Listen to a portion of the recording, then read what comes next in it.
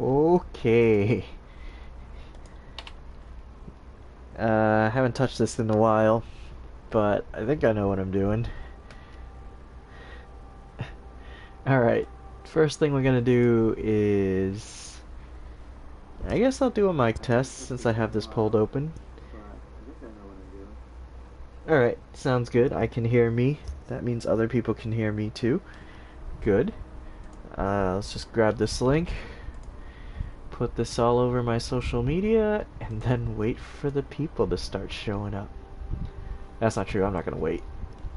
Screw waiting. We're gonna go right on this once I'm done posting this stuff. Just gotta get on that. Alright, so what is left to do on this character? Oh wait, that's a little loud. Let's turn down my my volume. It's my own microphone volume. I have it up high-ish.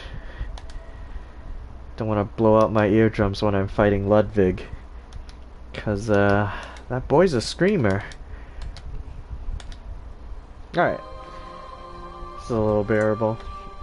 Alright. Where else did I post this? Reddit? Alright, let's go on Reddit. Not always the best place, but you know, the Bloodborne subreddit is like kind of a haven in the cesspool of the rest of Reddit. Ooh, it's gonna play the intro movie. Yeah, I'm gonna skip it. Stream is up, everyone. Alright, so I think the real goals of tonight with this low-level character is really just to get through, get deep enough into the DLC so that I can get all the wonderful things within. I don't think I'm gonna beat the DLC though, because I still haven't quite worked out how I'm gonna beat the Orphan at this level with these weapons.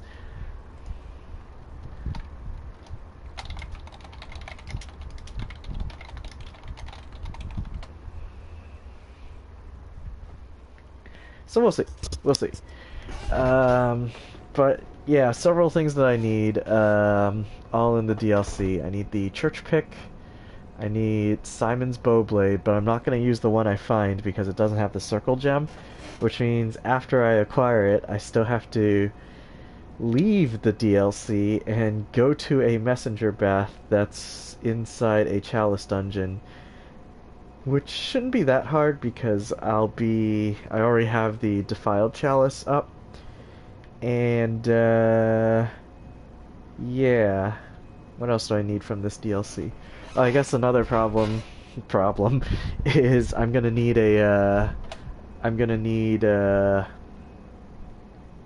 enough blood echoes on hand to buy the DLC weapons, which might actually be difficult because I've been dying a lot. Dying's really easy on this character, believe it or not. What else do I need from the DLC? I need Black Sky Eye, and I need a Cursed Brew. I think that'll diversify my skill set a bit. That'll be good. I just realized I didn't pick up Beast Roar. I'm not sure I really need it on this build. I think ideally I'm never fighting anything close range, and if I am, I'm kind of fucked. So yeah, we'll see. Alright. Let's go. Ring-a-ding-ding. If I accidentally summon an invader, I am without a doubt going to die. I'm already pretty underleveled for this area anyway. I think I'm gonna do a lot of evading. A lot of tactical evasion. Ah, sweet. Someone's coming to help me. I'm gonna need all the help I can get.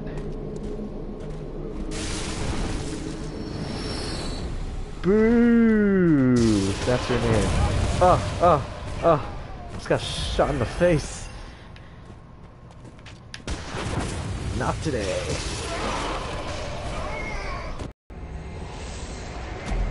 So I guess I shouldn't engage. Maybe that's the secret. Just don't engage. Just run.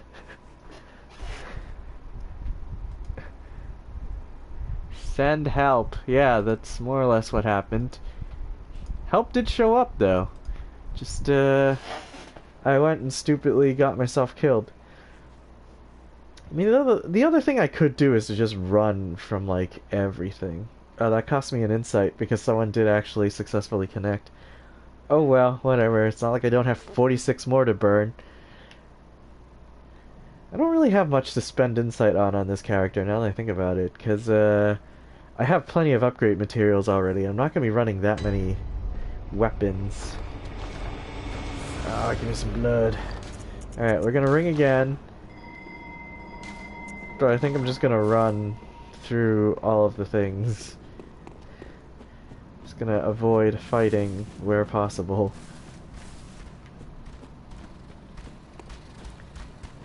Oh man, this beast has my echoes! Oh, and it gets one-shotted.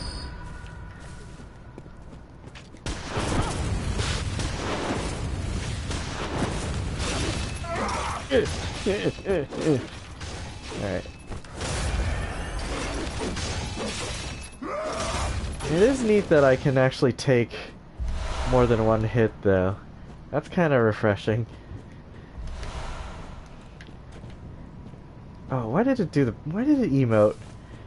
I swear, there's something wrong with this controller that, oh, that, it still bit me.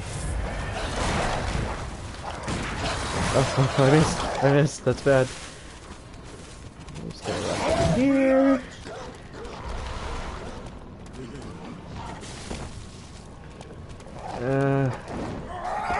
I think he'll go away eventually.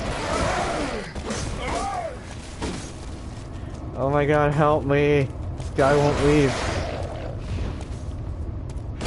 Oh, what the shit?!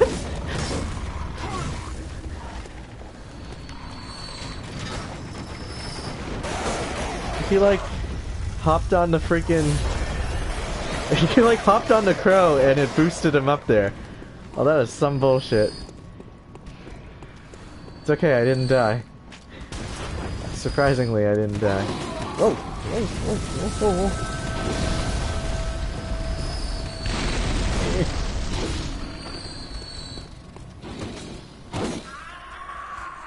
whoa. Oh, that is the sound of my Beck and my cooperator dying.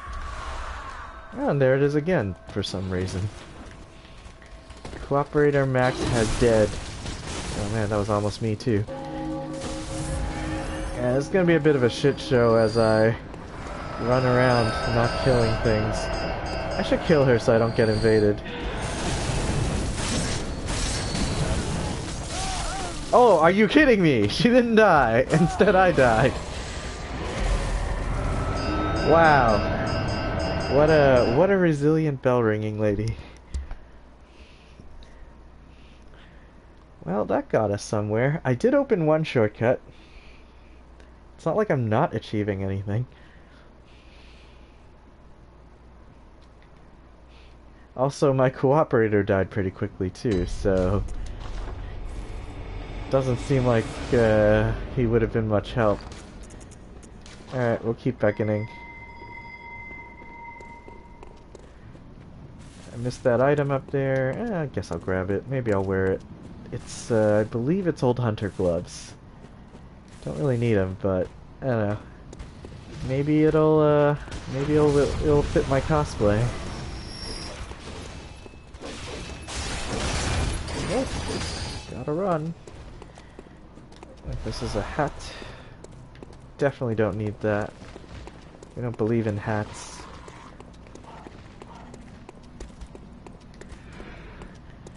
Gotta do a lot of strategic evasion here. The left side safe? Okay, alright, I didn't fuck that up.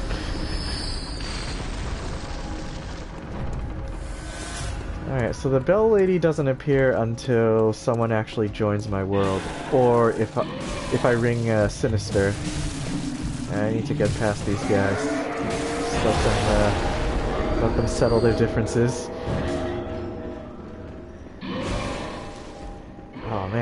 Just got wrecked. Hey, anime bot, welcome back. I can always count on you to watch. Great. Welcome to the channel. Oh, I can't ring in here because this is where you fight that thing. I still don't quite know how I'm gonna beat it. Well, I mean, I think I can fight it using just hitting it from a distance. Alright, I think I can wreck this guy. Gonna get the tentacles out just in case. Oh yeah, what's got you confused in the Nightmare of Mensis? Pew, pew, pew.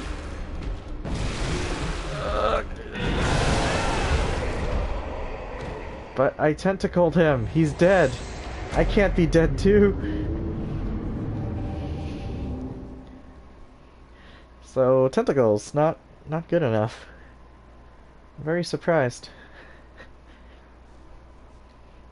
I figured the tentacles should be dealing pretty decent damage right now since my arcane is so high, but I don't actually know what the formula is. Alright, come save me. At some point I might just summon some NPCs to help me, because I don't know. I don't want to die. I don't want to keep dying.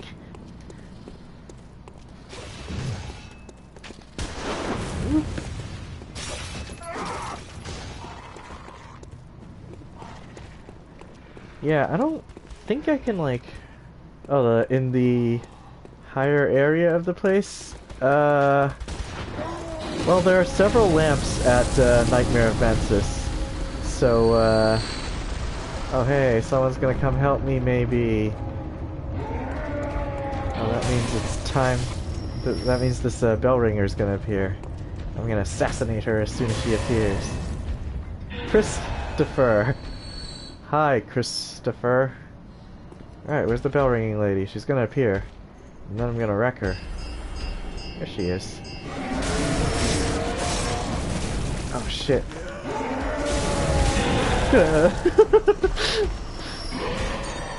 I sensed his attack coming. I dodged it without even looking.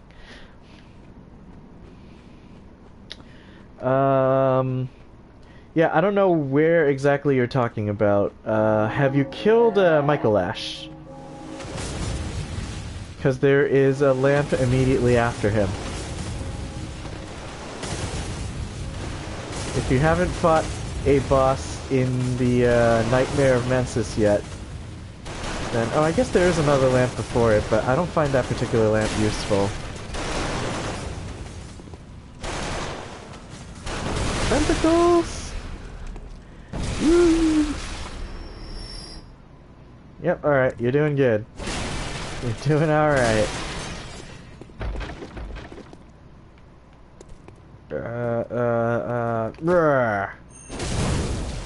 Oh wow, that actually almost killed him. Alright, so... I know I summoned someone. He's gonna come help me, right? Where's this guy? Well, I hope help is incoming, because I might need it. Got a lot of ground to cover. I think I can one-shot them. Yeah. So the great use of Black Sky Eye. Or not Black Sky Eye, Executioner's Gloves.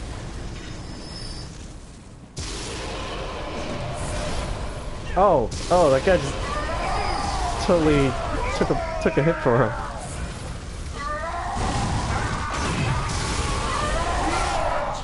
Alright. You can stop screaming now. So if I had the room, I can actually, like, fight back. Still kind of a dangerous proposition, though. Alright, so I don't need to pick up everything.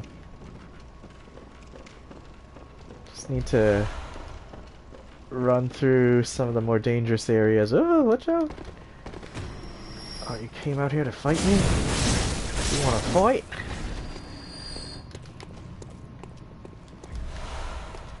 So I just need to open that shortcut. Or if I wanted the bowblade early, I guess I could kill Simon for it, but that's probably a losing proposition. Oh! Got shot. Crossfired. Ugh, that was painful, jeez. Now the cooperator's probably like, what the fuck happened? How'd he die?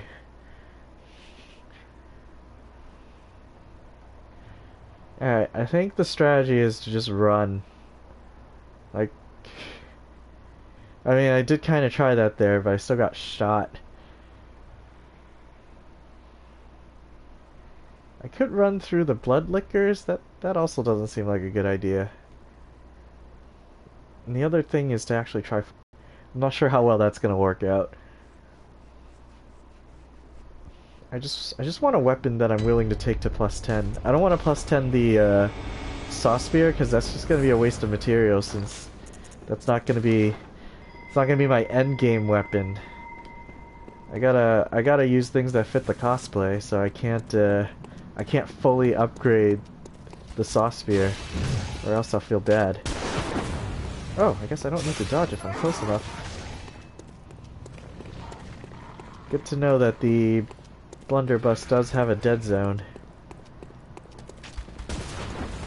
The left side is safe. We have learned this.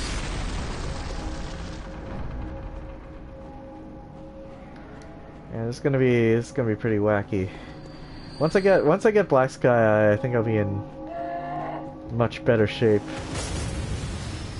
I'll be able to safely engage everything from a distance. Because even though Executioner's Gloves does let me attack from a distance, it's a little slow. Still putting me at risk on enemies that just close the gap really fast. But Black Sky Eye comes out fast enough and doesn't leave me vulnerable for as long, so...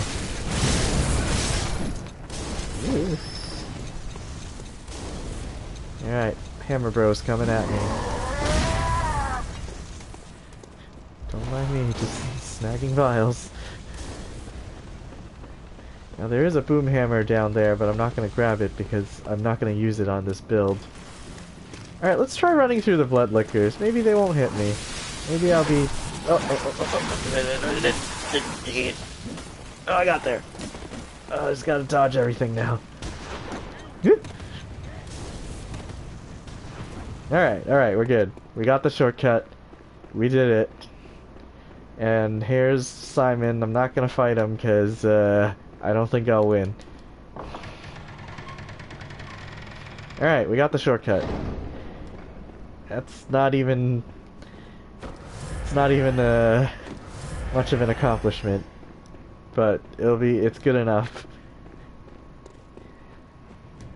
Alrighty. I guess I'll go up here and grab the constable's gloves. I have wanted to try them on to see if they fit the cosplay better.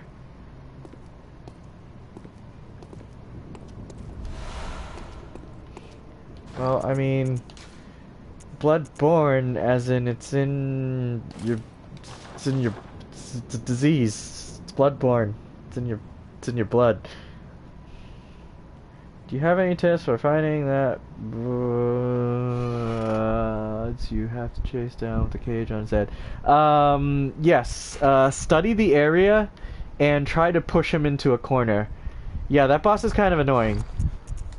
But, study that area and, like, he'll always run away from you, but because the area is kind of, like, squared off, you can kind of direct where he goes, and the trick to fighting him honestly is to corner him into one of the rooms, which you should be able to find if you explore the area.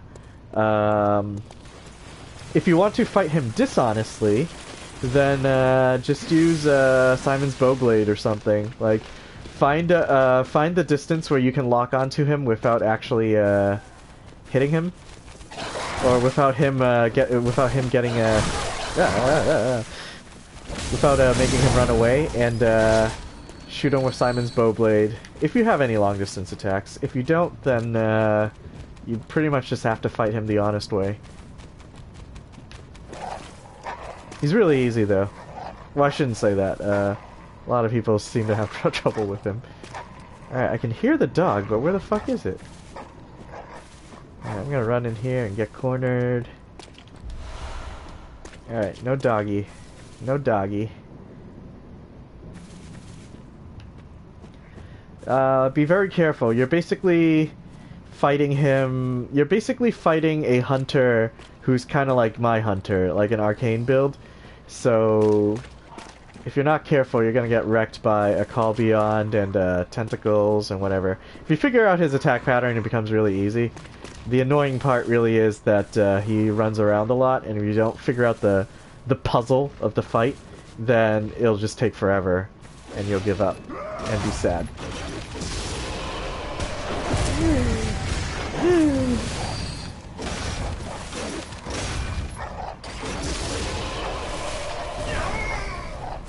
Alright, let's fight him dishonestly.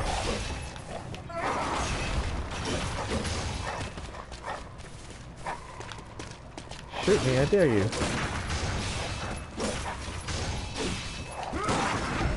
Haha! I learned the timing. I studied all your moves. And now he dead. Alright, so I hear the dog, but I don't see it. It might be stuck inside this pillar tower thing. I think I've had that happen before. Alright, bunch of crows. Nothing to worry about. Just gotta climb up here. Oh, there's a crow in the way.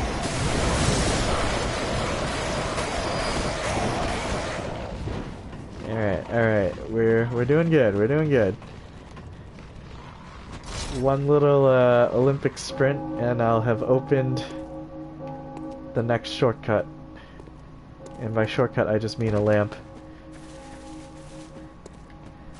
Just gotta get past this area and should be good. Should be good. Then I gotta worry about Ludwig, but you know what? I'm not worried about Ludwig. Ludwig's gonna be super easy.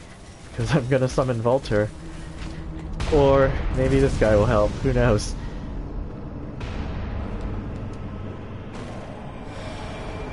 Mudkips. Dollars, dollars, dollars, dollars. Oh man, I see him. He's gonna do the thing. I thought I was the only one who appreciated that weapon. Yeah, fuck him up, fuck him up. Wait, what? Why didn't you visceral? What the fuck? Joy. Alright, do the other one now. Do it. Do him. Do him hard.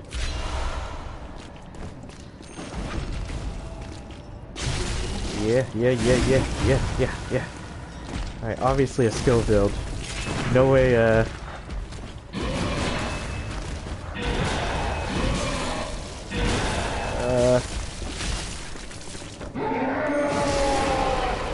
well, I want to say I helped, but I totally didn't. Alright, well, let's go fight Ludwig.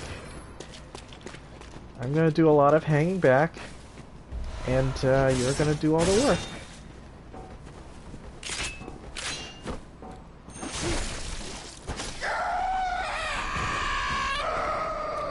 I don't know if I should summon Volter for this fight. I probably shouldn't. I think Volter's gonna make the fight too hard because it's gonna have way more HP. Yeah, we don't need Volter for this. We're just gonna wing this. I actually haven't fought Ludwig in a while, so I might just die in one hit because I don't see it coming. Yeah.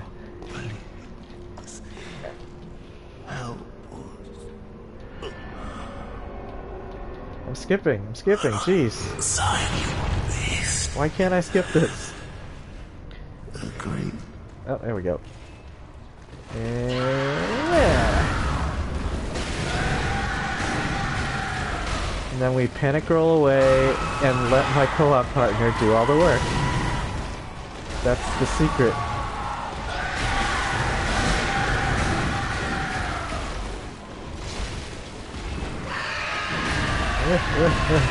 See, that's the move that always kills me when I'm trying to solo, is when he does the crazy stomps.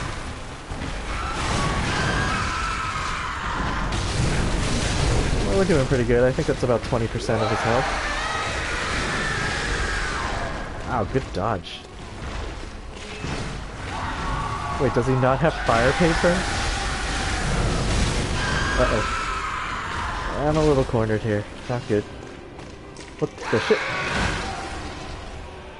Oh no! Alright, so he did the ceiling stomp. I don't know why he just suddenly disappeared from my radar though. Ugh. Whoa, I'm not dead. Alright, I know that move.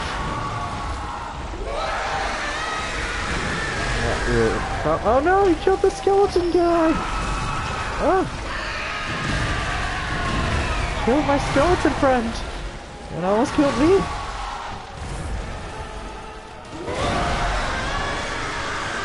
Oh, ceiling stomp.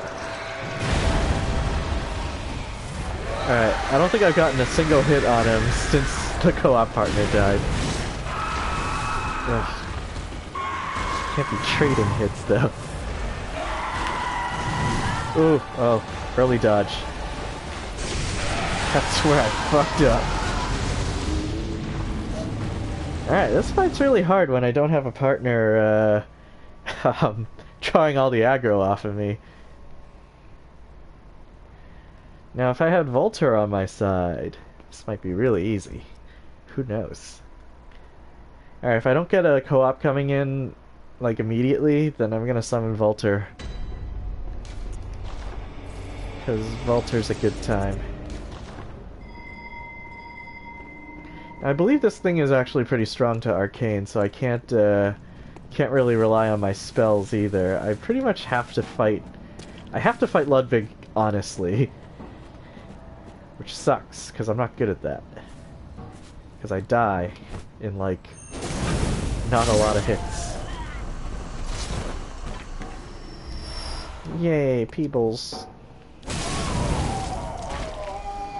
Sorry, guy, I need your blood vials.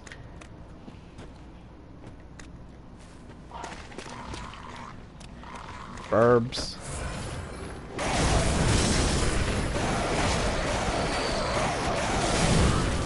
Oh, shut up. God. Alright, I wonder if anyone's gonna come in and help. Because if not, then I'm just gonna summon Volter. And we're gonna duo this thing. Just do it. Yeah, we're gonna get Volter. Volter will save me.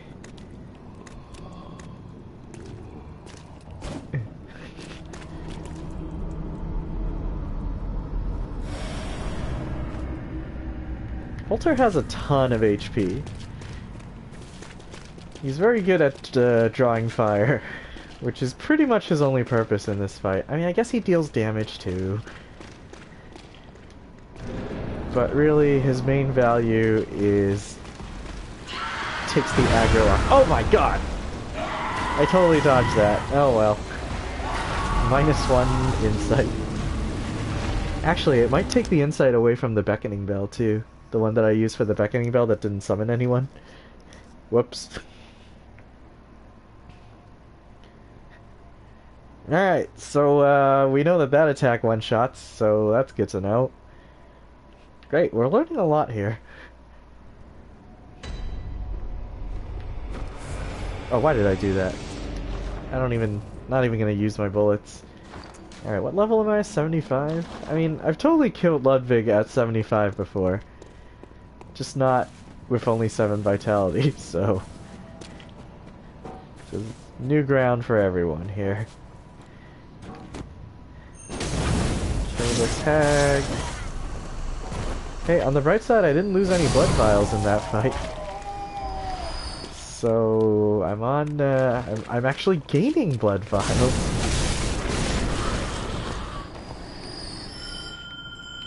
All right. I think Ludwig's gonna be a bit of a roadblock for me because I'm not very good at fighting him even on a regular build.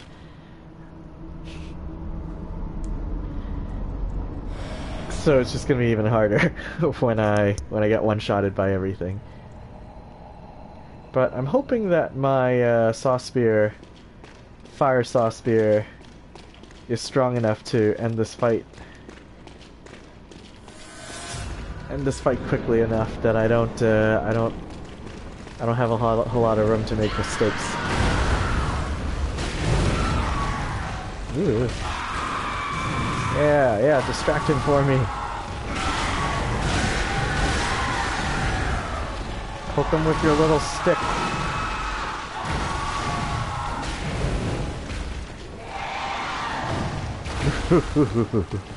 Why is he on me? Walter, do your job.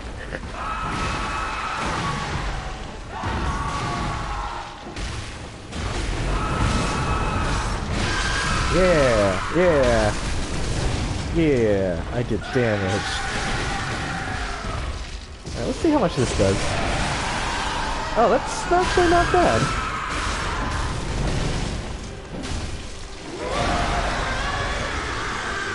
Doing the thing. Alright, I'm good.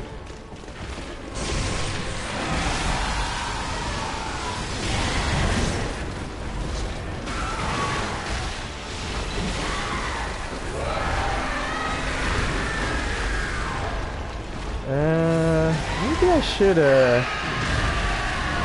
maybe I should do the gloves here. He's already almost on his second form. Walter on distraction duty. And, yeah, I'll just keep nailing him with Executioner's gloves. It'll be fine. It'll be great. I wonder if he gains arcane protection in his second form, though. Because of the Holy Blade or whatever. Whoa!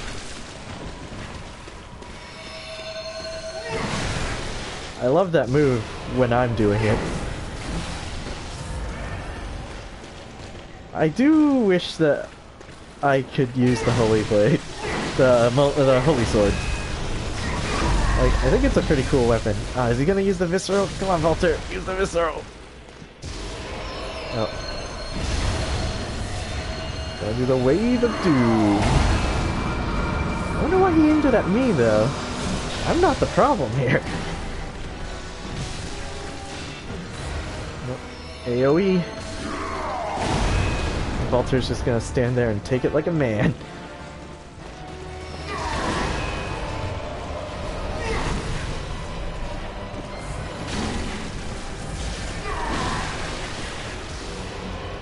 Well, don't mind me, I'm just being a cheap ass. Ooh, whoa.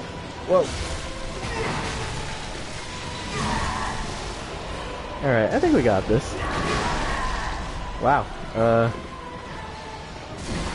Yeah, fuck him up. Fuck him up. Finish him. Just hit him. Just hit him. Damn it, Walter. Walter missed 2 viscerals on the guy. You're useless. Here. Just stick my finger right in that stupid little eye hole. Right in your eye hole. Alright, we did it.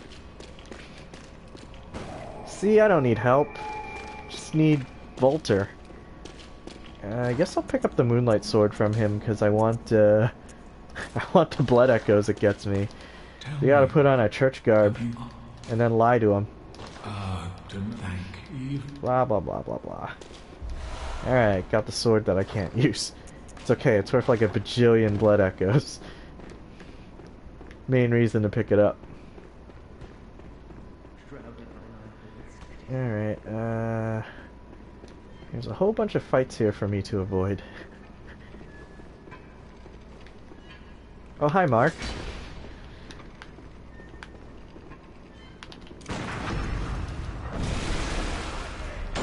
Whoa! It's okay, he is no match for tentacles. Yeah. Yeah. Slayer of anime schoolgirls. Aha, let's see you try to shoot through this door.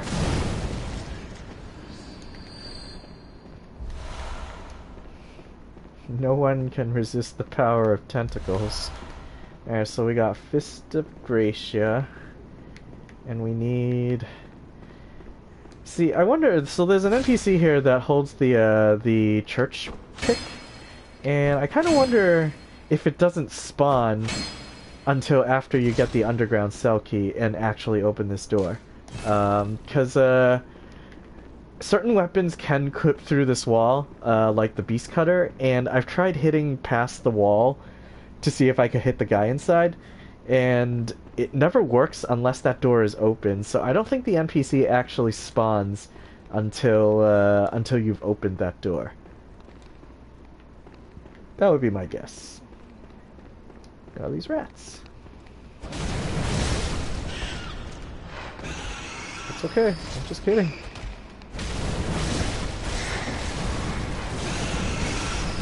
Alright.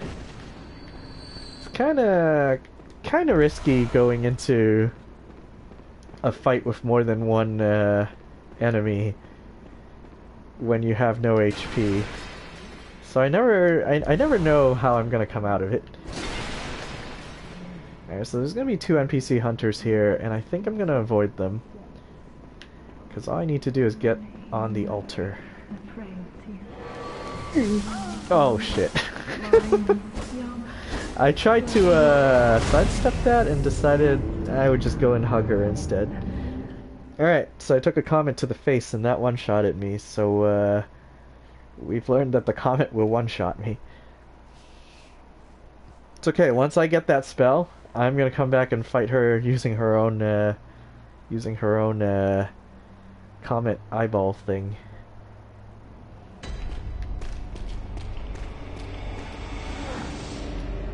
Oh, poor horse guy. He's just taking a nap. He's fine. I did miss a bunch of things, like the River of Blood has the Gatling gun. Not gonna need it on this build, so I'm not gonna risk my life picking it up. Oh wow, he just walked right by me. Just ignored me.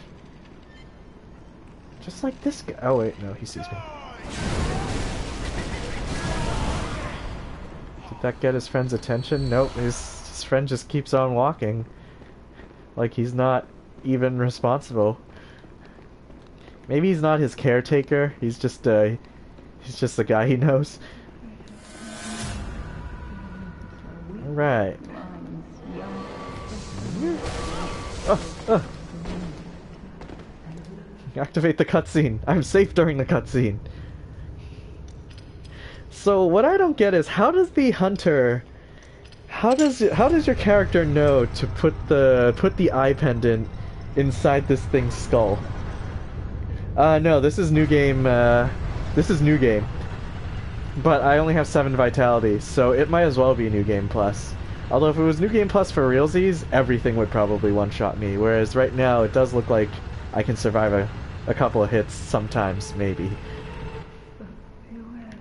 Alright, we've reached the first lamp of the research hall. Get some blood back. I'm probably gonna do a whole lot of running in this area too. Alright. Yeah, it's pretty rough. But gotten pretty damn far. I've killed pretty much every story mode boss from the main game except Martyr Logarius and the one Reborn. But I'm veering off from the main path right now to go through the DLC and pick up some useful items. Alright, what is the best way to handle this? Alright, I got a plan. I have a plan. It involves drugs. Alright, now they don't see me. And we're just gonna run right through. oh god, they see me. Or maybe they don't all see me.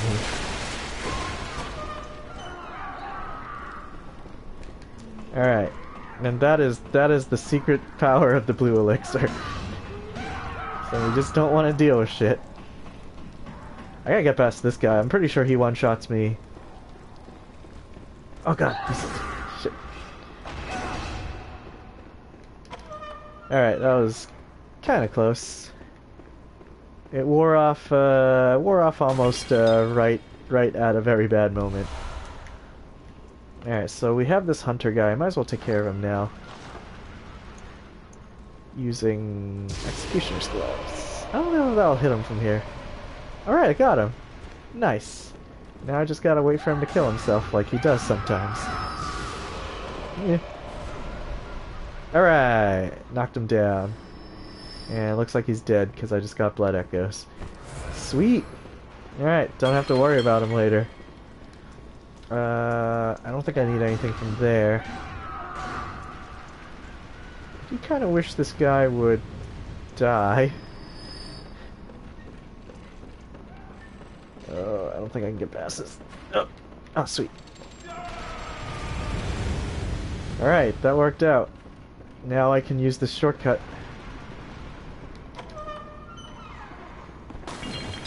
Alright, this little jaunt in the research hall has been working out pretty well.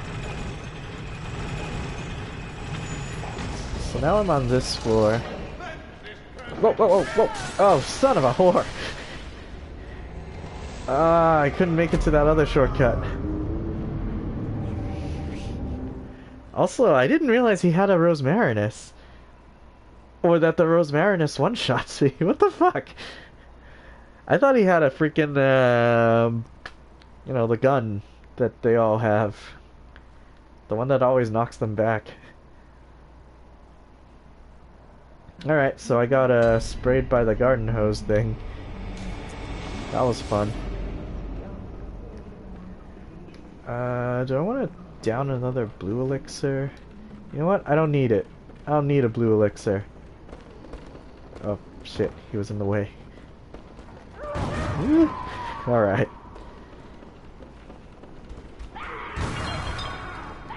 Oh my god, too many!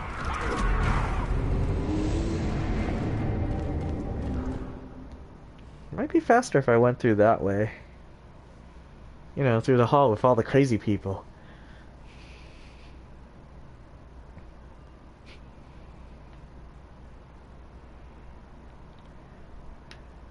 Alright, try this again. With blue elixir. Through the crazy hall. Alright, all 0 of my blood echoes.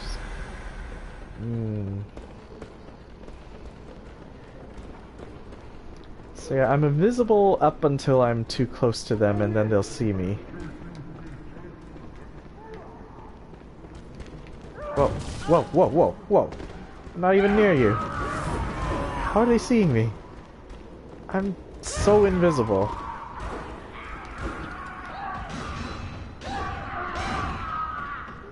Alright. And I'm no longer invisible.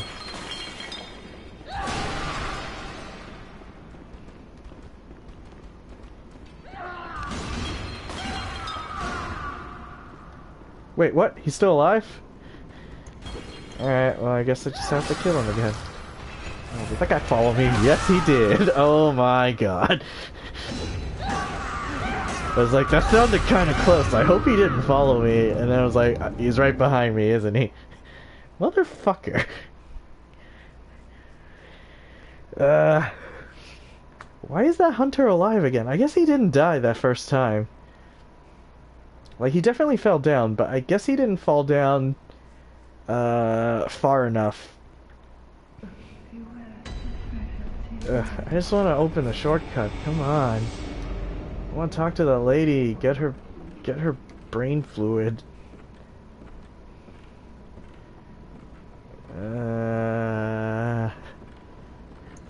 Yeah, I think we need this.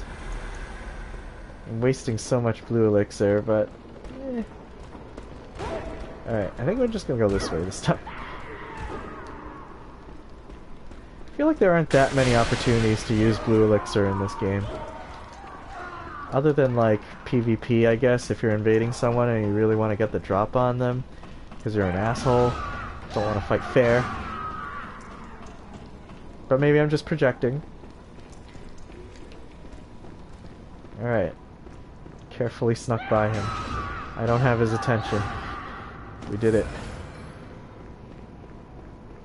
Alright, my blood echoes. All 0 of them.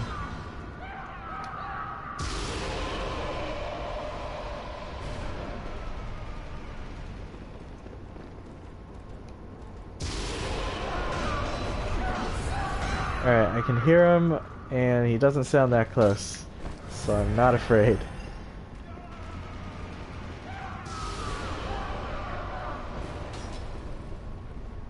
Alright, and he falls down. Should be in the poison pit. I don't see any blood echoes though, so I guess he's not dead. Damn.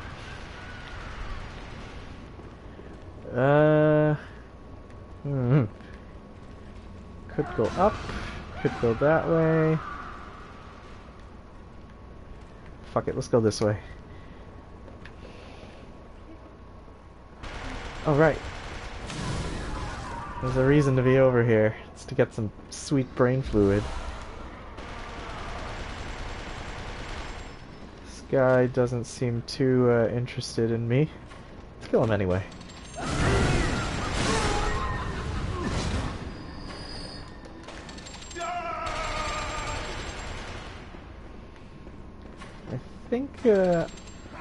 I don't think this is the floor I want to be on right now, though.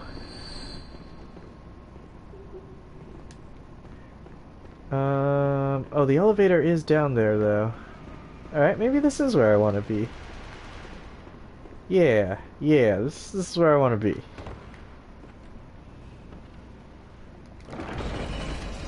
Fuck you!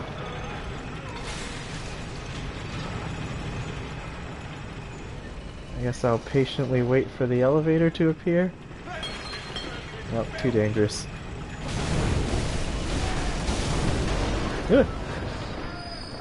Alright. I wasn't sure I was gonna survive that. I think that gunshot would have one-shotted me. Hey, I hear you like brain fluid. Oh yeah. Put that in your mouth. Oh, I'll have you. That makes them. I'm so. Alright. Sweet, sexy blood. Alright. With this shortcut open, I don't think I need the blue elixirs anymore. I could just come through here anytime I need it. Alright. Doing good.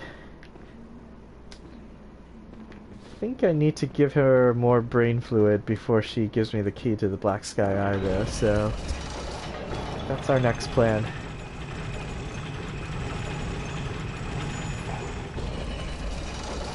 Just run through here, grab these bullets. I should send the elevator back down, because I'm probably gonna die.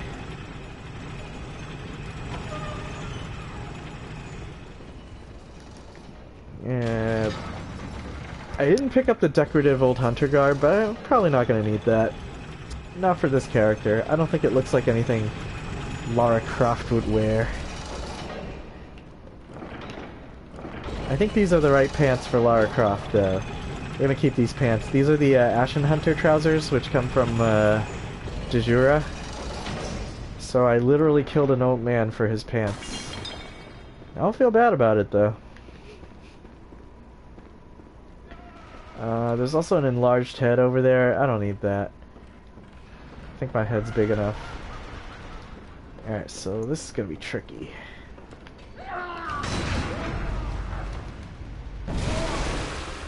Alright. Didn't actually expect that to send him flying. Oh, out of range.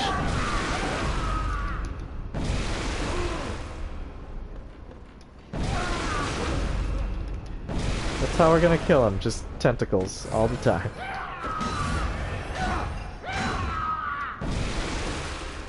Oh wow, he didn't stagger.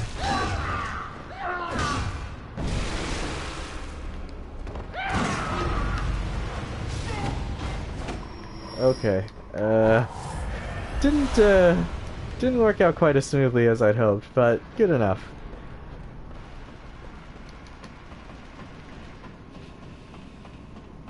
This whole research hall area hasn't been that tough so far. I am skipping a lot of things though, because a lot of, I don't need a whole lot of the items here.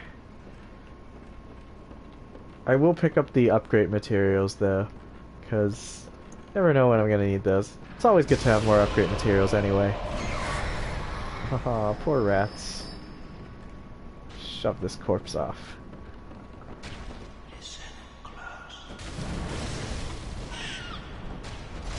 Yeah. Got some nasty crows here. Whoops. That was an unnecessary blood tap, but that's okay. Ooh, I wonder if I can hit this crow from here. I don't think I can, because it's not letting me lock on. Yeah, I can't hit him with the, can't hit him with Executioner's Gloves. I could probably hit him with, the bow blade if I had it. Alright, I think I go this way. Yep, there we go. Alright, we're doing good. Just gotta heal up.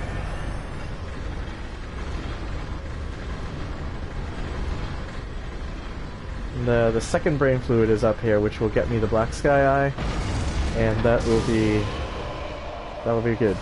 It's one of the things I came here for. Oh, fucking. Ugh. Alright, well, we'll go get that later. Ah, it's a burb. Hey, burb. It's the one that'll try to ambush you if you run under it, and I purposefully avoided that path.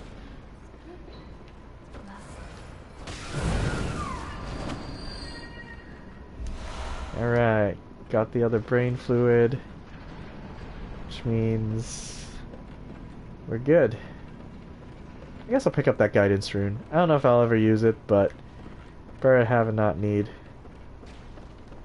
In fact, I don't think there's ever been a build where I've used guidance rune. There are certainly some builds that I heavily considered using it, but I think ultimately it doesn't do enough. So what the guidance rune does is it increases your rally potential by 20%. The one that drops from Ludwig anyway, and then the one I just picked up is actually a tier lower, so it only increases by 10%. And it sounds kind of cool on paper, because if you're using it with things that have very high rally to begin with, like a Hunter Axe or a Burial Blade, it makes it so that it's very easy to fully restore your health after you've taken a hit, as long as you immediately counter by, you know, whacking an enemy a couple of times. So it sounds really cool, but I think the practical application of it is not as good. Like, if the situation where you're actually going to do that very rarely comes up, and you're better off using your rune slots for something else. I didn't actually need this, but I didn't want to deal with the naked running guys quite that soon. Alright, naked running guys, where are they? There they are. They're totally naked. Oh, he's coming. Ah! Oh my god, he followed me. He's gonna get wrecked by that Gatling gun at him. Alright. My ruse worked. Oh, there's a trap here. Oh no! Oh no! Oh man. And then I'm gonna finish him off. I thought that the second guy that jumped down was going to kill my wheelchair friend here. Alright. Why do I hear so many footsteps? Who's coming?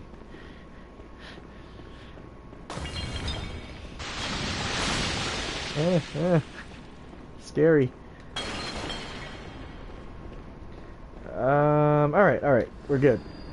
Everything's under control. I'm still kind of afraid of where that hunter went,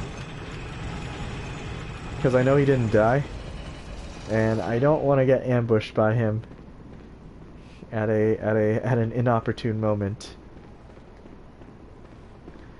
This is where I pick up the underground cell key, though, and I need that for the church pick, which is an integral part of this build because it's Lara Croft's climbing axe.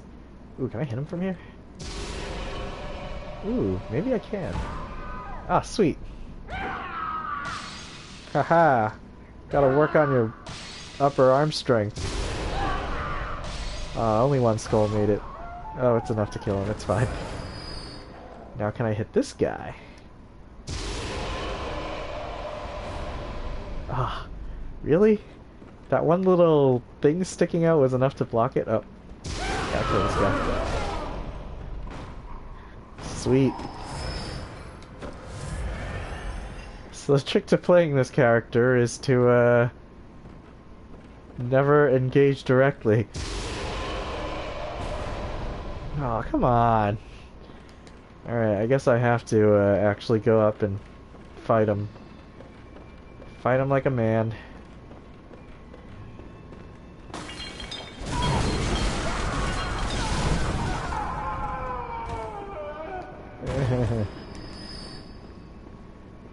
Alright, it's only two more. We can handle this.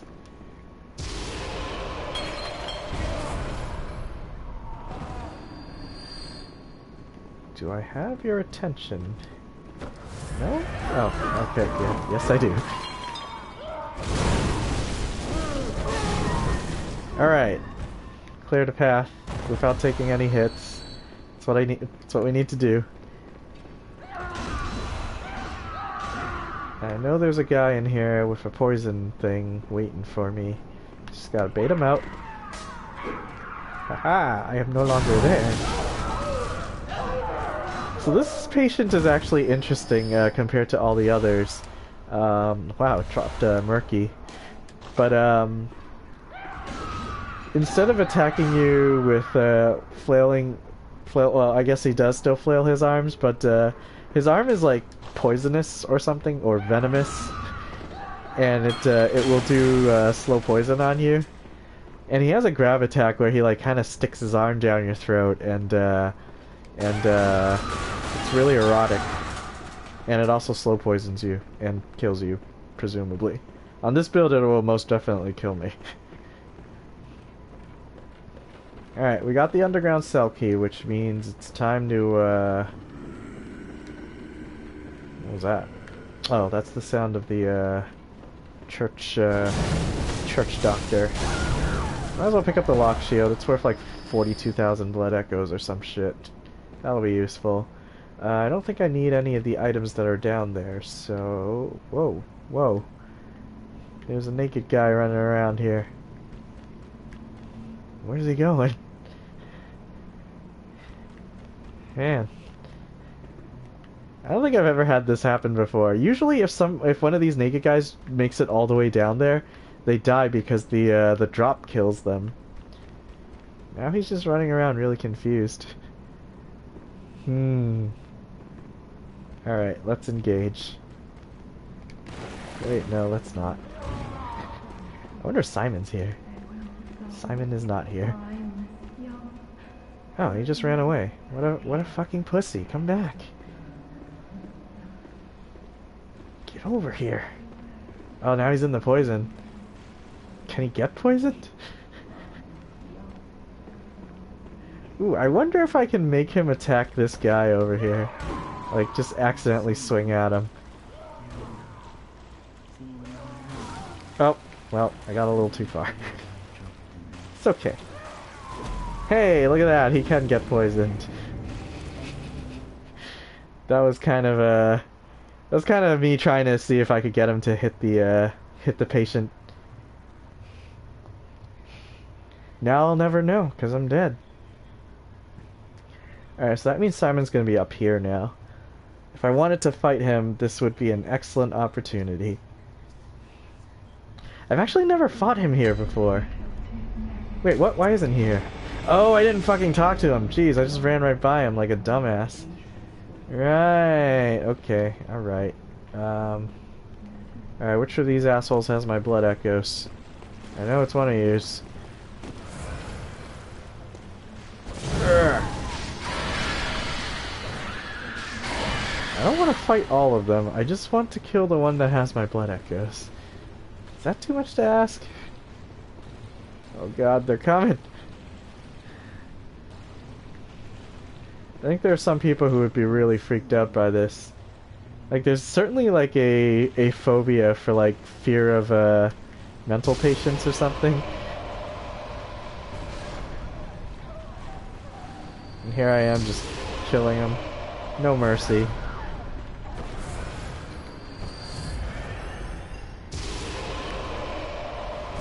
Seriously, who has my blood echoes?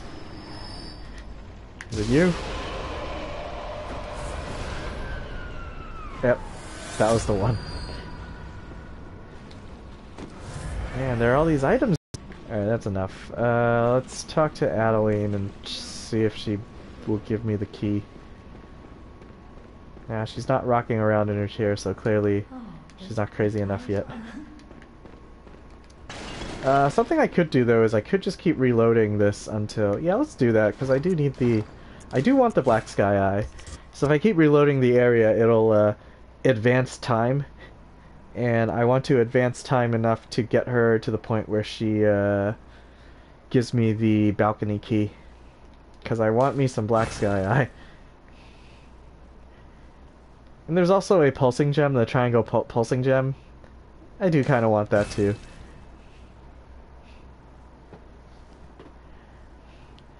Alright, Adeline, we need you to go crazy. You gonna go crazy for me? Part of what I think I'm gonna do with this build is, I think... So I'm gonna farm for some gems, and I'm not gonna do that on stream. Nope, she's still quite sober. Maybe I have to use her blood? I forgot if that was a requirement. Yeah, let's try it. Alright, I used your blood. You like that? Give me some more. Alright. But I think I'm gonna farm pulsing gems and make a healing Simon's Bowblade. So to do something like that, you need to get you want the Lost version, which will have a radial slot, a triangle slot, and a circular slot. And I've seen glyphs for where you can try to farm pulsing gems, which are the plus 5 HP per tick gems. And the HP healing gems are especially useful for arcane builds because they, if you're going to be using mostly spells and blood tapping, the plus 15 HP per second from a fully gemmed out weapon. Oh, there you are. It's going to be... It's actually a pretty big deal, and on a build that has even less HP than that, it's even better. Alright, here, have some more brain fluid. Yeah. She loves it. She loves that shit. But yeah, if you put, 3 pulsing gems on your weapon, on your right-hand weapon, and put a pulsing gem on your gun, then that's 20 HP per tick. And every tick, I think every tick is about 2.5 to 3 seconds. And that's a lot of healing when your HP caps out at 511. Or if I'm in a cursed dungeon, it caps out at 255, as I've learned. Which is pitiful. And also hilarious. When you look at the life bar and see how short it is, it's great. It's a good feeling.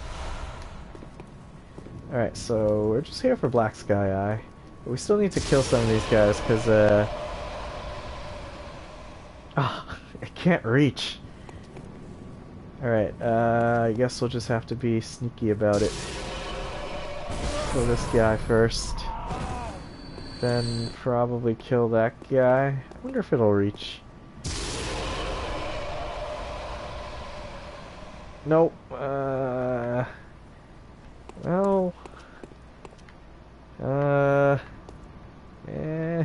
Maybe he don't see me. Alright, he just stood up.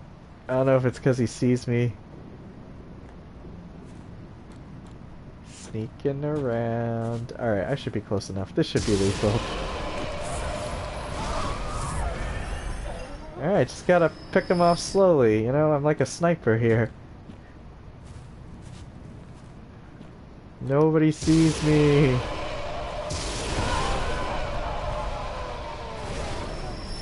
Alright, and I think I should take care of this guy too, because I'm directly in his line of sight once I pick up the Black Sky Eye. Alright. Run over here, grab this dealie. Alright. Now we're in business. Immediately replace Executioner's Gloves. Whoops, don't want that. So, Executioner's Gloves definitely deals more damage, but it's not as efficient because it uses three Quicksilver bullets. Black Sky only uses 1, and it deals some pretty decent damage. Alright, so we got that chunk, and I want this pulsing gem. Watch me miss this jump. Oh my god, so bad. Alright, whatever. It's not like I can't go back there. Should I grab the skull? It's a little suicidal, but why not? Oh, I have her attention. And now I don't. What the fuck? Alright, I know how to get her attention. Just gotta aim like so. I've seen Lobos do this a million times. I think I can do it too. I'm just as good as Lobos Jr., guys. Alright, here we go. Oh shit. Oh, I did get her attention. Whoop. Whoop. I just want the skull. Leave me alone. Alright, we're at it. Alright, so that means I'm ready to fight Lawrence. And by ready, I just mean I can fight Lawrence, doesn't mean I should. Hey guys, don't mind me.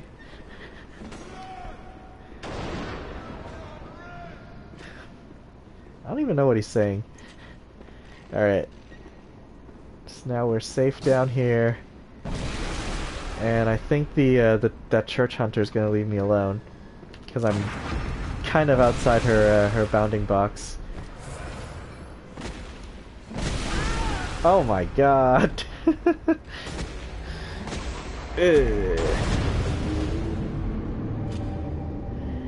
Well, the tentacles didn't come out fast enough. I think there's an anime about that. Alright, well, I got to that area and I got the Black Sky Eye, so I think I'm just gonna return to the dream and Hunter's Lamp, or use the Hunter's Dream Lamp to get over there. And then think long and hard about how I'm gonna fight the freaking living failures. Oh right, the church pick! Alright, so I have every reason to go there. Okay. I'm not just being dumb. Got it. Oh, wrong tombstone. So I think the plan here is to pick up the church pick. So that'll unlock the church pick. And unlock it in the messenger bath shops. And then continue with the Defiled dungeon, because I know there's a messenger bath somewhere in there. And that will be a place where I can buy the, what's it called? Buy the different versions of the church pick, because I've never converted a church pick before, so I don't know what the ideal gem setup for it actually is. So as far as I know, or like, I don't even know if I'm supposed to go with the good old radio triangle, like by default, or if I should be doing radio waning, since I'm gonna be converting it to fire because it's serrated, so there's like really no reason not to just go all in on the anti-beast plan.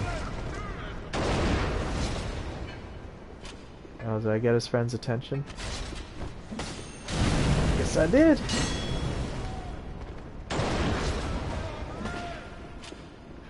Fighting this church pick guy is probably gonna be difficult.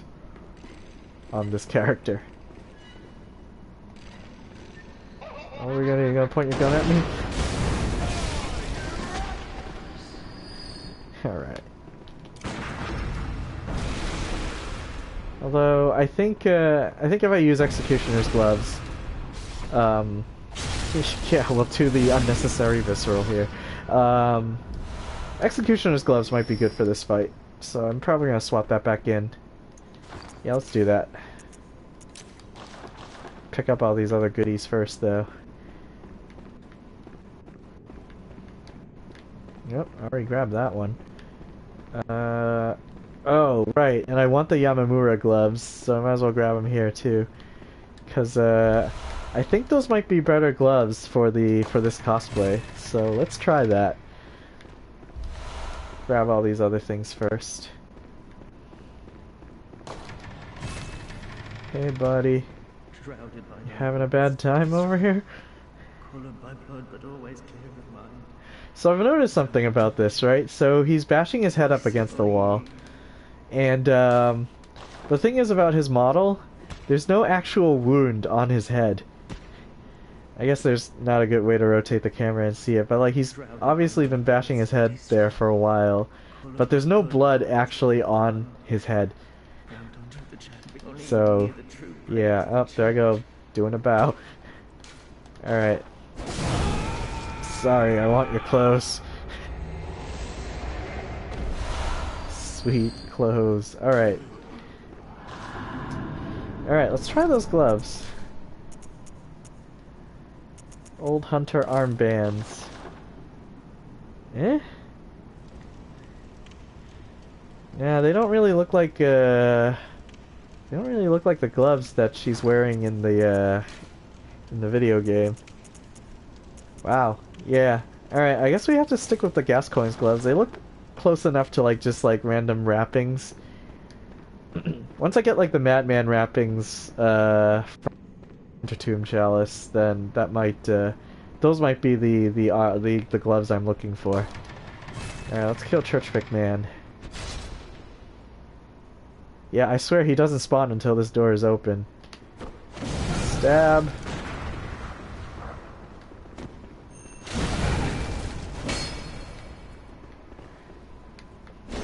It's okay, he's super cheesable. So if you guys ever have trouble getting the church pick, this is how you do it. Ooh, jeez. You just want to get him stuck on that door, and if he becomes unstuck, like he follows you down here, he won't follow you all the way, so you're pretty safe. At some point, yeah, he just starts backing off. And then he'll eventually return to his little hidey hole, and that's when you hit him. Or maybe he won't return. He'll just stand there. Ew.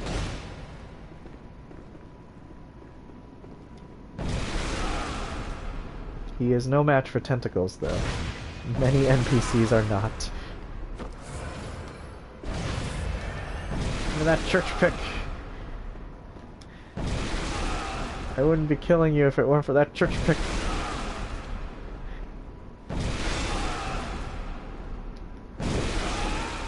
Yeah. Alright. So we got the church pick. That's good. The other thing I could do is get the Simon's Bowblade. It would mean having to kill the bosses, killing Living Failures and Maria. I don't think I can handle that right now, though. The alternative is to fight Simon, and I can move Simon up into the research hall area. I don't know if that's better, because I don't think I can lure him into the poison pit. Because I'm pretty sure if I did, he would get poisoned, but I think the NPCs are programmed smart enough not to go taking a dip in the poison pool.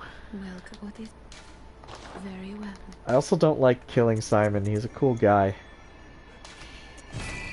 I don't want to kill him just for his bow. Oh, I should sell all those things I picked up that I'm not going to use, like this Holy Moonlight Sword. And this lock shield that I will never have enough stats to wield. Alright, so that should put me in good shape. Alright. Welcome. Very welcome. That's got to be like 3 levels here. Alright. Oh man, my arcane is so high. I feel so powerful. Yeah, I think we're gonna church pick it. I think I'm gonna swap out the saw spear. Or I guess the other thing I can do is make the church pick physical for now, so that I leave open the possibility of using papers and yeah, let's upgrade it all the way, or as far as I have, because I don't have blood rocks yet. I get to leave open the possibility of using beast blood pellets with the church pick, which might not be a bad idea. And I think the main reason I would want to do that is because I don't think I have a good triangle gem. Oh, I do have a nourishing. Alright, that might change things. So the way I was thinking it is, since right now the fire from this is coming from this waning gem, and I don't have an equivalent triangle gem, but I do have a nourishing. So maybe it's worth it to yeah, let's convert it. Fuck it. Alright, so we'll convert the church pick to fire. I think this is the best fire gem. Oh wait, this is better, but it slowly kills me. And I don't want to take attack versus beast down, because what's the point of having a fire weapon if you have a weakness against beasts? Yeah, so I picked up 2 of these cursed fire gems, which give a significant boost to my fire damage, but the curse that's actually on it is really bad. Like, this one is attack versus beast down, which is pretty bad, considering that the point of using a fire and a serrated weapon is so that you're strong against beasts. So taking a hit like that isn't very good. And then this one is HP gradually depletes, which is like never good. Alright, so we'll do that. And I guess I can keep this as my physical weapon. It's gonna be really freaking weak though. Oh well, we'll roll with it. 58. Yeah. Alright. Never actually used the church pick as a main weapon before. I'm actually pretty excited because I hear really good things about this weapon. I mean, it sounds very good on paper. It's serrated, and apparently it's holy, which means it deals extra damage against certain monsters that you'll probably never fight anyway, but it's nice to have. Alright, so let's pick up some things. Sure, I might need those someday. Alright, I think we're fully loaded. We are ready to fight whatever's in the Chalice dungeon. Max out on these. Alright, I think I'm already at the, oh, not this dungeon. I should delete this, so I don't keep accidentally walking into it. I am at the, Watchdog here. And because I'm an arcane build, this Watchdog is probably going to be stupidly easy. I'm not even going to summon help. Just makes it less predictable. I was, however, helping other people with this Watchdog, and each time my Beckoner has died, so clearly I'm better at this than they are. Oh my god, look at that health bar. Oh man. Feels good.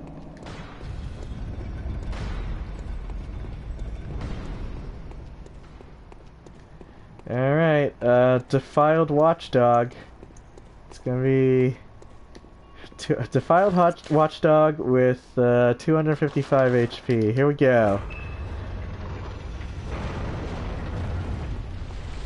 I don't think this is going to be much different from fighting it with a build that has more HP. Oh, he dodged it. Not even on purpose. Get some blood back. I just want to break his skull.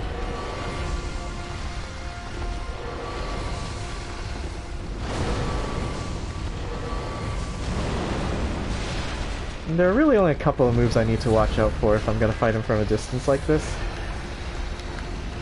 That's one of them. The other is his charge of doom. One that'll one-shot you even if you don't have, when you have more than 700, 7 vitality. Yep, there it is.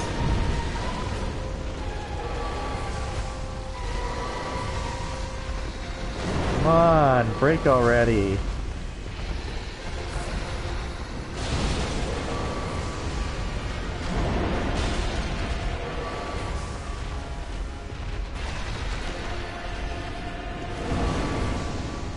Oh, that didn't hit his head.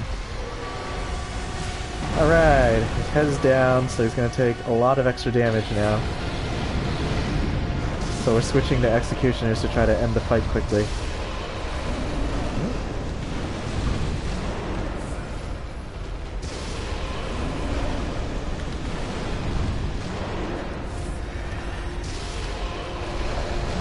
Jeez.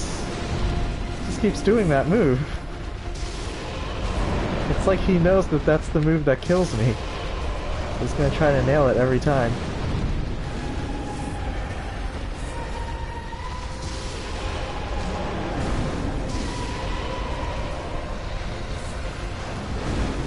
I mean, if he catches me in the middle of a heal or a blood tap, then I'm probably gonna die.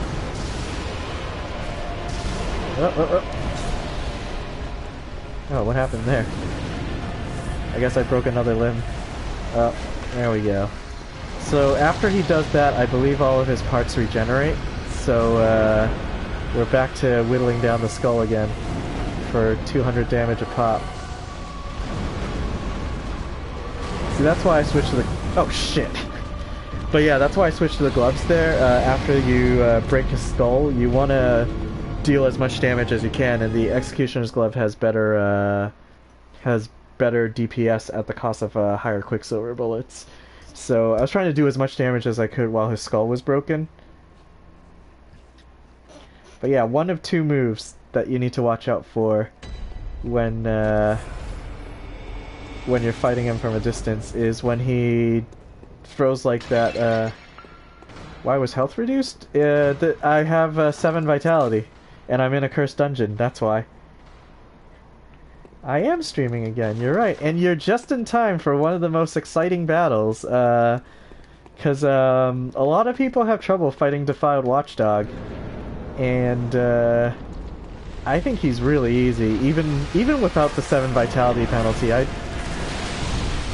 actually prefer to fight him up close. I just can't because I'm using a fire weapon, so it's going to do shit damage to him, and, you know, since I'm an arcane build, there's no reason not to fight like a spell slinger when I am a spell slinger.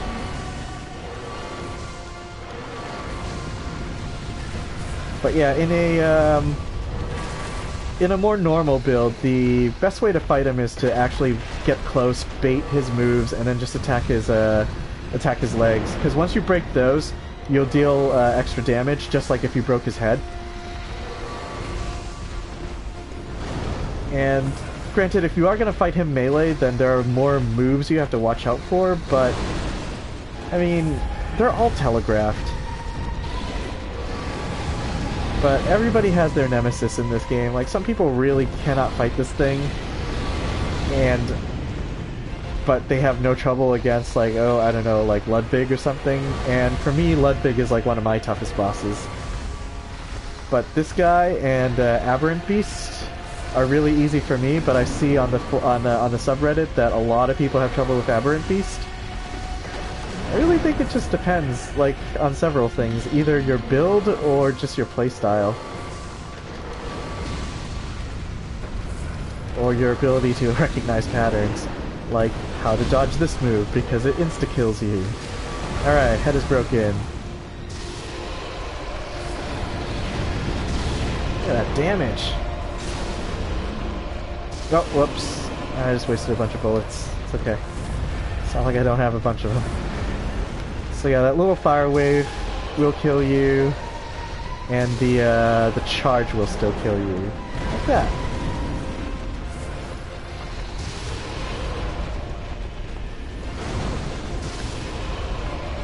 Maybe I'll kill him before he regenerates his head this time. Oh, never mind. He caught me in the middle of healing, and then there he goes. There he goes doing the regeneration. Oh, I'm doing great. These are the fun fights for me. The ones where everything one-shots me.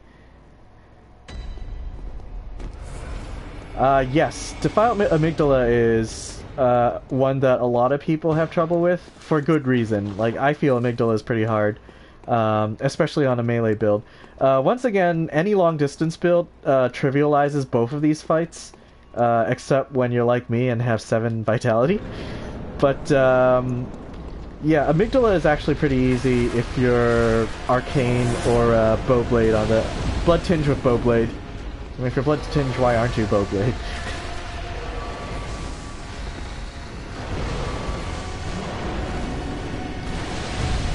I do think if you continually fight this thing from a distance, it will use the charge attack more, so...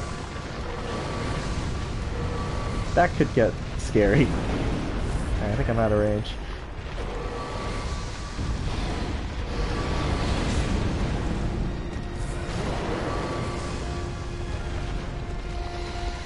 Yeah. It's the same strategy as here. You use the Black Sky Eye because it's more efficient on the bullets, and you use that until you break her face, and then when her face is broken, you switch over to the gloves to try to deal more damage quickly and end the fight before she regenerates her face.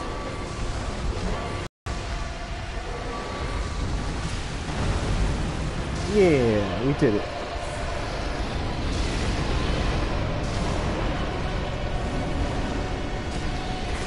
Ooh, I interrupted his charge. I feel like such a badass.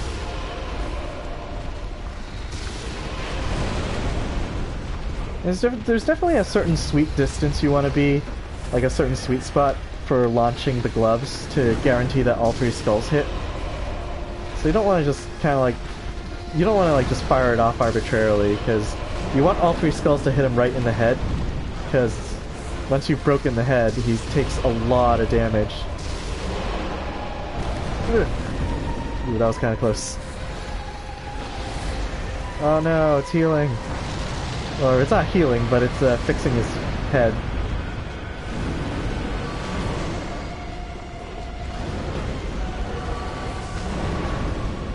Oh my god, stop doing that move.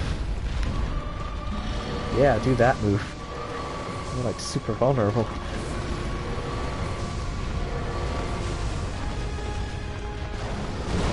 I'm curious if I will break his face a second time in this fight.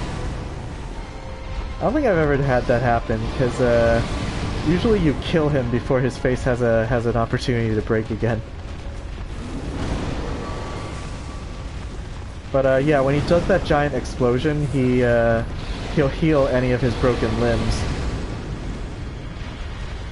And the broken limbs are, when you're fighting melee, that is more or less what you rely on to deal extra damage, because he's actually pretty resistant to physical damage, but each of his legs and his face can be broken, and once they're broken, they take extra. He'll take extra damage. Oh shit! Did I just break his face?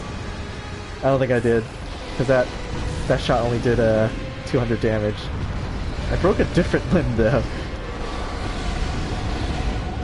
Yeah, it's only dealing 200, so his face is still intact. Wow, he's taking a lot of hits though. I guess he is on his second face. He's angry. Angry reacts only.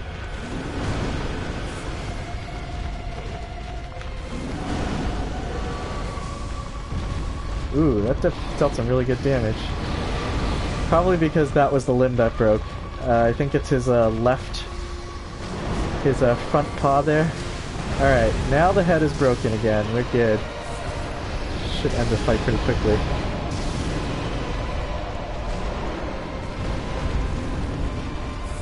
Look at how little health I have. And that does it. GG's. Alright, we got another Cursed Fire Gem. I am curious how good this gem is. If it's really good. Oh no, it's another HP depletion. Fuck. I mean, that's the other reason I want to fight this thing, is because he drops the Cursed Fire Gems, but every Cursed Fire Gem I picked up so far has had a really bad curse on it. Like, the one I'm looking for is either the increases HP, or no, increases stamina, or I'll even take kin down. Because there aren't really that many kins that you want to fight, and if you're going to fight them anyway, then you're probably just going to be using magic for much of that fight anyway.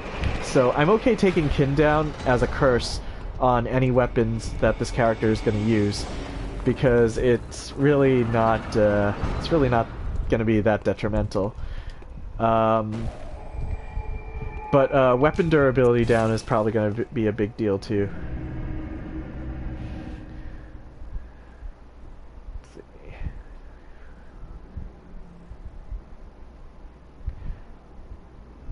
Yeah, Lawrence is... I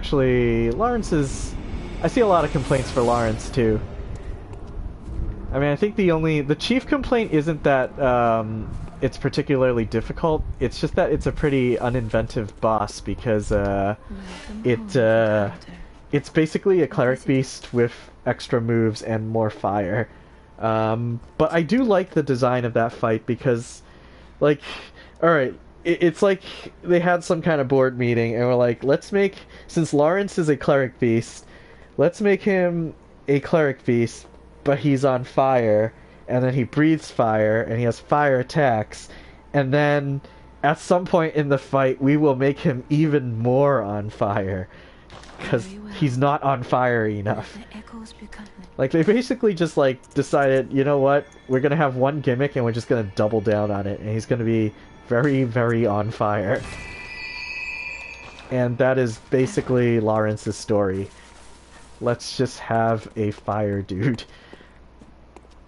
Alright, I shouldn't need any repairs, so I don't know why I'm up here. What I do need to do is spend all these blood echoes, because I'm probably gonna lose them. Let's buy some bullets. Let's not buy that many bullets, though. Let's buy, I don't know, this many?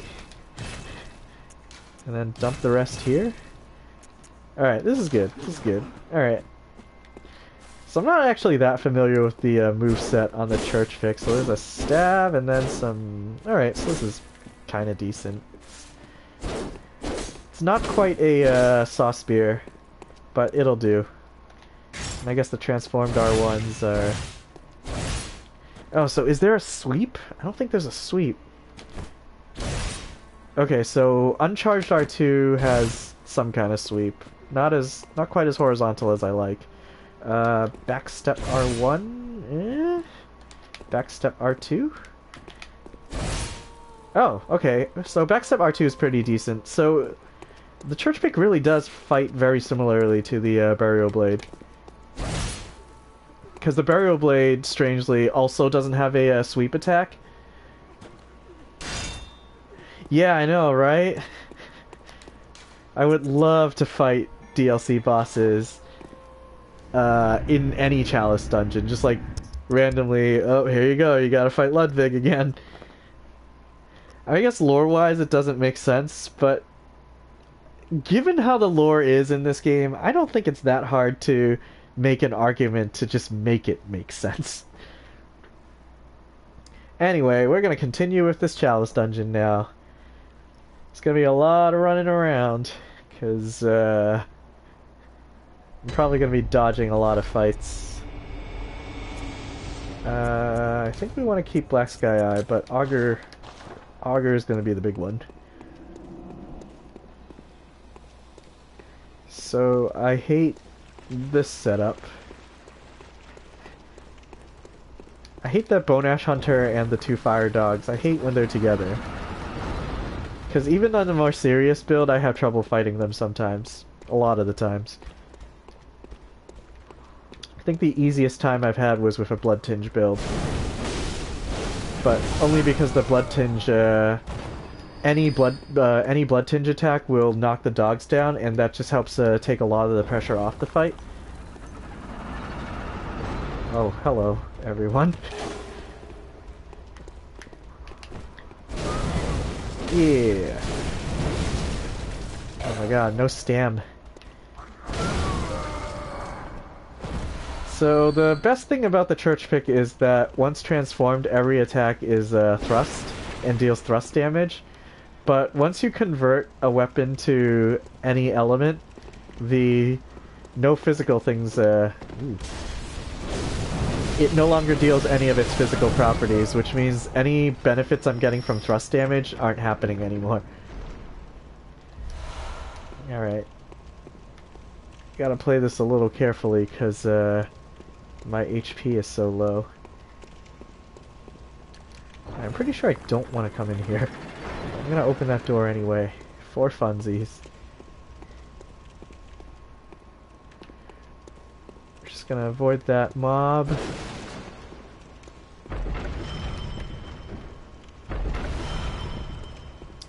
What I did notice about this particular dungeon, the Defiled Tumeru, Cursed, Defiled, whatever, the standard chalice, the standard dungeon is you do pretty much need to go into every room and pick up every ritual material in order to progress. I think, is there anything here? Just some sleepy guys? Oh, there's one of those guys. I'm not worried about that. But yeah, you need ritual materials to make a chalice dungeon, a root chalice dungeon that has all of the extras on it. So that's F, R, and C: fetid, rotted, and cursed, and that will allow you to make any chalice dungeon that also has those properties in the future without using ritual materials. And with that in mind, the easiest dungeon to create... Oh god, really? The easiest dungeon to make is the cursed, the Defiled Tumeru. So the goal of running the standard chalice dungeons is to get to the point where you can make an FRC defiled, oh wow, they all woke up. Make an FRC Defiled Tumeru dungeon. And in order to do that, or at least the easiest way to do that, is to get all of the ritual materials out of this chalice dungeon, because a lot of the components that you need to make that dungeon, the FRC root, is in this dungeon. So you'll see that I'm kind of going way out of my way to open every treasure chest. It's because I need those sage's hairs and I need those inflicted organs. Risking my life for him. And I am getting a lot of blood echoes for this, so it's not like it's a wasted trip, unless I die. Alright, so nothing else over there. We're gonna go in here. Remember, this place right now that I'm in is also one big bonus room, so it's not even leading me to the lever. I don't think there's anything here.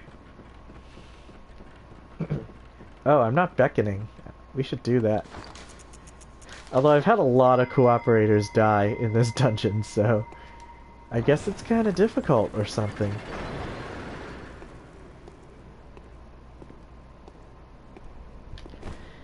Yeah. Then we're gonna use this. And we're not gonna visceral. And there's a logic to not using a visceral attack. You don't want to accidentally summon blood lickers. Because that's the fun thing about the chalice dungeons. Anytime you do a visceral attack, if you leave the area and then come back, there is a chance that a blood licker will spawn on the spot that you committed your visceral attack. And when you have 7 vitality like I do, that's not something you want to risk. Because blood lickers are tough. Like, they hit hard and they do a lot of damage. Like, a disproportionate amount of damage given, like, the type of mob they are. Stab. Back good memories of when I used to have a character that mained the Reiter Palace, and it took me a while to figure out that like, I actually think the Reiter Palace is a very, very good weapon, but I didn't realize that the reason why it feels so damn weak is because in both of its forms, its attack multipliers are extremely low. Which makes me wonder if it's... and this is something I haven't really experimented with, and it's a whole lot of number crunching, so I don't really want to go too deep into it. But the general idea is that a lot of weapons have multipliers depending on what their attack is and whether they're transformed or not. You know, a certain attack, like the second hit of the R1 combo, might be like, instead of 100% of the damage that you would deal, it might deal an extra, like, I don't know, 0.07% damage or whatever. And so these are the multipliers. And some multipliers go as high as like 0.2, which is, you know, an extra 20% damage or whatever. And that is where a lot of the source of why certain weapons do so much damage, other than scaling. Ooh, someone's gonna come help me. You know what? I'm gonna wait for this person to show up before I fight the fatty, because anything the fatty will do can one-shot me. And we want to avoid that. I don't know how good the tentacle is against him, too. I think we're gonna do Executioner's Gloves for this fight. Also, I hope the guy I summoned makes it here, because I did leave a lot of mobs alive. But yeah, so something like the Ludwig's Holy Blade has some multipliers in its transformed form that go as high as 2, like actual double damage, which is why you're seeing, you know, someone who's like a quality build with 50-50 on skill and strength, and they're doing, you know, regular R1 slashes on the transformed Ludwig's Holy Blade, and they're hitting for like 800 damage a hit or something like that. That's because of multipliers and the fact that the thing has B scaling on both skill and strength. And there are other weapons that scale well with skill and strength. You know, other quality weapons, or other weapons that you can even turn into a quality weapon simply by putting a strength scaling gem in there. But they're not going to deal as much damage as the... Oh god, did he die? Oh god, he fucking died. Alright, well, so much for help. Oh, I could blue elixir through this. Maybe that's what I should do. Oh god! Oh, he sees me! Alright, I'm only here for one thing. I don't even care. Just need what's in here.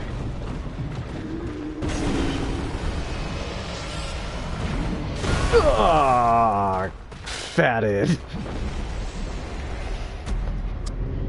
That is the death I expect. So fat. I mean, I'm usually not for fat shaming anyone, but dude is fat. Alright, well, there's 55,000 blood echoes there with my name on it, and I don't think I care. I think I'm just gonna... Oh, you know what I didn't find? I didn't find the, Oh, maybe I'm mistaken that there is no messenger bath in this dungeon. I feel like there is, though. Oh well, we're just gonna suicide run to the lever. I don't even care about the 55,000 blood echoes. I'll get it back when I kill Amygdala. It's fine. I'm also not gonna beckon any help if I'm just gonna do a suicide run. So first we go down here, then we go over here, then we go over here.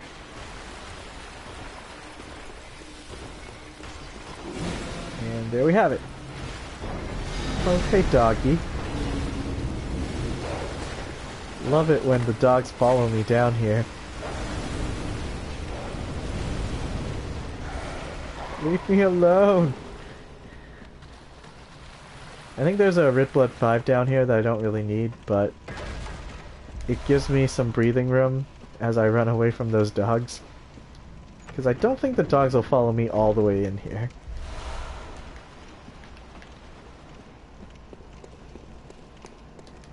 Some Red Blood 5. Yep, just one. Good enough. Alright, so I flipped the switch, so yeah, we're done here. And I have no blood echo, so I can just use the regular hunter's mark and not feel bad about it. Yeah, come to think of it, maybe there is no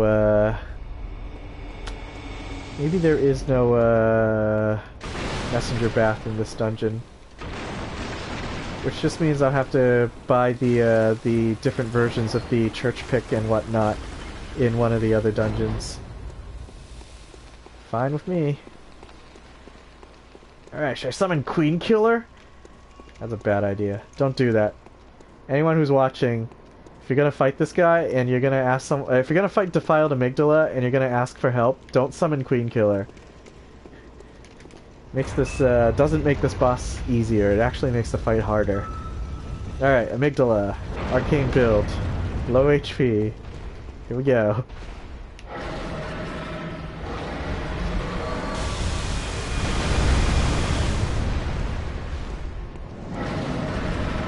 And, I think anything she does should kill me. Like, even on a different build, I think I can survive a couple of hits from like being slapped around. But here, I'm pretty sure one little nudge will kill me.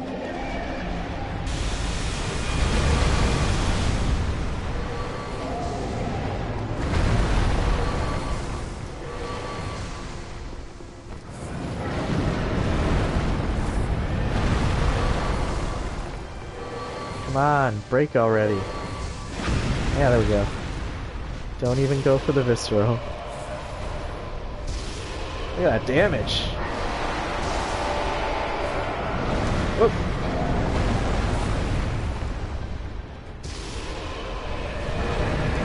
Dodge that shit.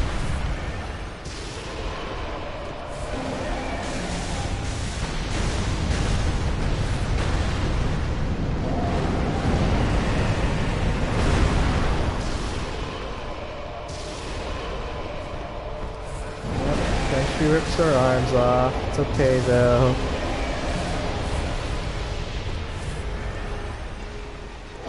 And the fun thing about playing any of the long-range builds is you can safely stay in front of her for the whole fight. Whereas if you were any of the other characters, any other build, as soon as she rips her arms off, it becomes really unsafe to stay in front of her.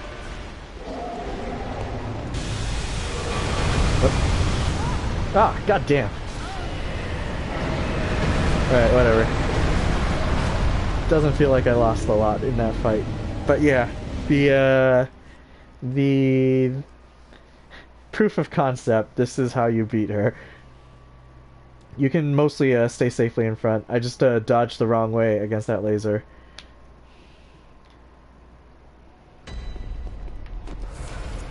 So here we go again. Whoa.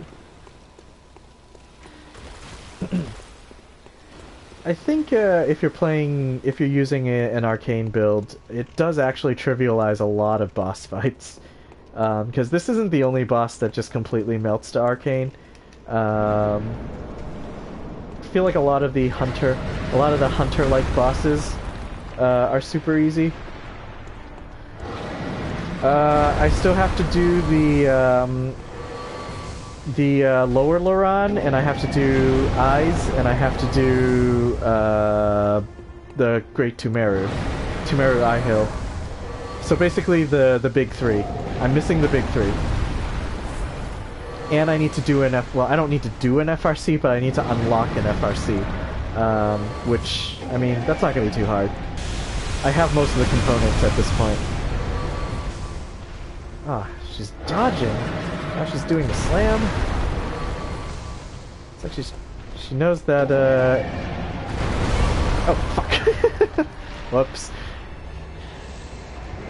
That was me firing a black sky eye instead of dodging like I should have. But yeah, not that much left to do in terms of unlocking the chalices. I still have to get the bow blade.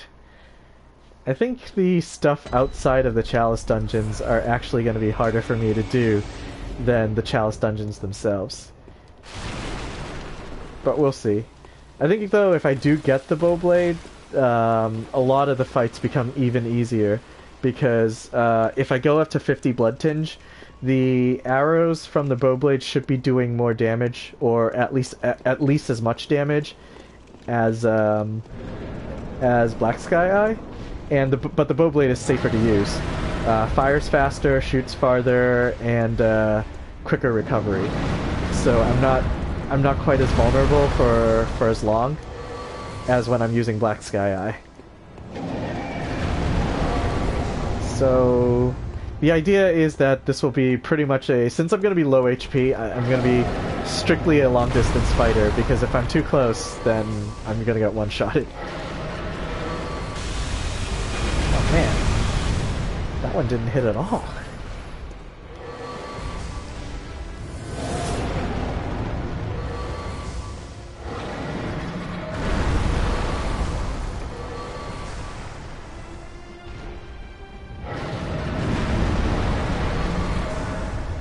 The one boss that I'm kind of afraid of and don't know what my game plan is going to be is Loran Silverbeast. Like, I kind of have a shitty game plan in mind for fighting that one. It's like Loran Silverbeast has that stupid lightning, like big lightning attack, and I've never been very good at iframing through it. Like, I know you can. I know that there's like a sound cue and you can, you know, time it if you count to a certain number or whatever. I've never gotten it to work with. Oh shit. That was unnecessary. Didn't even hit. Damn, what a waste of bullets. But yeah.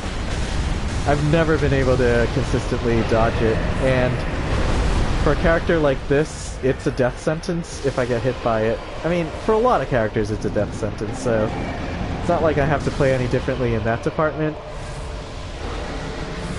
Loran Silverbeast is one of my toughest bosses, though.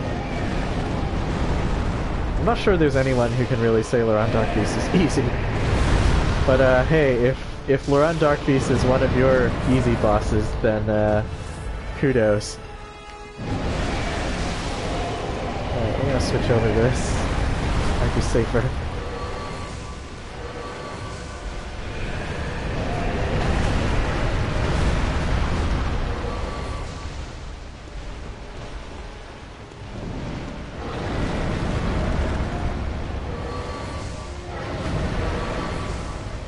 Oh no, out of blood bullets.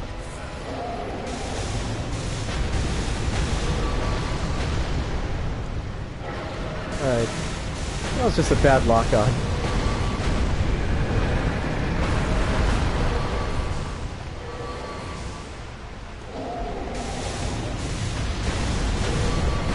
But at this point, the fight is mostly looking for opportunities where you can safely fire off Black Sky Eye or do blood taps or whatever. Whatever you need to do at that current moment, you just need to find an opening and do it. And watch out for that. Because if you're not playing between her legs, she won't do the hop quite as much. And for those who are used to fighting her melee, you should know that there is a safe spot when she does that jump. She does have a dead zone where if you stand right in that dead zone, she will never stomp on you.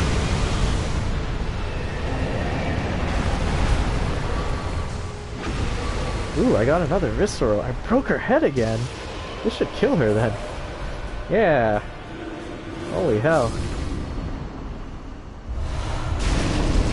Curse Nourishing. Well, let's see how good this Curse Nourishing gem is. Also attack versus beast down. Fucking hell. So the kind of gems that you're hunting down for a arcane build is you do want fire gems, you want arcane scaling, and sometimes you might want nourishing depending on what kind of a build you are. Like if you're a hybrid build, strength arcane, and you're using a holy moonlight sword, then you want nourishing gems. I keep finding good gems with bad curses, so not so great. Alright, so we're done with the Defiled Chalice. So in order to make the Great Tumeru Chalice, I need to get further on in the game. So I need to kill the brain. So I can't do that yet. I can make Lower Loran, and I can make Great Eyes. I do have these materials. I just need to go and make them or buy them from the Insight Shop. So I could go deeper into the Chalice dungeons right now, or I could try to get the Bowblade. I don't think I should get the Bowblade yet, though, because reasoning behind that is because I only have 25 blood tinge, so it's not like I'm gonna be gaining a lot out of that, out of the Bowblade. So it might actually be smarter for me to just delve even deeper into these dungeons. So let's do that. I guess we want to do eyes first because it's easier. Yeah, let's do eyes first. So I need 2 more pearl slugs and a bunch of arcane haze. Easy. The eyes dungeon is interesting because I don't need to pick up any chalice materials. Or, well, that's not true. There are a couple of chalice materials that I need. But I think it'll be an easier time than Loran. Mostly because Loran is where the what's-his-face lives, the Loran Darkbeast lives, and I know I'm gonna have trouble fighting that. I don't think I need to do anything here. I do need these arcane hazes though. So what can I destroy? Oh, I might as well make the Hintertomb Chalice. I do intend to go into the Hintertomb eventually, because I need the Madman set. I want to get the Madman clothes, so I can see if the gloves fit on Lara. If they look like gloves that Lara would wear. So it's really important, in a fashion-born sense, that I go into that dungeon at some point. I don't think I need this many Tomb Mold 3s. So let's get rid of those, some of those. Alright, I think I'm good.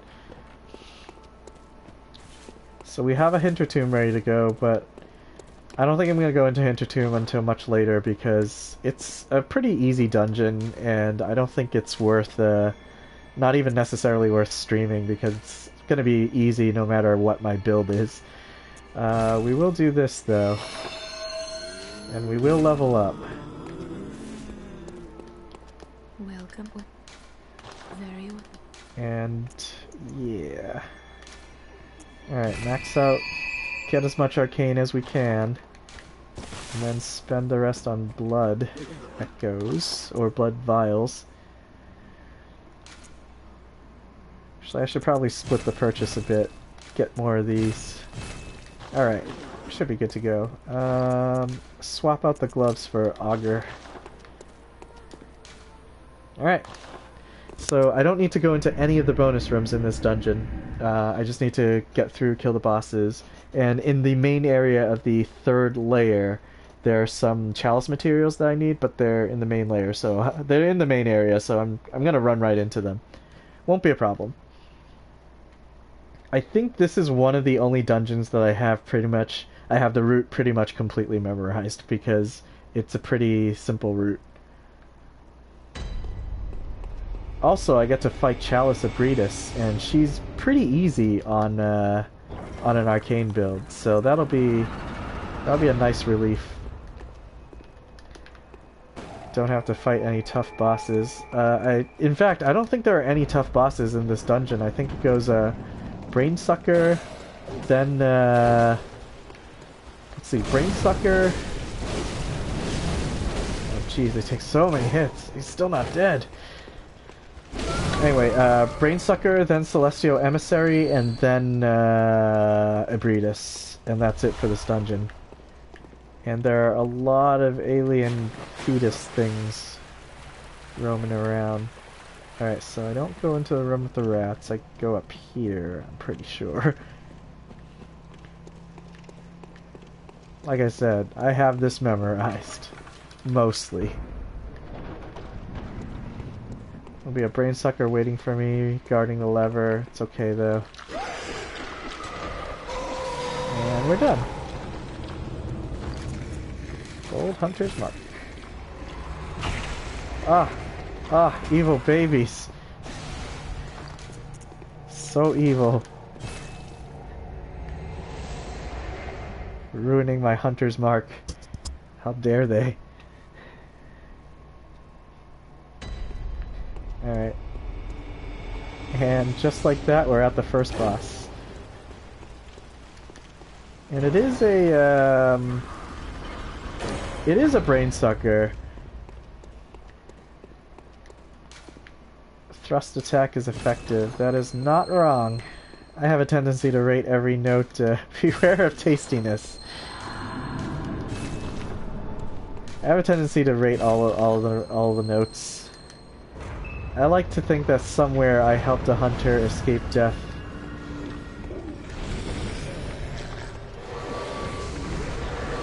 Wow, arcane hurts pretty bad. So does my fire weapon.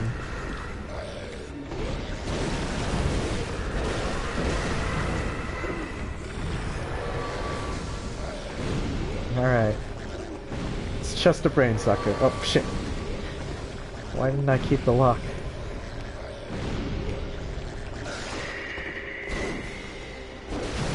There we go. Easy.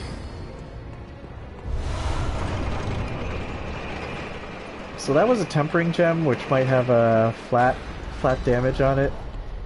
Not useful for this build, but I'm sure there are plenty of people who would appreciate a gem like that. Alright, and just because I'm playing a little bit more conservatively, I am going to return to the dream if I get a good amount of blood echoes. Because I do want to try to max out one of the... I want to max out either Arcane or Blood Tinge fairly early on this character. Just so I have the ability, like, just so I have a very reliable source of damage. Oh, that's only enough for one level. Actually, do I have anything to sell? Let's see, so I need like 42? I may or may not use the Evelyn, so I'm keeping it on hand just in case. Same deal with the Flame Sprayer. I'm not going to use this fist though, so we can get rid of that. Alright, so what are some clothes that I know I won't be wearing? Probably not these. I don't think the hunter gloves look good on Lara either. Same deal with that. Hats can probably go to... Don't need that hat. And I should sell those stupid gems that I'm not going to use. Like, I'm not going to use Murky. I'm not going to use Fine Strike. Or, yeah, no, that's not good enough. It's all physical damage anyway. Alright, and that's enough for a level. Welcome. Very well. So 70 Arcane is actually a pretty good threshold. Maybe I should move to Blood Tinge now?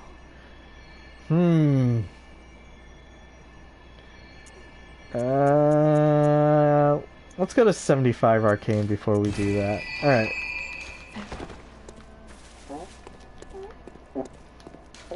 Alright, Layer 2, Celestial Emissary. Here we go.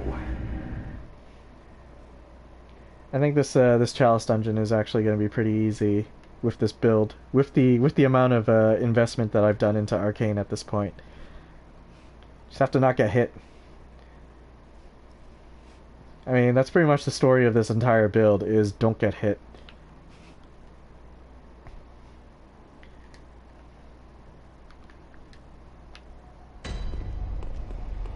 Alright, if I remember correctly, the thing I'm looking for is this way, and I don't actually have to go up that elevator.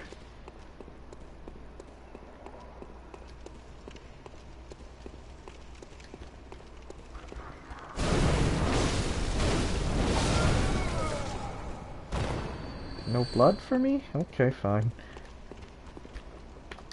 Yeah.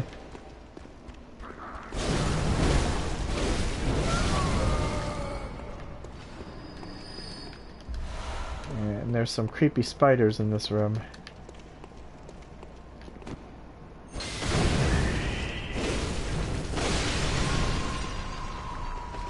And there's a bell. Ooh, I wonder if I can hit that thing unlocked. Yeah! I don't know what that accomplished, but I did it. Alright, so some spiders. Oh, did not hit that one. Oh shit. Oh wow, I didn't die. I usually expect attacks where they like thrust all their legs at me like that to insta-kill me, but I'm not dead.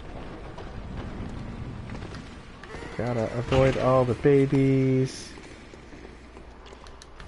Where did the Brainsucker go? Oh, why did the Brainsucker go up? Oh, I think I know what happened. So the Brainsucker is usually hanging around near the lever. And I think what happened was when I rang the bell, it shifted it out of position. Because I think that's what the bell does, is it actually does lure nearby enemies. Oh, gotta avoid these babies. Nobody likes babies. I forgot if there's a treasure chest up here, that's why I'm circling around again, but I'm pretty sure there aren't any. Yep, okay, we're done. We're ready to fight the boss.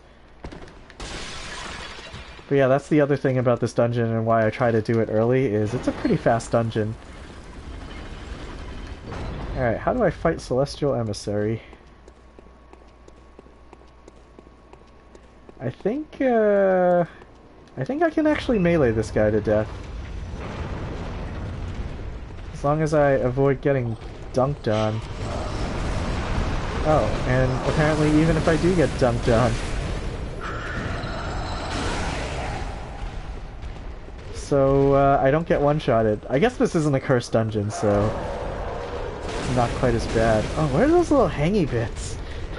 I never noticed that about the Celestial Emissary. He's got these little hangy bits.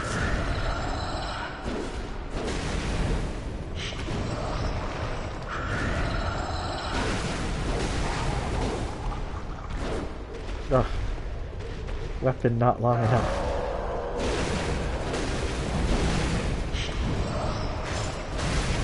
Let's try this in extendo form.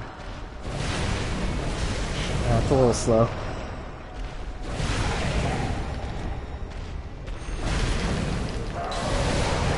Ooh, I like that follow-up.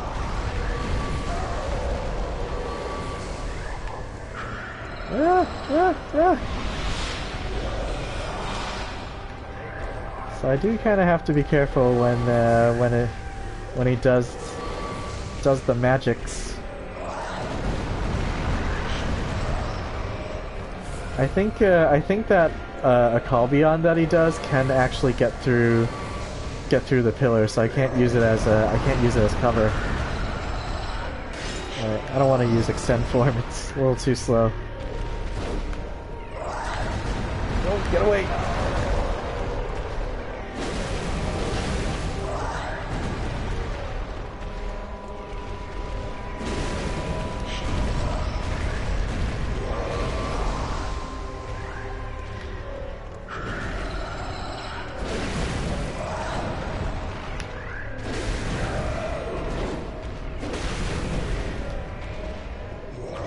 So I noticed that the charged L2, charged R2 for the transformed version of this, of the church pick, has a follow-up attack.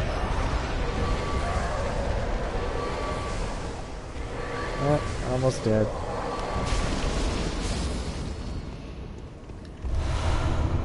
And just like that, we're done with layer 2. This particular dungeon's easy because I don't have to go into any of the side rooms, which means less time spent running around and less opportunities to get killed.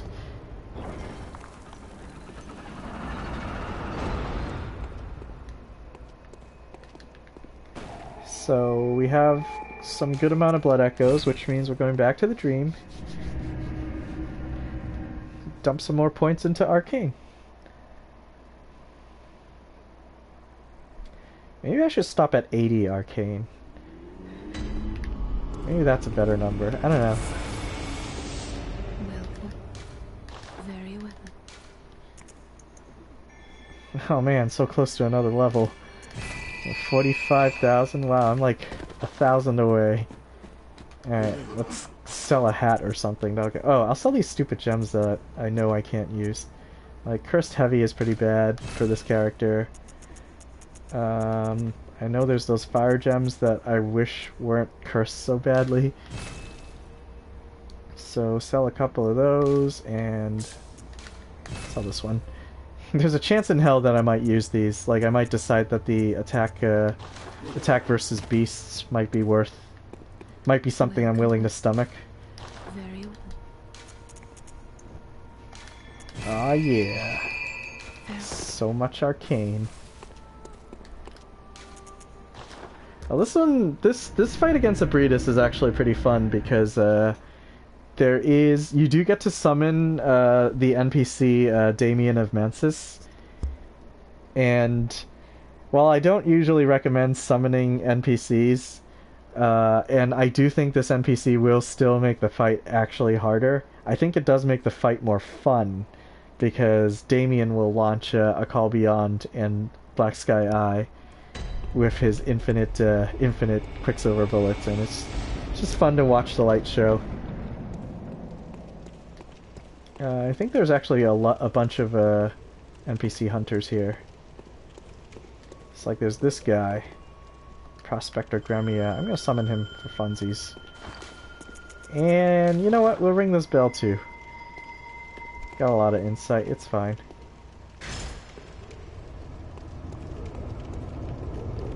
Urgh. Oh man. Oh no. And got all my health back. Nice.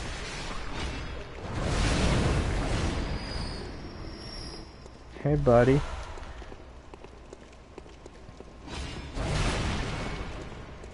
So this is probably the hardest layer because there are a lot of areas that we need to get to, and there are a ton of enemies along the way. It's also very difficult to avoid these mobs. Oh. Gremia with the visceral.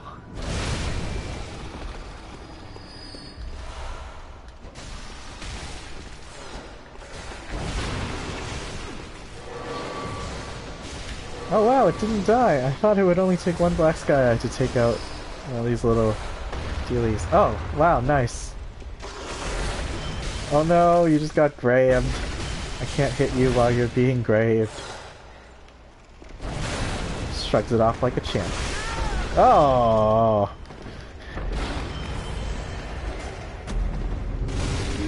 That was me standing there like a dumbass. I thought he was targeting Gremia, so I was looking for an opportunity to counter instead of just dodging.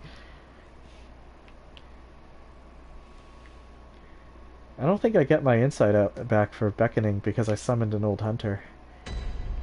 Yes, we have learned this. It's bad. Alright, we'll beckon anyway.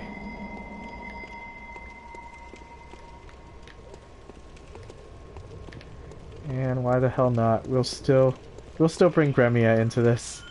Why not?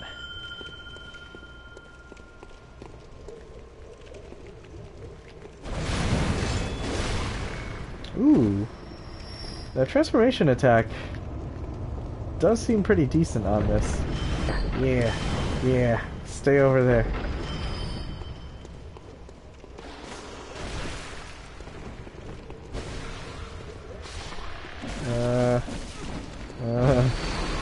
Yeah, sure, I'll help.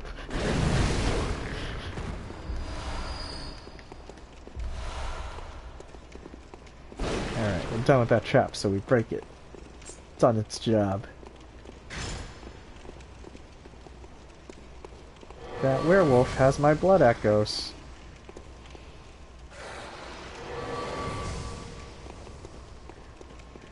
Oh, there goes Gremia wandering off to his death. Oh, god damn it. Too many wolves.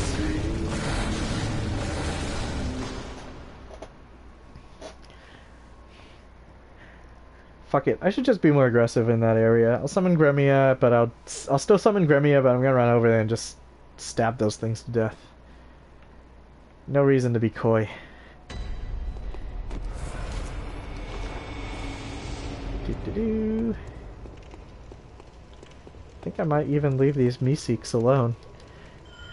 They've had a rough existence.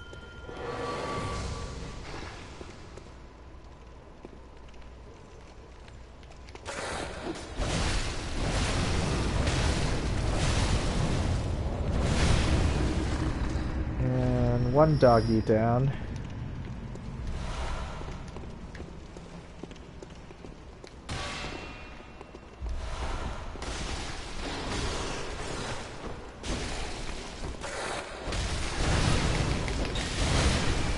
Oh man, that follow-up attack just lifts them off their feet. It's great. Oh right, let's beckon for more friends.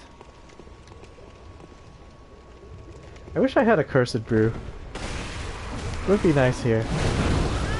Oh god damn it! Really? I got one-shotted by a Meeseeks. He just like nudged me. Alright, apparently nothing is safe when you have 7 vitality. Everything kills you.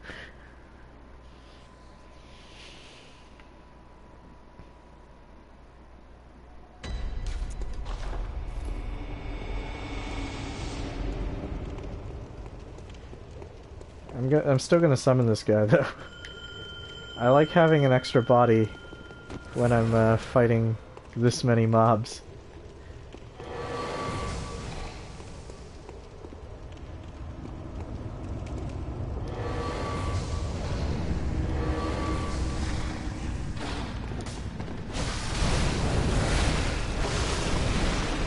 Woohoo.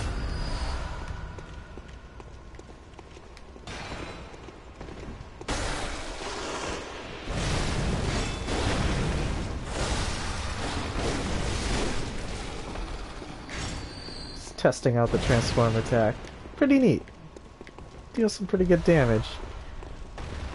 It's a little risky because it is another thrust, so it has very you need very precise reach.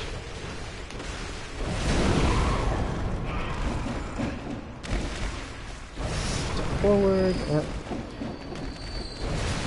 feel like I'm fighting with the... I think the moveset is very similar to the Burial Blade, except the backstep R1 is not a the little hook thing that Gehrman likes to do, where he like pulls you towards him with the Burial Blade. If you want to do that move, it's backstep R1 on the Burial Blade. Apparently not a move you can do with the church pick though. But I've always suspected that despite how similar the church pick and the Burial Blade is, the church pick has a more interesting moveset. It's not to say it's outright better. The Burial Blade has very, very good rally, which, I mean, some people like. I find rally to be pretty meh, like, as a stat. Like, I wouldn't plan around, you know, taking advantage of high rally, but there are certainly other players who think differently. Yeah, yeah. Oh god, I'm trapped. Oh my god, Gremia, fight back!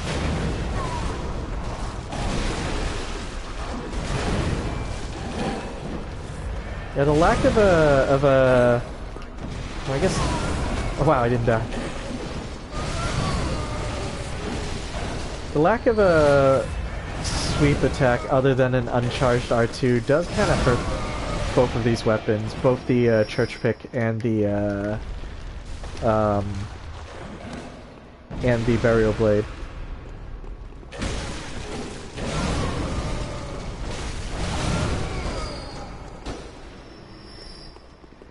Let's open this door and then not go through it. Yeah.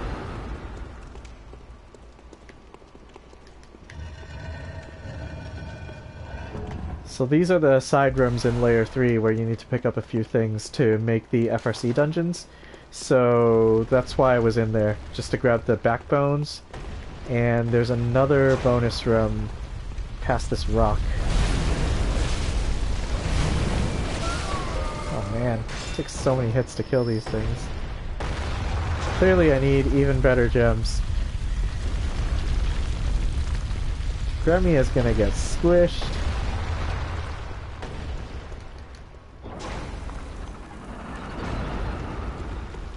There's a Brainsucker here. I usually let Gremia deal with him because he usually doesn't do a good job, and it's fun to watch him get his brain sucked.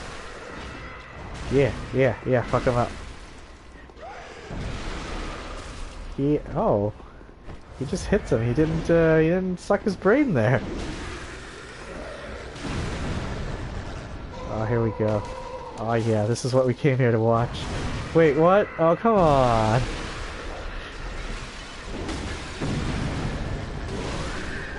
Oh. Didn't get his brain sucked even once.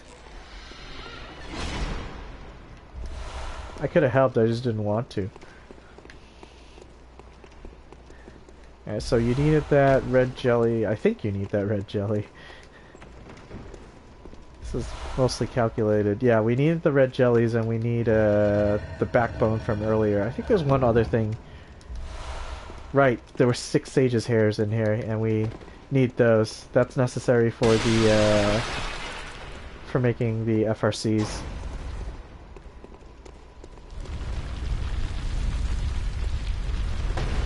No, I am in new game.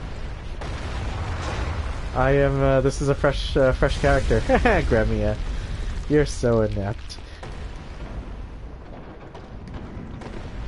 All right, we're just gonna open this shortcut here.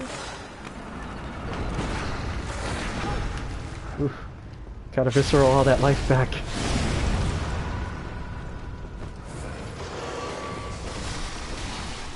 Yeah, Gremia, get your vengeance.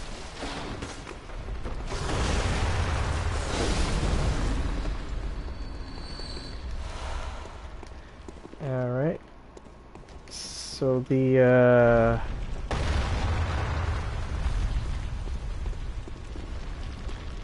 there's a messenger bath here. So that's incentive for me to leave this dungeon open. Well, the most you can ever have at a time is 8. Oh no, 10. And I think I have 6, but I've deleted countless characters. Alright, so I think I want the uncanny pick? Oh fuck it, we'll just buy the other one just in case. Oh, and gotta get me that sinister chalice. So now, because, so this is a trick that people, this is Eyes. So it's a depth 5 dungeon. Great Eyes Chalice. Everything drops triangle gems. And yeah, it's giving me a boatload of echoes because most people, you're not really meant to come here at level, you know, 60 or 70. Alright. Let's see if he gets his brain sucked.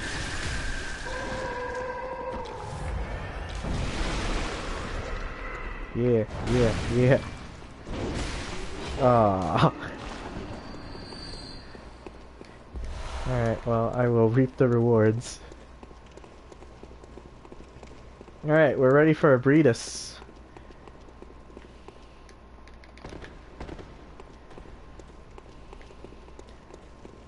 So ready, in fact, that I'm not even gonna... I'm going to dismiss Gremia because I'm not gonna need him for this fight. Also, it looks like he didn't follow me anyway, so it's fine. I don't need him.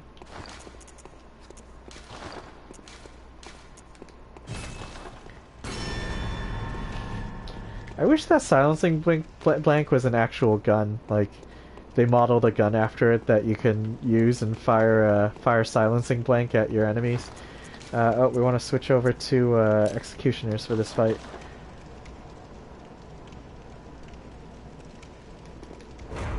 The hardest story dungeon is probably Lower Loran for me.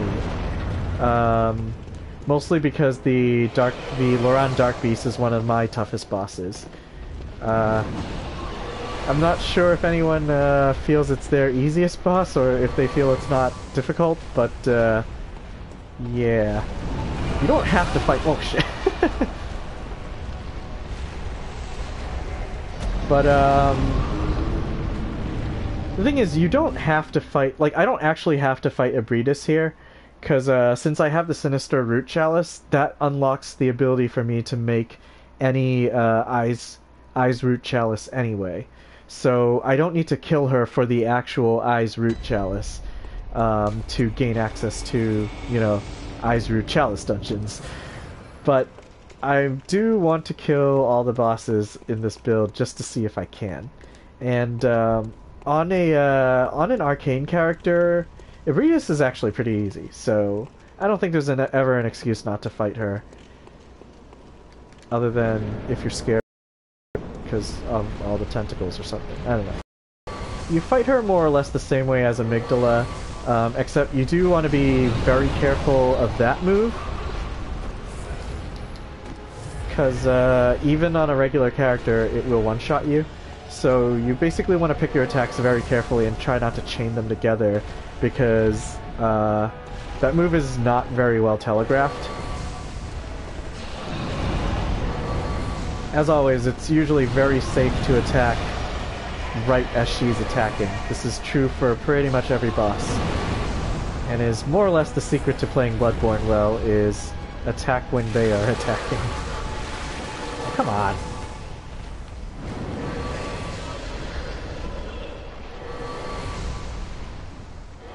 Come on, break your face already. Oh no, my internet connection quality is not good. I guess if I have such a... since I'm not wearing a whole lot of armor, it's important to avoid the blood attack too, because very easy to get frenzied when you're not wearing armor.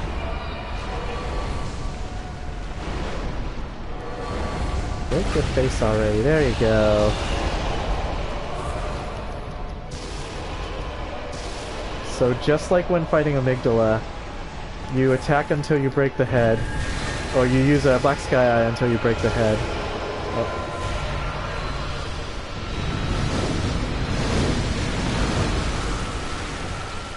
And then switch over to Executioner's Gloves. So an interesting thing about the Chalice Ebrietas is when she's in her second form, which is where she is now, when she has like that aura around her, that damage aura, it actually hurts her.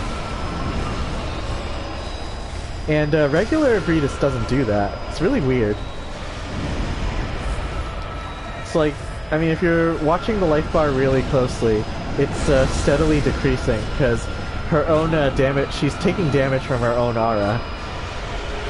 But yeah, like I mentioned, the regular Ebrietas that you fight at the Upper Cathedral Ward doesn't do that.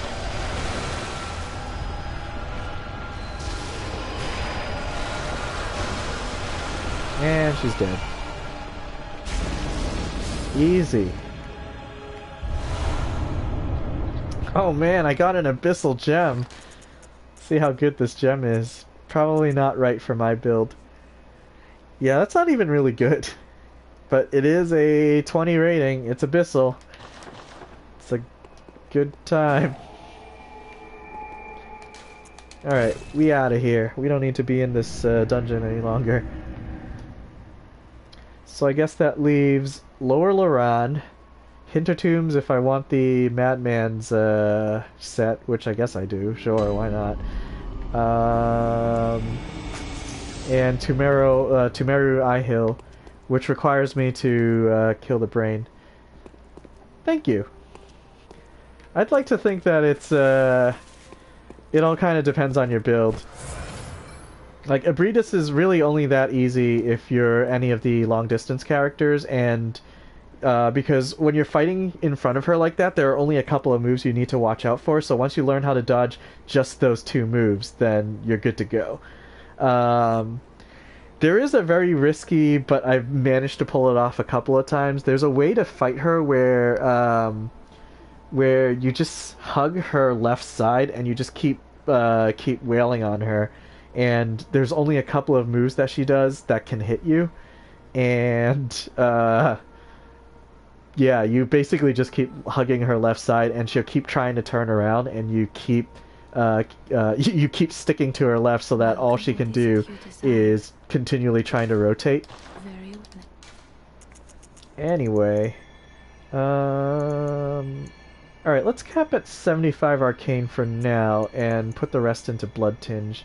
And work on getting that bow blade so that I can complete the Lara Croft cosplay. Alright, so we don't need this anymore. Let's get rid of that.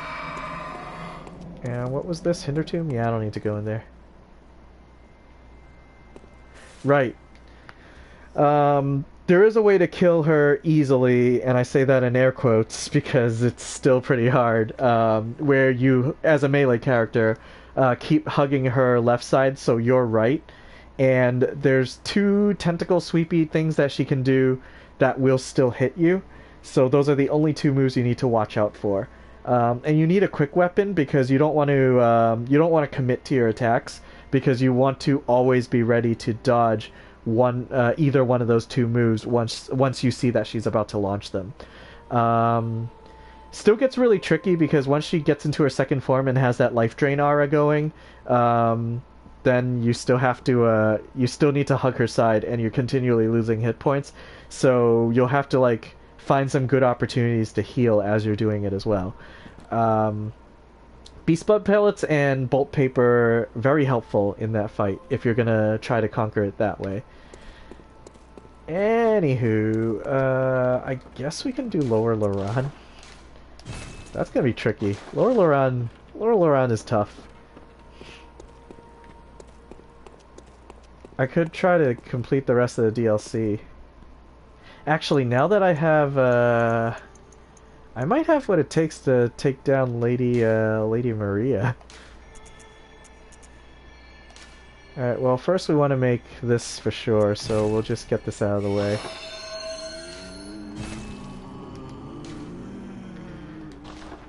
Alright, fuck it, let's continue with the DLC. That's more fun anyway.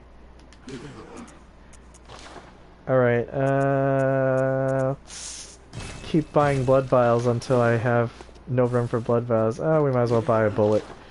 I have the echoes for it. Alright. So, living failures. I think Executioner's Gloves is what I want for this fight.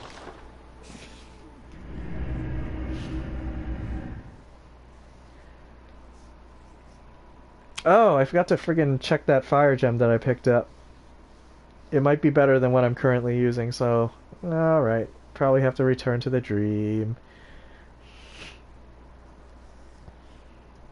Because I picked up a triangle fire gem from one of those fights. And I think it's better than what I have.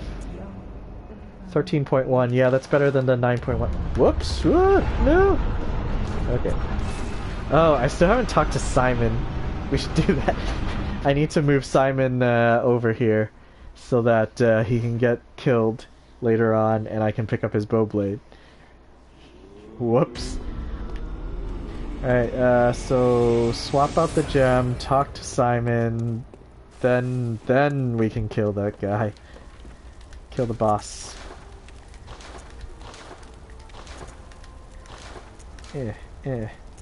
Triangle gem. Ooh, that's a pretty good boost. 13 more points of damage. Of fire damage. I could take these beast down gems. I guess technically they're only undoing the serrated damage bonus, so I won't be too sad, but I'll still be a little sad. I want to maximize damage. I will, once I get it. And I won't use that particular... Oh, I know what I did. I know where my mistake was. I shouldn't have deleted the Ice Chalice. Because I want easy access to that messenger bath so I can buy the lost Simon's Bowblade. Whatever, there's going to be another messenger bath in the lower Loran Chalice, so I'm fine. But yeah, the Bowblade that I get from Simon is not the one I want to use, though, because it doesn't have the right gem slots. I need to get the lost one. Yeah. Alright. We're done talking, right? Alright, good. Alright, awesome. So, talk to that asshole, then go fight those other assholes. Got it. But yeah, normally I wouldn't recommend using both Arcane and Blood Tinge on the same character, because it's kind of redundant. But I think it's important that if you're gonna do a Lara Croft cosplay, then you need to use the Bowblade, because it only makes sense. The gem slots are different. So the normal one has radio, radial, and triangle, or radio, triangle, radial, whatever. It has two radials and a triangle as their gem slots, and you want the lost version because the lost version has radio, triangle, and circle, and circle gems provide the most blood tinge damage. Blood tinge. Oh, hi, friend. The blood tinge damage for circular gems can go as high as 31.5, but the highest damage that you can get out of a radio gem is like 27.2. So basically, if you're like very number crunchy and want to... Oh, she's already in her third form. Sweet. I do hate that I'm not going to be able to get any more blood from her, but I do want the Accursed Brew, so I want the Milkweed Rune. So, brain fluid time. And this will kill her, which is sad. Everybody, all the NPCs that you talk to have such sad backstories, and nothing good ever happens to any of them. Alright, got me my Milkweed Rune. I don't know why this kills her. But there you go. This kills the Adela. Adeline, sorry. Adela's that other lady.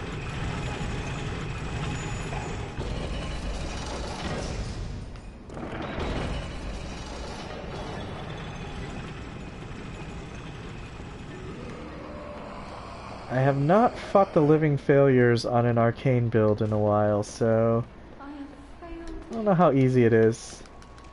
I'm gonna guess that this is the right strategy, is to just use your spells. Although I am curious how much damage my doohickey does. Oh, that's decent but not great. Oh, this isn't really that strong either. It does feel safe though.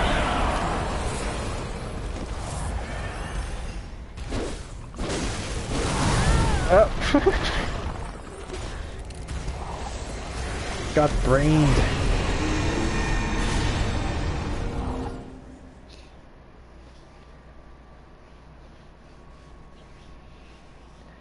So the safe bet is really to just hang back and just shoot all of them with arcane instead of going up there. Doesn't look like the arcane is doing that much damage, but then again, the fire church pick isn't doing that much damage either. So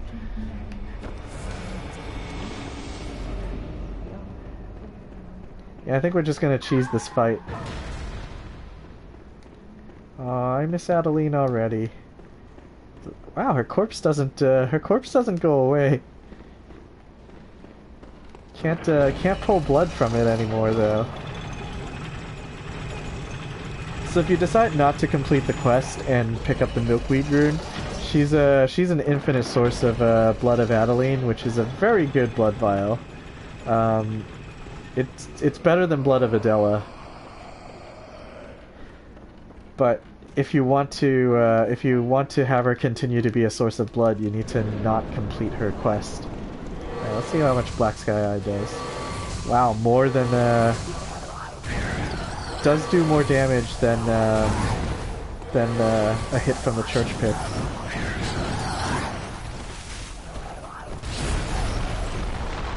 Ugh, oh, not gonna hit. It's fine.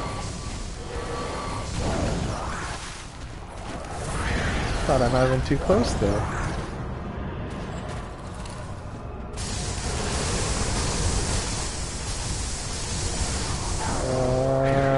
Where are the others?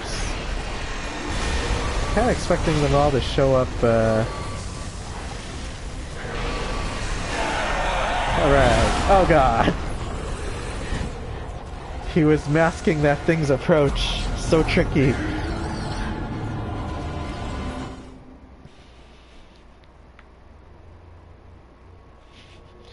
That was cleverly done. He was blocking my line of sight on that big glowy orb, and I didn't see it coming. I think the toughest thing about this fight is the trick to winning it, or at least not, or at least having an easier time at it, is you gotta do everything you can to keep all 4 of the failures on the screen so that you don't get ambushed. Because even if you didn't have 7 vitality, they do still hit pretty hard. So it's very easy to get stuck in a situation where you just don't see an attack coming, and you're in the middle of like a heal or a blood tap, and you take like 20% extra damage because you're considered in a vulnerable state. And that's when you take extra damage.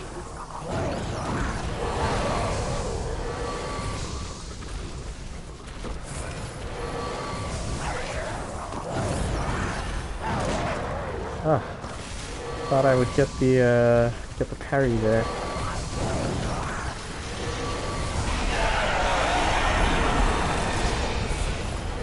And contrary to what I'm doing, it's actually usually better to not kill any of them.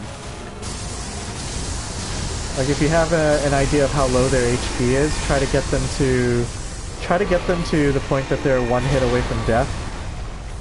And then if you are going to kill them, try to kill them all at once, because when they respawn, they only respawn 1 at a time. And there's totally a way to cheese this fight where you pick on just one and keep killing the same one over and over again. Whoa. Oh, god damn it.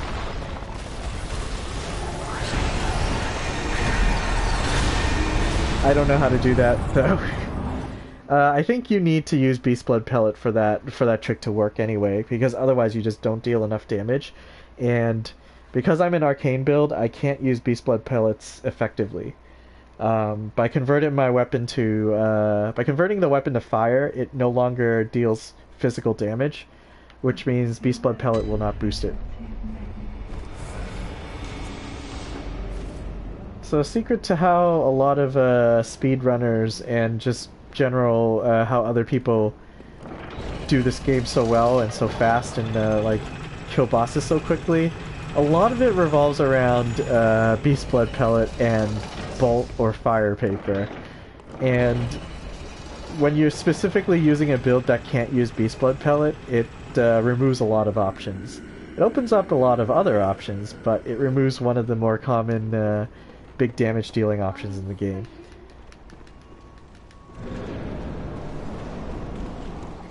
Yeah, I knew the failures was going to be a little bit weird. Ow! Good thing I'll get my life back.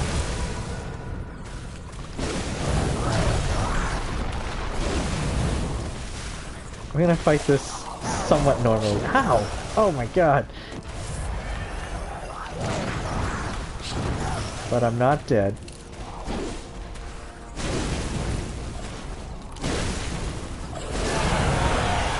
Yeah, so this is the one over here that they usually pick on, like they stay behind him. Ugh.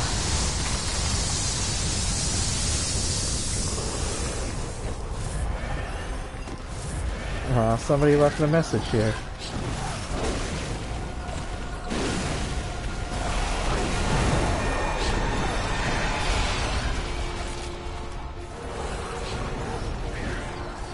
And where is the fourth one? Oh, there it is. It just spawned.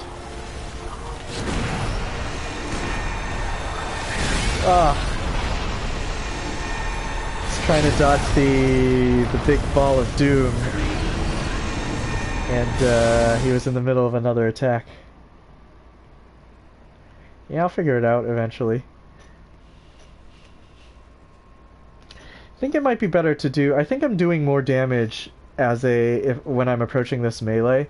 So I think the plan is to just keep pressure on them. Keep pressure on them, and then once their HP is low enough, then I'll switch over to shooting stuff at them to try to close out the fight. So I think once again, Executioner's Gloves is the way to go. Ooh, actually, let's play around a little bit. I can afford to play around. Let's have a Call Beyond on hotkey. And once there's a whole bunch of them, let's see if I can laser them. I've actually never tried a Call Beyond in this fight, so this'll be interesting.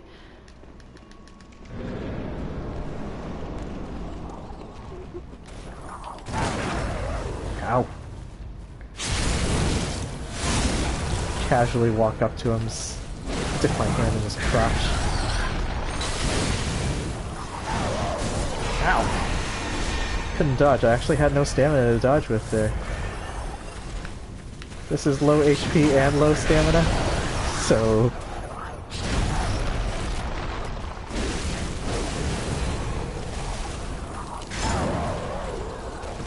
maybe... oh. Bad trade.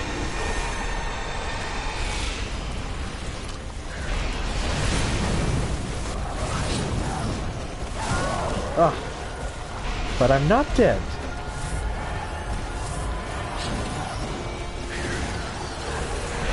Oh, man.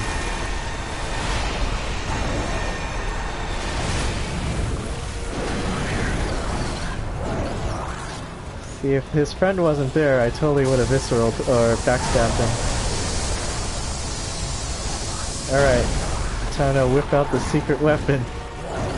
Actually, let's spend these blood bullets first. Let's be efficient. Yeah.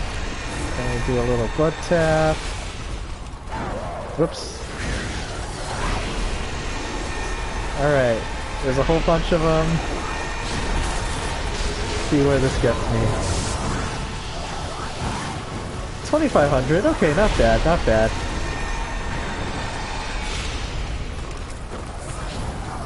That might have been a fluke, though. So I think as long as they're all, like, kind of on screen and near each other... oh, shit! Alright, so Call Beyond, actually pretty good, but puts me in a very bad place. That was pretty neat, though. I did hit him with all the lasers.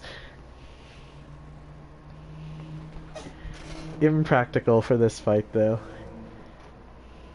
Maybe as a finisher.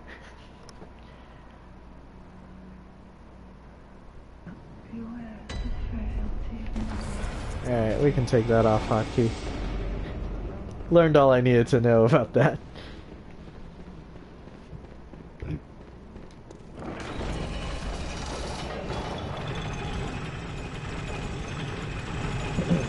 So I'm thinking, even after I hit, so if I hit 50, yes, that is the nature of doing 7 vitality, low HP, is pretty much you have to be perfect in every fight. Except in the beginning when the bosses are super easy.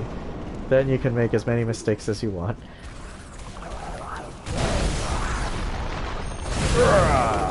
Follow up. Dies anyway, Jesus Christ, okay.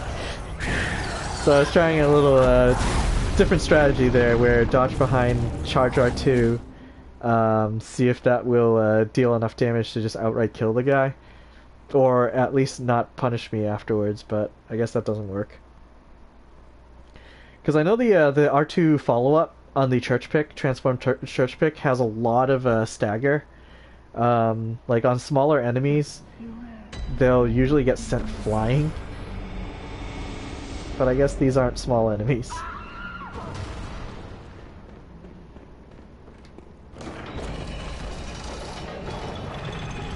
Man, if I'm having trouble at this fight, I wonder how Lady Maria is gonna be.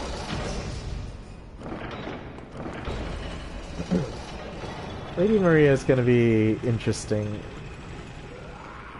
Because I think I might be able to get her with Executioner's Gloves, because she is a hunter, so the hits from the skulls should stagger her.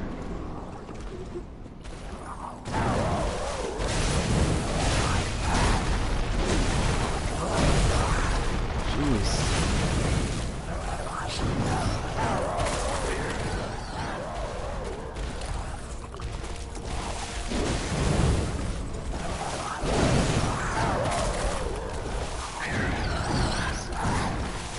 Alright, is this a backstab? Probably not.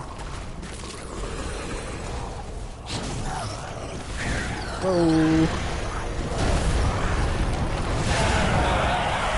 Alright, I killed one. Now it's gonna respawn. Whoa, whoa.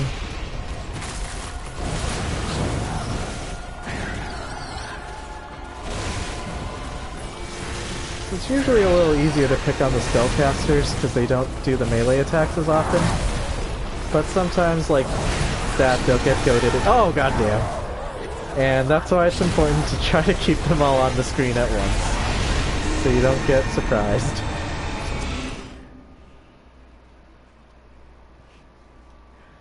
I think if I fought these things using just Arcane and just shot them, it would take way longer.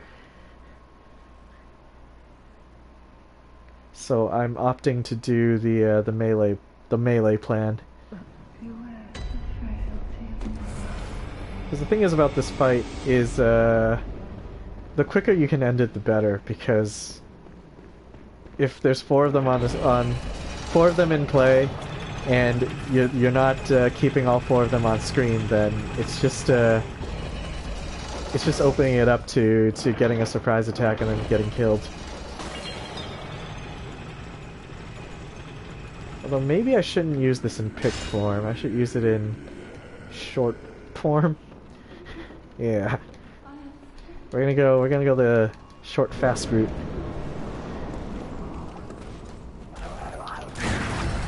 Haha.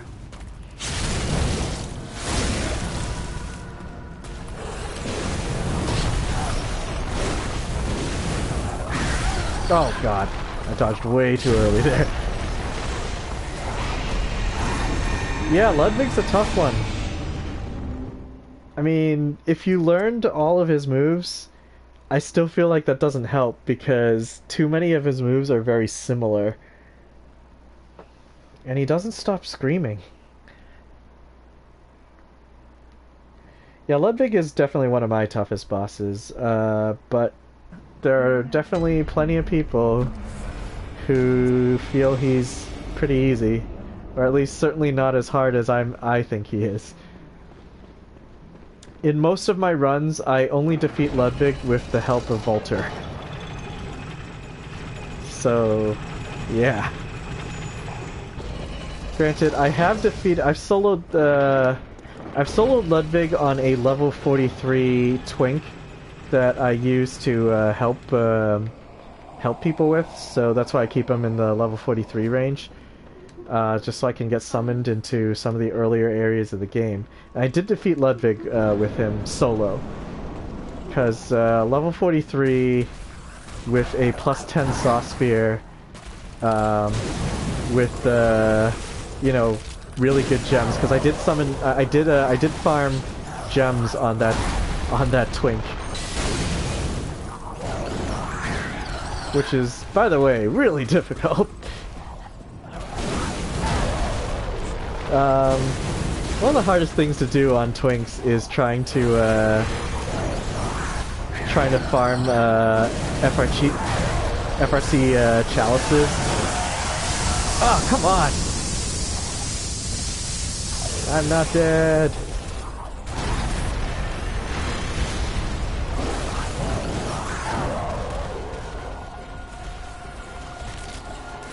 So his body didn't disappear fast enough and I was actually stuck against the wall.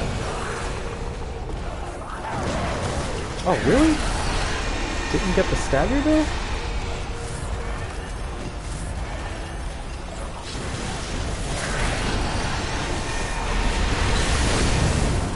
Get the visceral. Yeah! You need those iframes.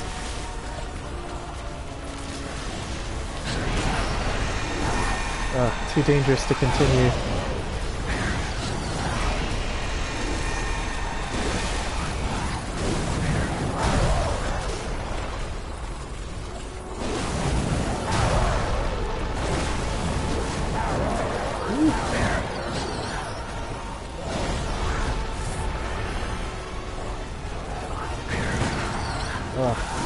It's launching the homing missiles.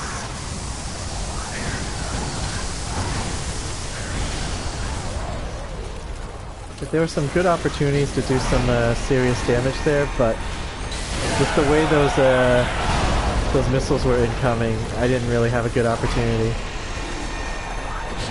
Ugh. Oh no!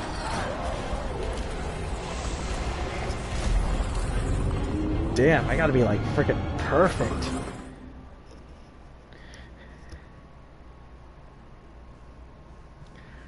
Well, okay, Ludwig, I can see how Ludwig could be easy. Because while he does have a lot of moves, there are ways to bait some of them. So it really is just a matter of positioning yourself so that his AI will only, you know, choose to do one of 3 attacks instead of one of 6 attacks. So there are definitely, like, I've watched people who, like, you know, soloed Ludwig and had an easy time at it, and I see what the strategy is, but I've never been able to pull it off quite the same way. I still have a lot of trouble reading which move Ludwig is about to do, because some of the wind-ups for them are actually very similar, and I have trouble gauging when his combos are going to end. And that's just the first form. The second form has its own little inconsistencies. Like, sometimes I feel like the light waves that he fires, or even sometimes just his swings, don't actually, they have like a phantom hitbox where, like, the graphics doesn't look like it hit you, but the game thinks it did. Oh, god damn it.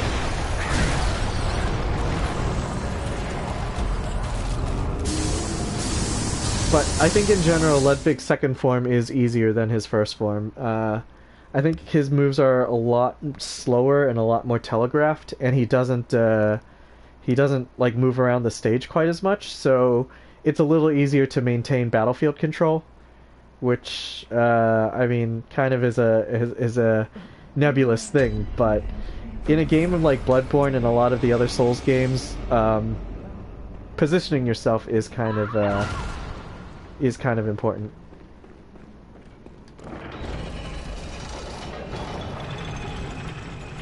See, I don't know about that, because the strategy I used against Watchdog, Amygdala, and Ebrietas is more or less the same as other people who are using an arcane build. So depending on the build of your character, your method of attack is more or less going to be the same, I would think.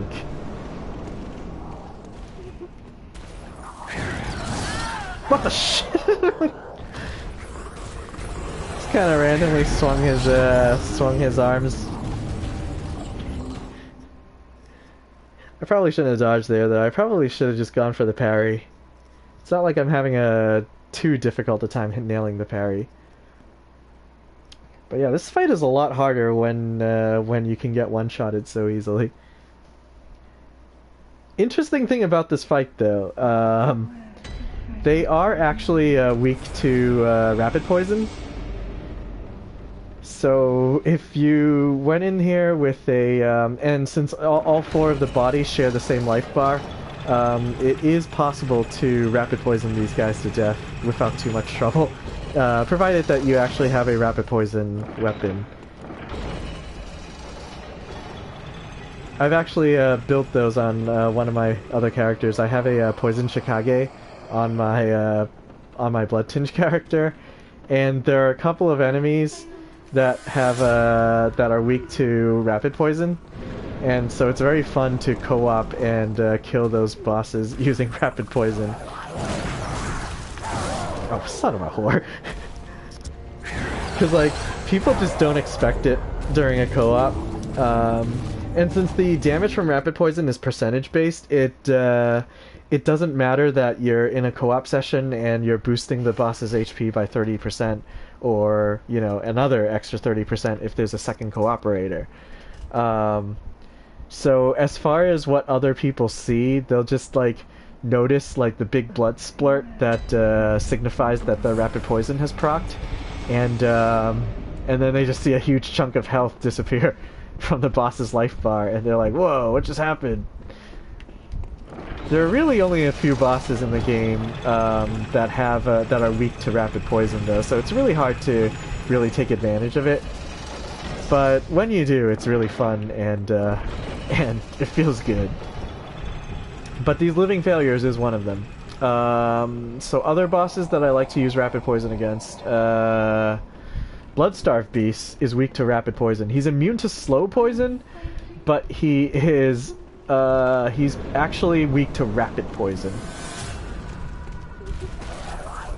I think the best PvE build for like dealing with most enemies in the game and most bosses in the game is definitely Full Arcane.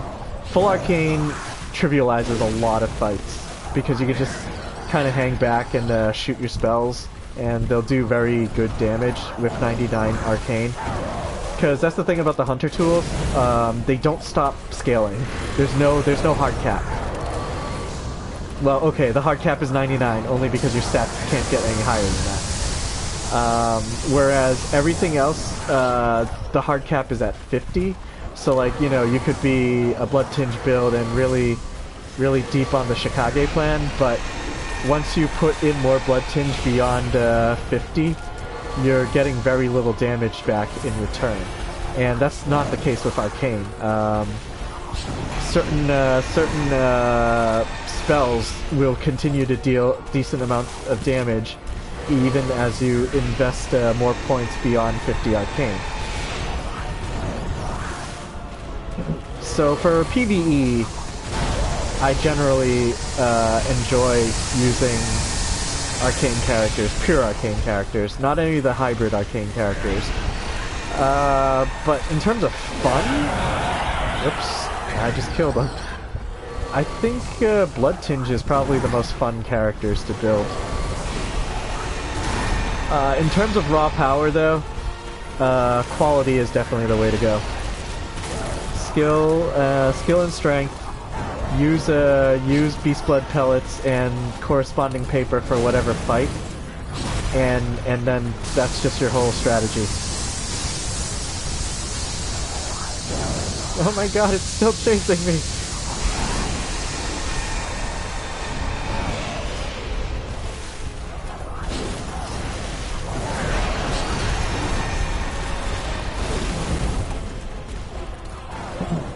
I like using the Blood Tinge build, Blood Tinge characters, mostly because like the Bowblade is fun.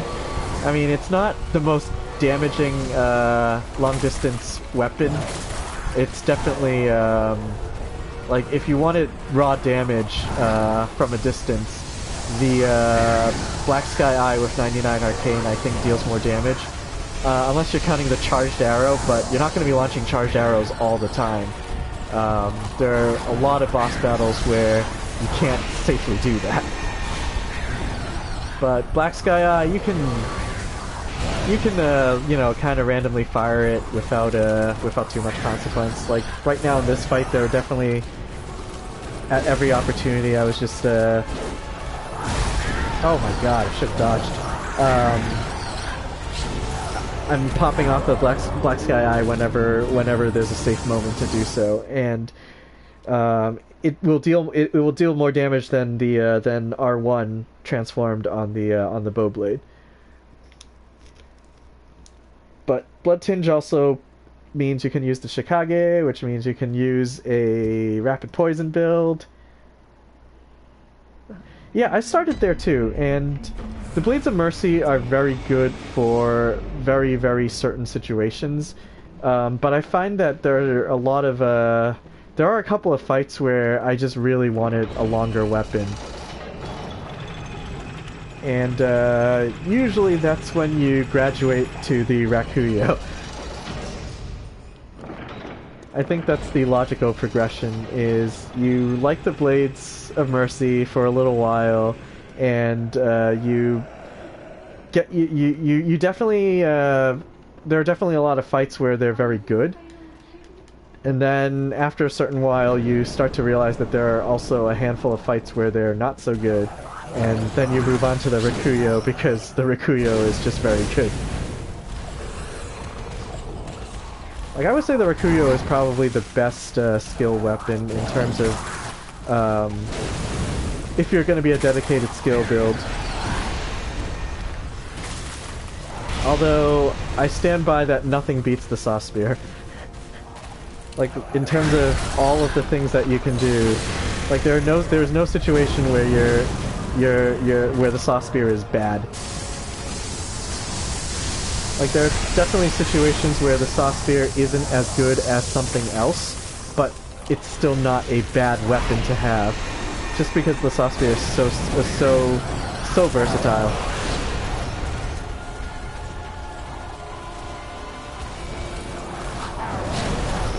Stab! Oh shit! I am not dead somehow. I've made a lot of mistakes, but that one was pretty major. It didn't seem like it cost me.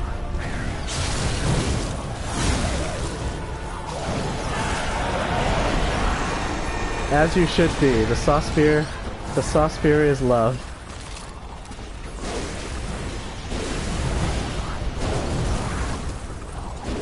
I'll just keep stabbing you, see how you like that. I want to stab that one though.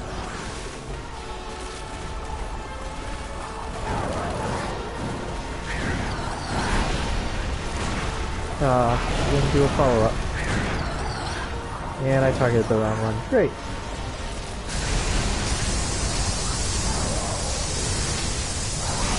Oh no! Alright. We've successfully evaded the lasers.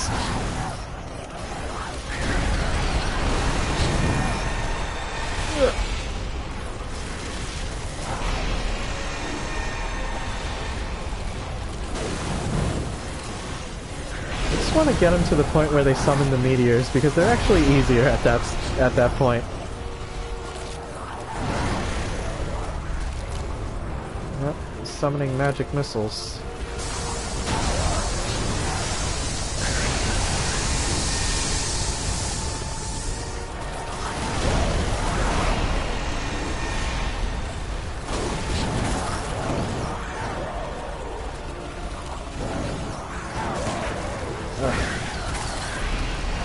Keep missing the parries. I should probably stop trying. Use this other tactic.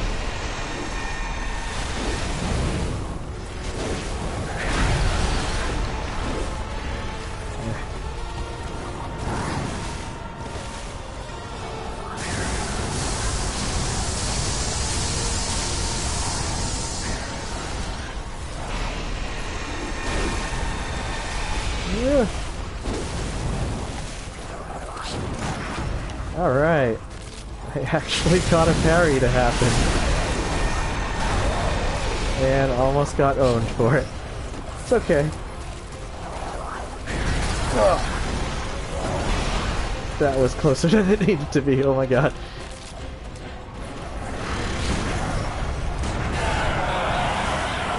Wow, that one died to a gunshot.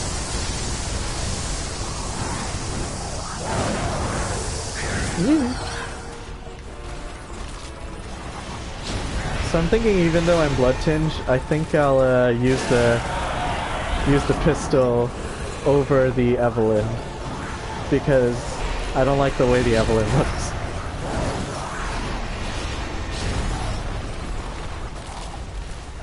I don't think I'm ever going to be really firing the Evelyn anyway.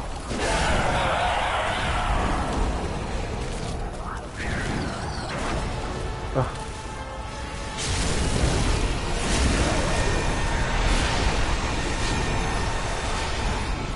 One of these days I'm going to be caught in an explosion just as the iframes from the visceral attack wears off. I'm going to be so pissed.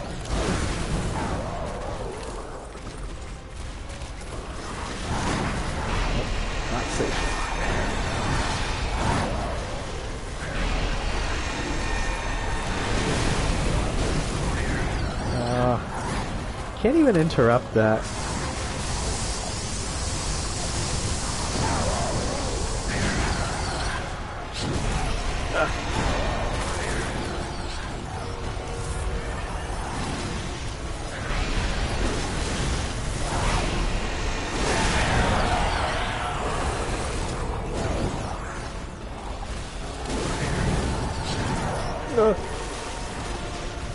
I don't know how close he was.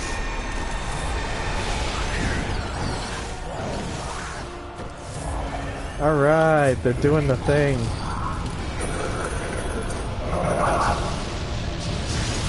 Oh, son of a whore, I was not in the best spot for that.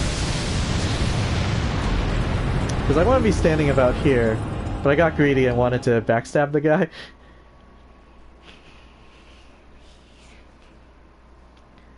Alright, oh, I know what I could do.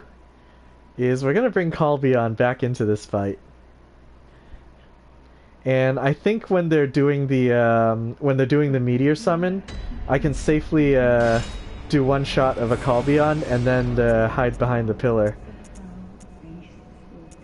The other thing I can do is just drag out this fight and do Executioner's Gloves.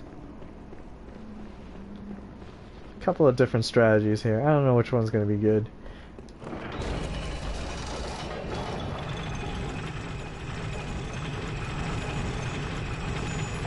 Alright, we'll see.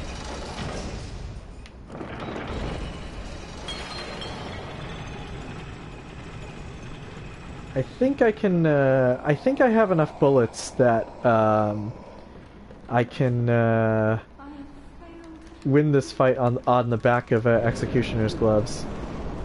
And just, keep fighting from a distance. Not going to, but I think the possibility is there. Alright, well, we'll try it.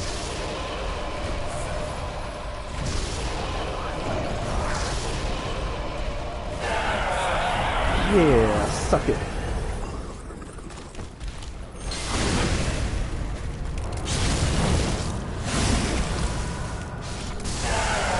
Oh wow, he's dead. Ah, but I can't take advantage because his friend's got him covered.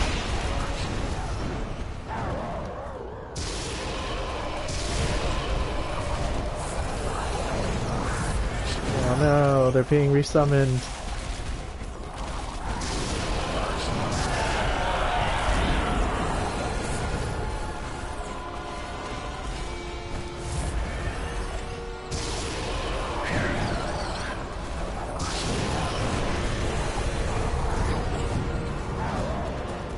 Oh, we're off to a good start.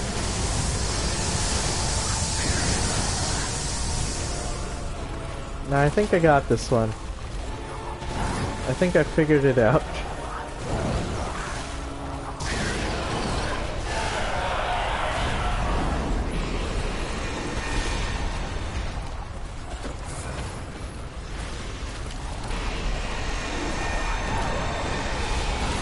Ugh. Yeah, hit you a little.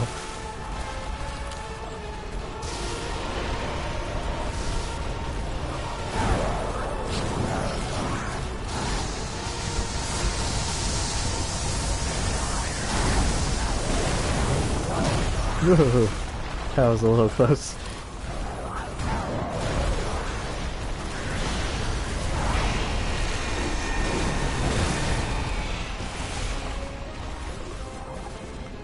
Damn, they're too split up.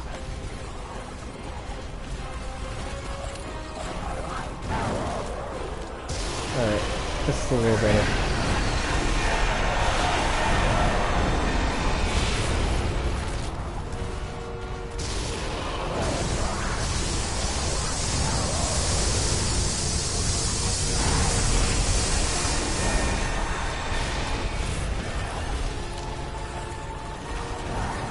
Alright, I think Executioner's Gloves is the way to go.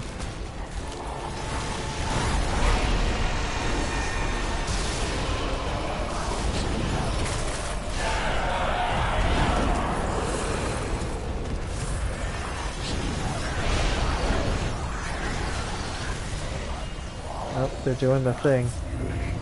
Oh, I'm not safe.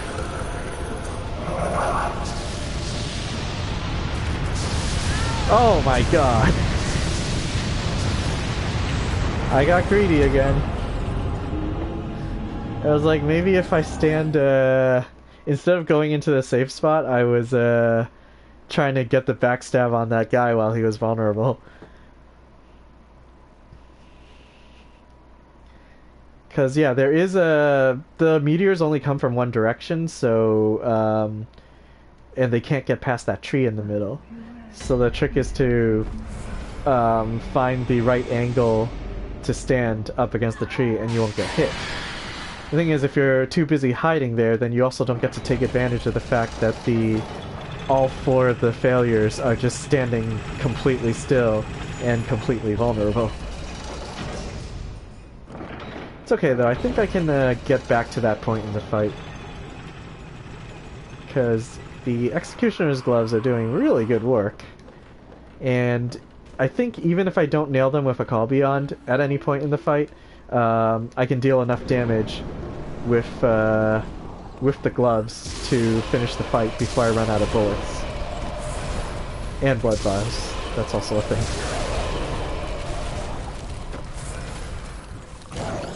Look at me, I have no HP!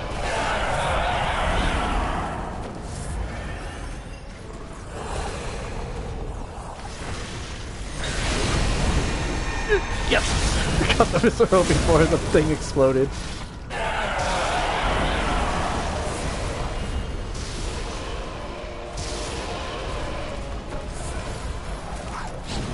I hear an asshole approaching.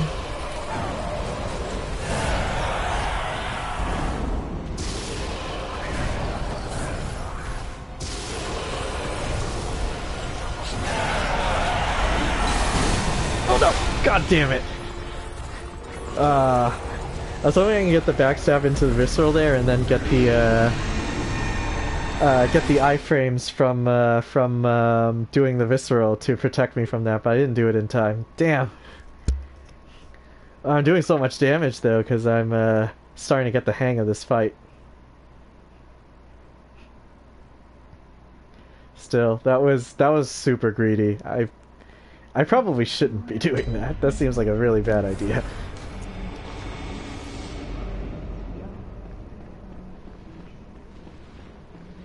And to think, after this fight, I still have to fight Maria. I don't know how that's gonna go. Like, I don't remember what her... So, on a melee character, I'm used to fighting Maria by, basically hugging her. 'Cause her moveset is very different when you're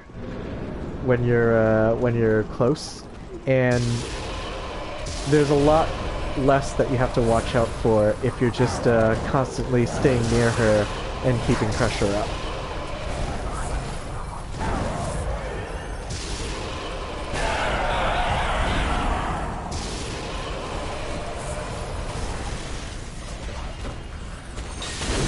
Ah. Didn't get the visceral that time.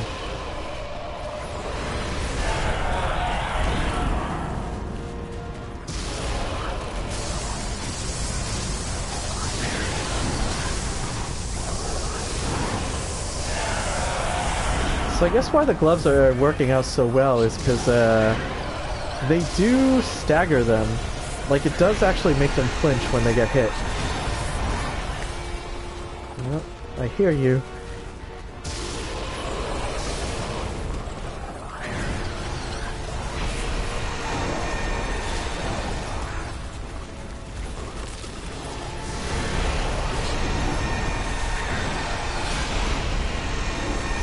Yeah, hitting him with that glove. So he was starting the animation for the homing missiles, and hitting him with the glove actually stopped him. So that's why the gloves are doing so good in this fight.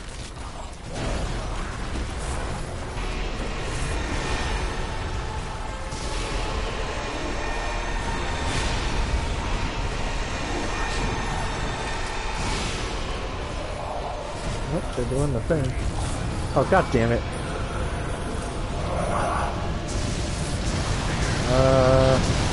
Oh, there's one. Oh, come on!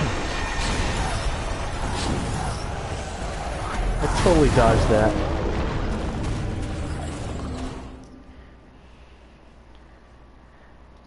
Ah yes, Orphan. That's always a fun fight. I don't know how I'm gonna do that fight. I might have to completely cheese it. I have to use the Orphan glitch to kill him. I don't think so Orphan is extremely resistant to Arcane. I think he's pretty much designed to not to be a very, very tough boss for Arcane builds, like specifically designed that way. Because he takes very little damage from Arcane, and you can't really fight him from a distance because he's very good at closing the gap. And especially for this low vitality build, pretty much everything he does is going to one-shot me. So I don't think it's possible for me to defeat him except by abusing the Orphan glitch. Which I will show you if you don't know what that is. If we ever get to that.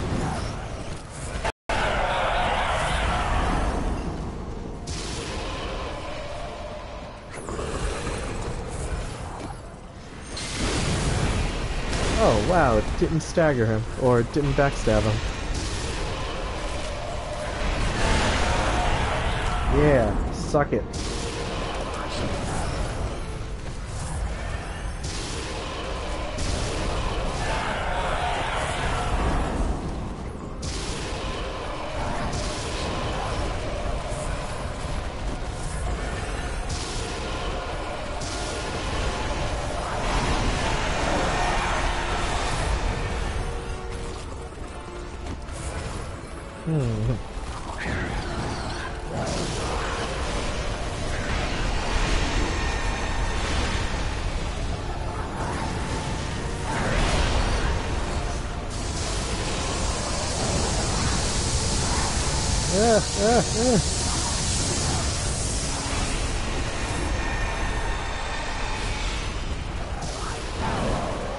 I've got a few. I think I have like, when I started this fight I had like 80 in reserve, so when you're low vitality you pretty much plan for these things. Like, you're gonna expect to die a lot. Ah, oh, sweet. I think this is exactly where I want him to be. Oh gosh! Oh, but I'm not dead!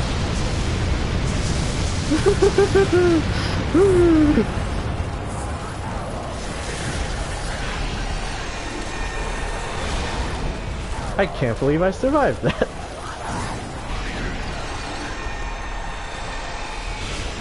Alright, that was a good call beyond.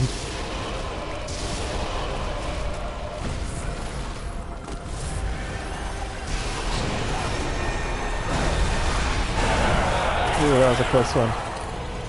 My fault for not paying attention. Oh, they're doing it again. I don't think it's going to be a sweep this time though, so we're not going to go for it.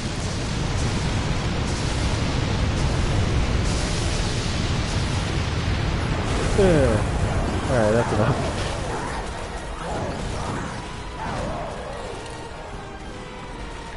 Alright, I see all four. Good.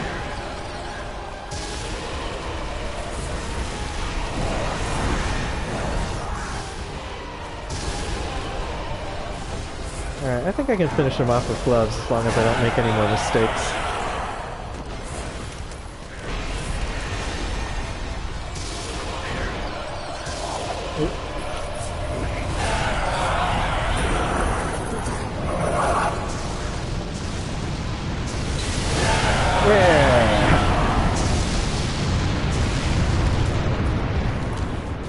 That is not a lot of blood echoes for all that trouble.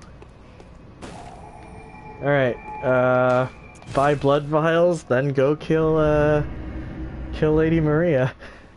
I mean, we gotta keep this going.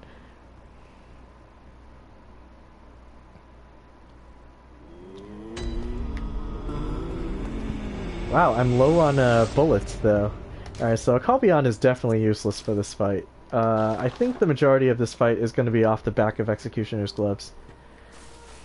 Thanks. Alright, let's repair this church pick, not that it did a whole lot of work.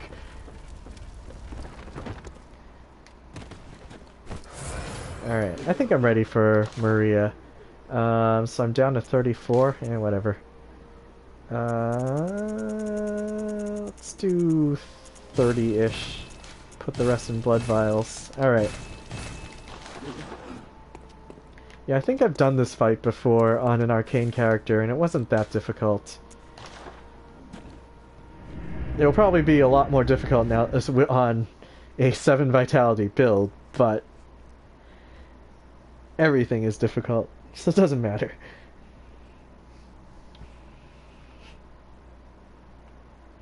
Alright. I think I got this. I think this will be actually easier than the living failures.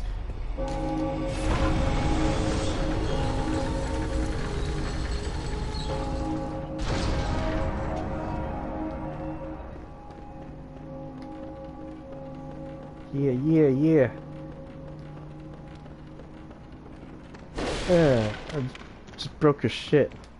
How you like that? They're gonna do it. A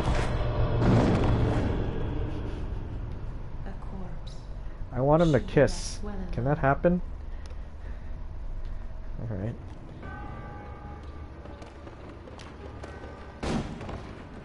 Stab. Oh, well, that didn't work. So it's either fight her like a melee character, or fight her like I'm a spell slinger. And if I'm gonna fight her like a melee character, then I pretty much have to. If I'm gonna go for parries, then I need to be absolutely perfect with the parries. And if I'm gonna go for, like, you know, dodging and stuff, then this probably isn't the right weapon for it, because it's stabs instead of slashes. And I think I need a... If I'm gonna, like, dodge in and then do a follow-up... Oof. Frequently surprised by how I'm not dead.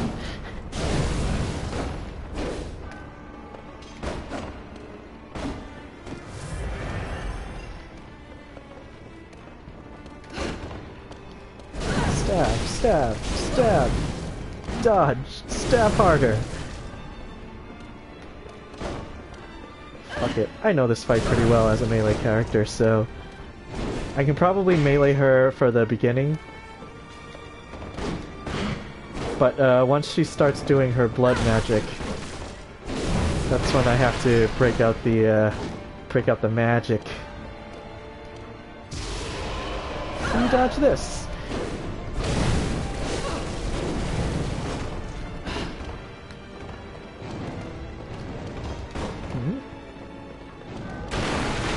Useless. Oh no! Shot me with the Evelyn. Ah, she did it again. Oh. Oh, god damn it. That was the worst time to shoot the Executioner's gloves. So that move that she just did there, she won't do that if you're fighting her in close range, because, yeah. It's not part of her programming. That is a move to watch out for. You can parry it. So, there is that. And it's pretty fun, but, your timing needs to be, like, absolutely perfect. And I think it still trades, which for this character means I just die. Like I can't make trades on this character. Alright, fight like a mage. Okay, that didn't work at all. So when she does the teleport slash, it iframes her through the skulls. I was hoping it wouldn't. So at least we learned that that doesn't work.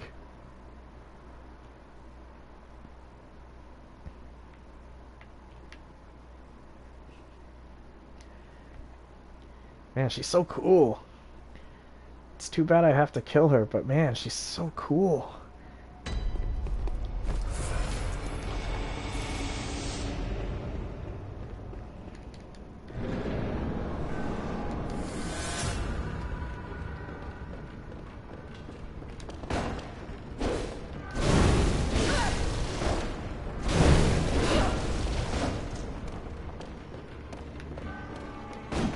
Actually, Beast Roar might actually be good for this fight. And I didn't pick it up. I do think Beast Roar is one of the best... Oh, god damn it. Didn't stagger her. I do think Beast Roar is one of the best hunter tools in the game. There's a lot of good general uses for it, and you don't even have to be a dedicated arcane character to really make good use of the Beast Roar. Because you only need 15 arcane to use it.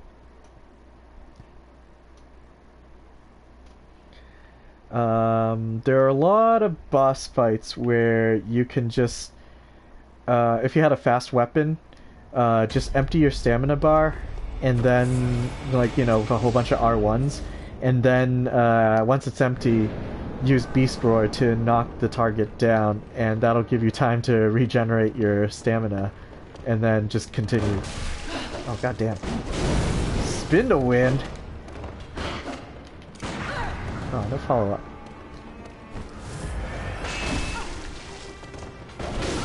Oh, goddamn. Ah, that shot me right in the head.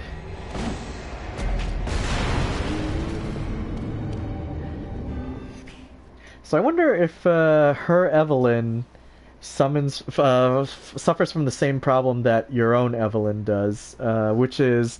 This is actually interesting, because I think somebody did test this. Oh, man.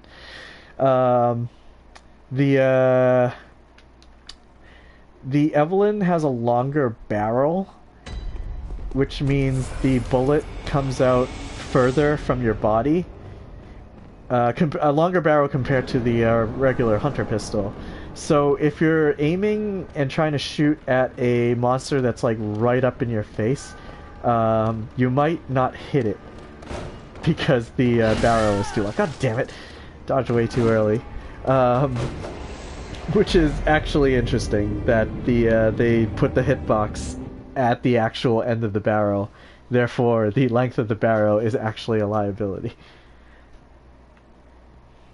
Also, for this character, I think I like the look of the pistol more than I like the look of the Evelyn, because the Evelyn looks a little too fancy for something Lara to be using, and the pistol kind of looks like it was like there's bandages on it. It kind of looks like you know, threw it together. And that's what we want for this Lara Croft character. And the Evelyn would deal more damage because I'm gonna go up to 50 blood tinge, but I'm not using it for its damage. I'm gonna be using other things for damage, so I'm not gonna be relying on the gun for that. I'm pretty much only gonna be relying on it to parry. And I don't imagine I'm gonna be parrying a whole lot. Oh, she's stuck behind the bookcase. She breaks it. Doesn't want that shit in her way. Ugh.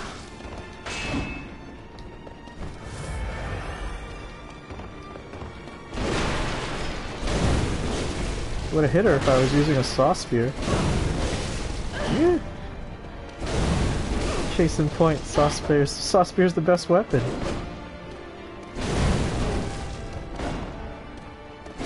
Also with the saw spear, if you, depending on certain moves, because some of them have a pretty slow recovery, if you dodge behind her like I've been doing, you could actually have enough time to charge an R2 and actually hit her. Oh wow, she's unfazed.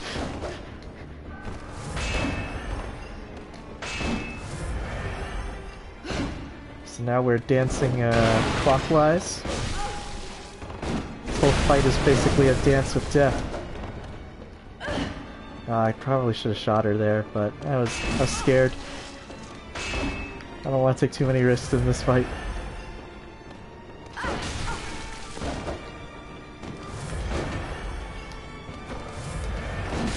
Oh. Man, that double slash.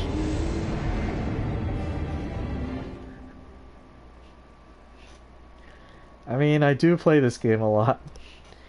It does cause me to learn things. You gotta learn to get good. You don't just get good by you know, winging it. Every time you make a mistake, you gotta be able to think about where you messed up.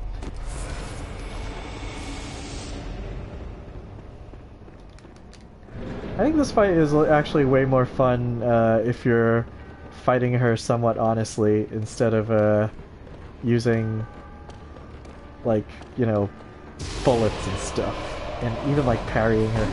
Oh wow, she I-framed through some of that. Stab. Stab.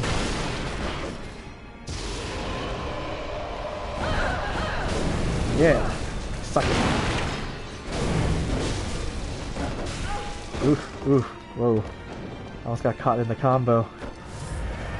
Alright. Back to neutral. She de-transforms her sword.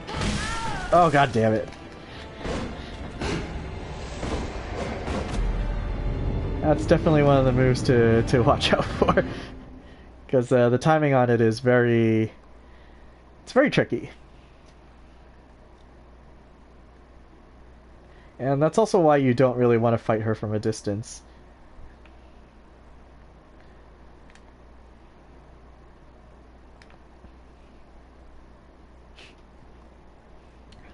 I am enjoying this fight a lot more than the living failures, though. That was kind of annoying. I've never tried a call beyond on her either. I don't imagine it's going to be very good, though. Usually when fighting hunter-sized enemies, you don't want to use a call beyond. Very few of the lasers will hit. And the ones that do aren't going to be worth the set. God damn it, okay. Alright, we'll heal.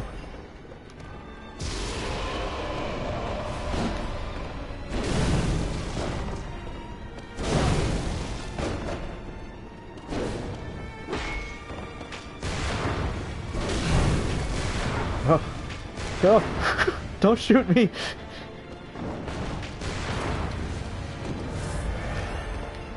Yeah.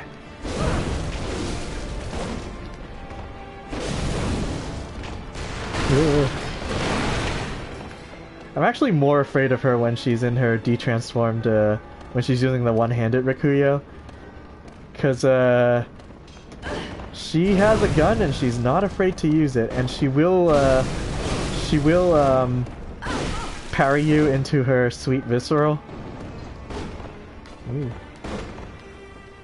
I'm looking for an opportunity to heal here. Okay, so now I'm kind of safe.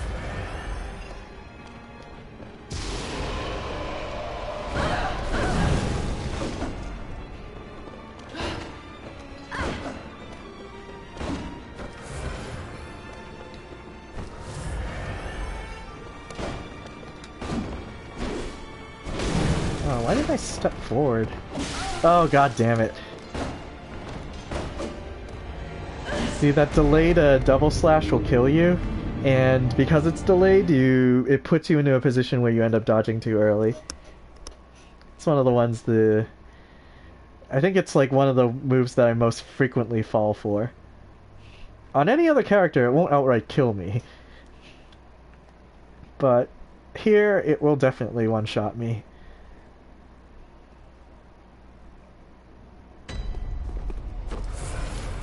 I haven't had to farm for more blood echoes yet, so that's good.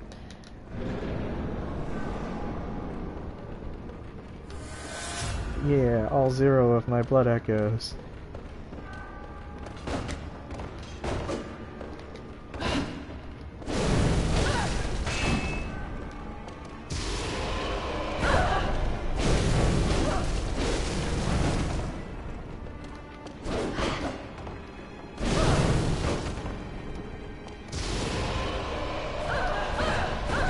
Yeah, have some skulls. Alright. Might be safe to do this. I don't actually know. Oh no!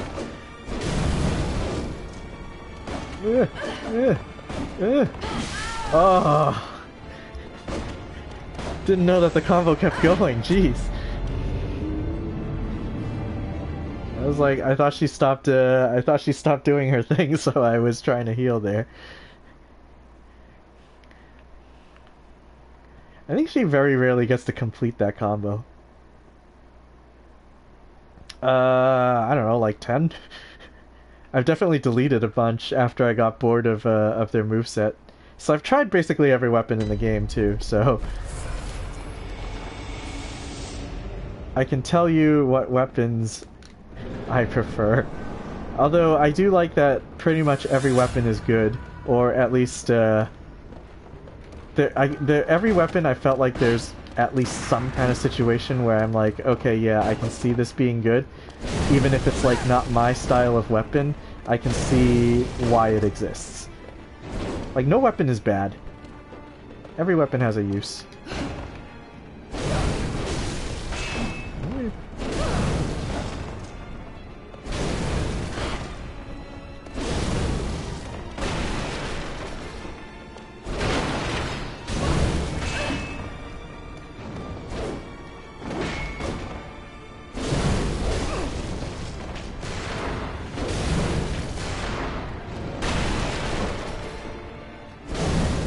Follow her and stab her and dodge immediately.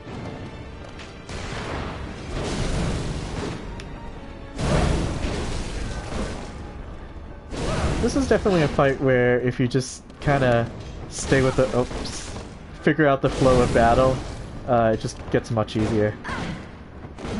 Keep up with the flow of combat. Don't overcommit. Like this whole fight right now, I've just been dodge R1 and then that's it.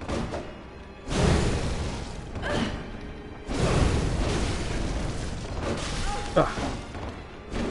Gets kind of tricky when you got her up against. Oh god, when you have her up against the wall though, and you can't keep dancing around her though. That's when it breaks the rhythm of the fight, and that's when you start fucking up.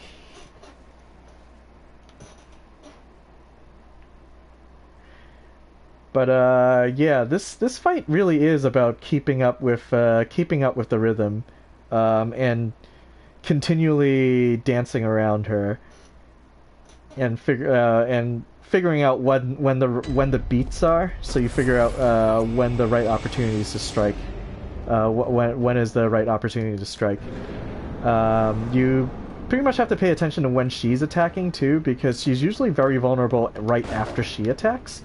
Like right there, and right there, and right there if I had a longer weapon. So part of the fight really is that just keeping up with her and learning when to attack right after when she attacks. And there are also plenty of dead zones for her where her attacks can't hit you.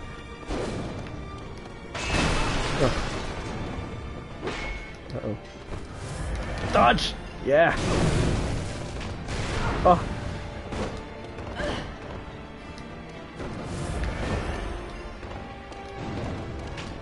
And then when something breaks the rhythm of the fight, then you have to kind of like find it again. Ugh. Like when she stabs you in the face. Or shoots you in the face. That's also bad. Woo! I like how when she rolls and uh-oh, that's bad. Okay, she doesn't have the reach. I like how when she rolls and then shoots the Evelyn, she like gets on one knee. That's pretty badass. I wonder if you do that. If the hunter does that. Ugh. Got the last part of the combo. Oh no! Yeah, I'm finding that I'm dying a lot when I'm hanging around near the near any of the edges because I can't stay to the proper side of her.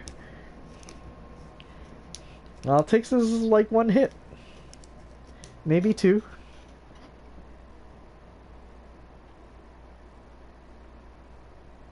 I'm thinking this might get easier in the later phases, because I'm free to launch my spells at her, and she won't. She's usually not quite as aggressive on the other in the other phases,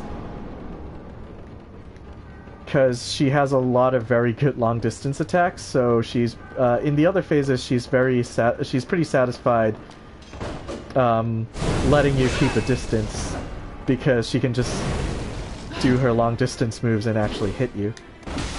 Oh god.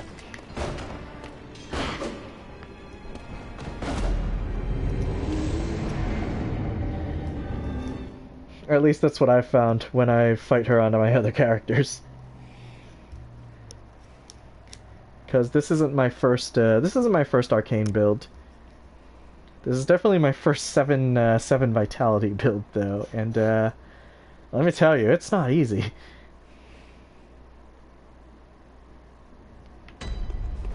I still haven't killed Martyr Logarius, so at some point I gotta go back and do that.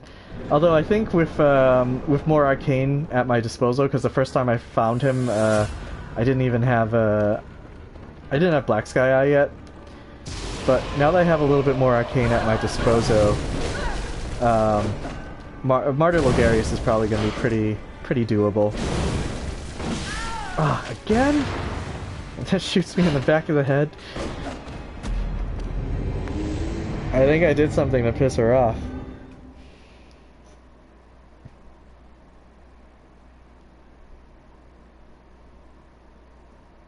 Actually, I wonder how good the church pick transformed is in this fight. I think I'll give it a shot.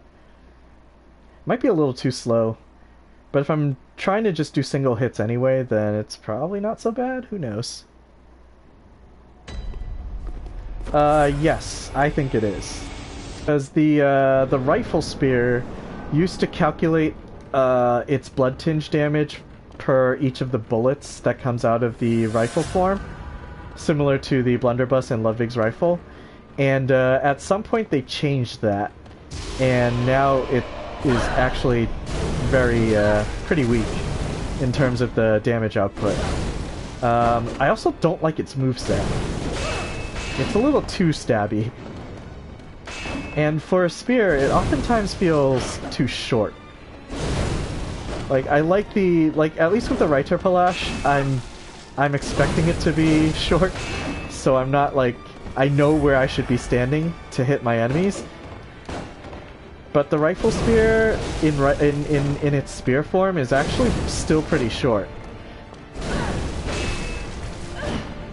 Also, stabbing weapons.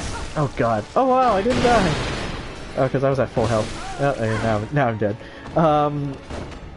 The stabbing weapons are actually pretty hard to hit with if you're fighting unlocked, which is something I like to do because in a lot of fights, usually against fast-moving enemies that are kind of small, I would rather fight locked on, but there are a lot of enemies that don't fit that description, like, you know, all manners of beasts, and you're usually better off fighting those fights unlocked, just so the camera doesn't become a problem. And when you're using stabby weapons, it's a lot harder to hit them when you're fighting unlocked. And so I tend not to prefer stabby weapons when during those fights. That says, stabby weapons definitely have their place. thrust damage is very few enemies in the game have, or actually I'm not sure any enemies in the game have resistance to thrust damage.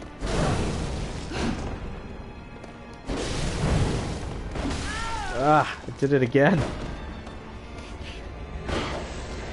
But yeah, I prefer the speed of the Reiterpallasch. I think it's I think it's worth the trade-off for the power of the rifle spear. And I don't even think the rifle spear is all that powerful. I also don't like the rifle spear in its transformed state. Like, other than for its gun, I feel like its slashes are a little too slow.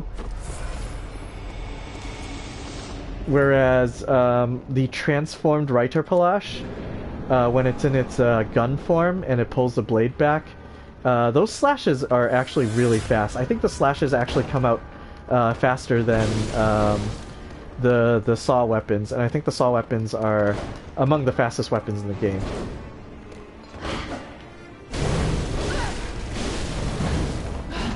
Oh, I'm playing as much as I can. I'm gonna try to beat every boss, and then I'm gonna go dungeon diving.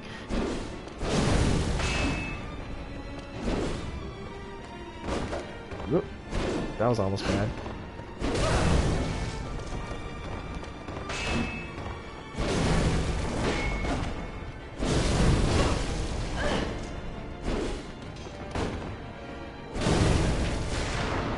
What the hell are you shooting at?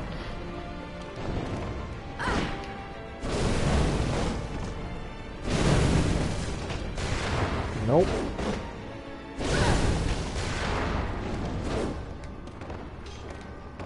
Oh.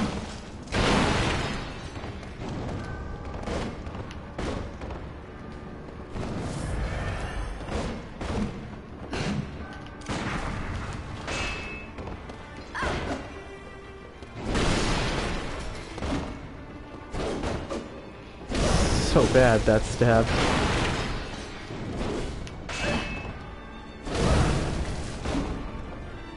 Stab. Stab.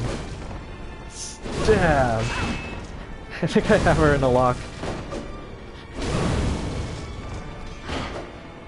Well, now she's up against a wall, so... Oh, alright, we got her into the next form.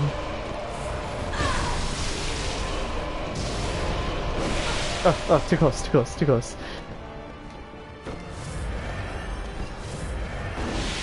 Yeah, Super Saiyan. Yeah, so that's the move to... That's why she's, like, not quite as eager to close the gap. Oh, shit. That was a little too close for that. And she still falls into that same pattern where you can dodge behind her, get one hit in, and then go back to neutral and wait for her to do something. Which is like the entirety of this fight. Like, you wait for her to do an attack, dodge, stab, go back to neutral, and then just watch.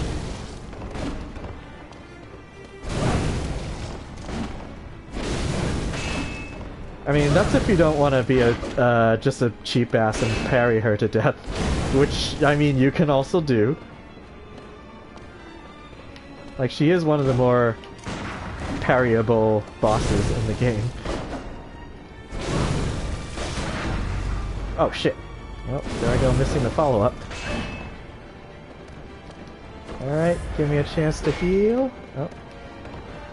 A little trickier when she's in when she detransforms her sword and goes back to a single hand form.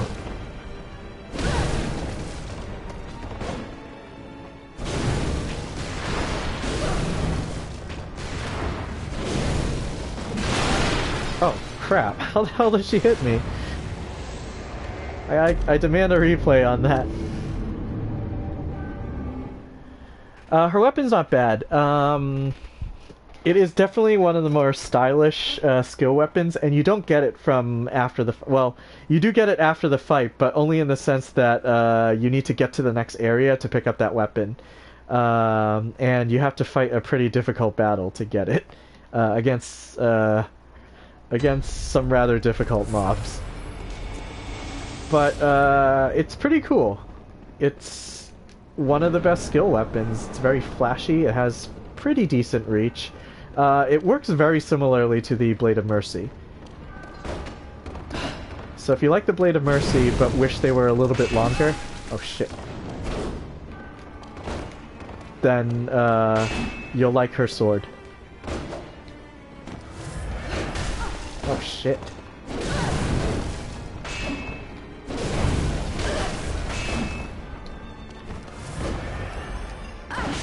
Ah. Always gets me with that. And then she shoots me in the back of the head every time. Just like, fuck you.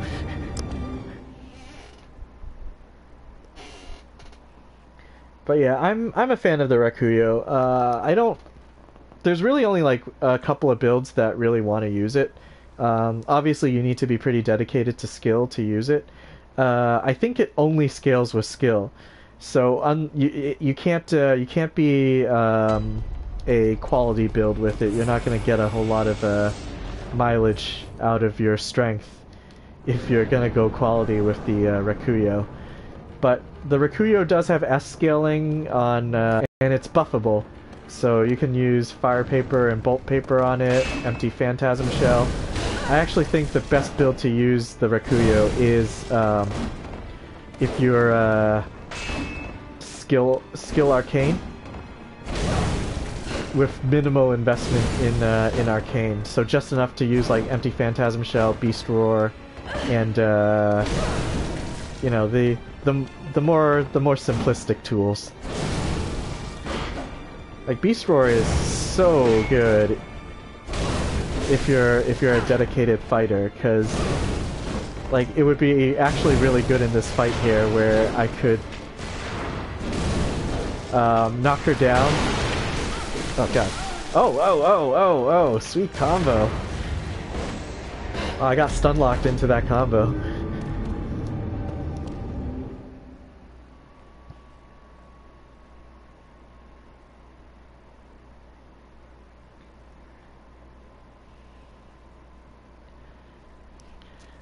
A lot of the moves that you're watching her do with the sword, you can do those too.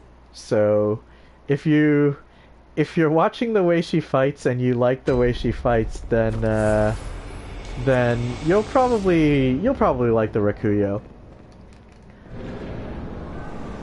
So the thing about the Rakuyo that makes it very easy to use is in its transform state, which is when it has both the sword and the little dagger out, all R1s are slashes, and all R2s are stabs, which is good because that means you get a lot of control over what attacks come out as thrusts. That's useful because, you know, there are certain enemies in the game that are very weak to thrust, and so you want to be able to capitalize on that. Also, the L2 on the transformed Rakuyo is like a spin to win, and it has a follow-up where if you L2 again, then you'll spin to win in the opposite direction. Oh god! Wow, she didn't flinch when I stabbed her during that move. So similarly to what you saw there, the spin to win and some of the other moves while using the Rakuyo will give you hyper armor, which means if you get hit, you'll still take damage, but it won't interrupt your move. Which means, you know, you being the hunter, if the move that they try to interrupt with you didn't kill you, then you will finish your move and likely rally back the health that you lost. And usually devastate them too, because all these moves with hyper armor tend to be very slow, but also hit really hard.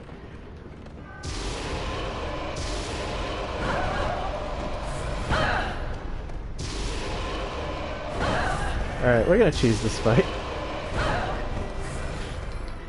Sick of fighting this for real.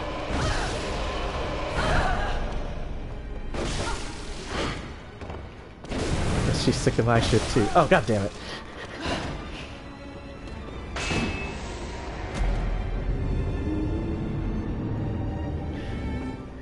Alright, we're just gonna Executioner's Gloves the rest of this fight. The way I'm fighting her works better if you're not, the way that I've been fighting her, where I'm like kind of dancing with her and hitting her. If you were like a dedicated skill or strength build and you had, you know, the correct weapon and gemmed it correctly for this fight, then the method I'm using or have been using is better for this fight, because then you'll actually be doing more than, you know, 218 damage per hit. Whoop.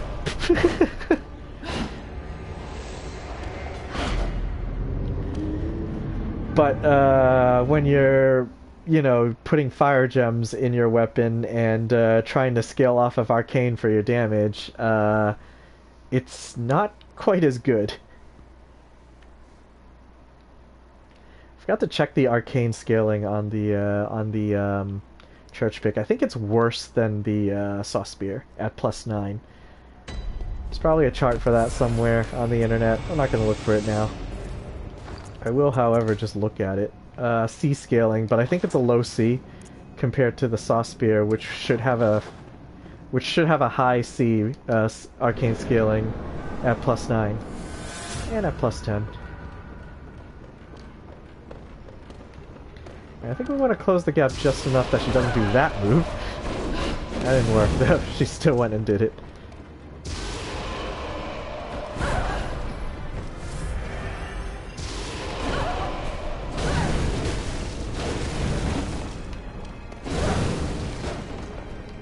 Oh no! Damn! I was not supposed to stab there.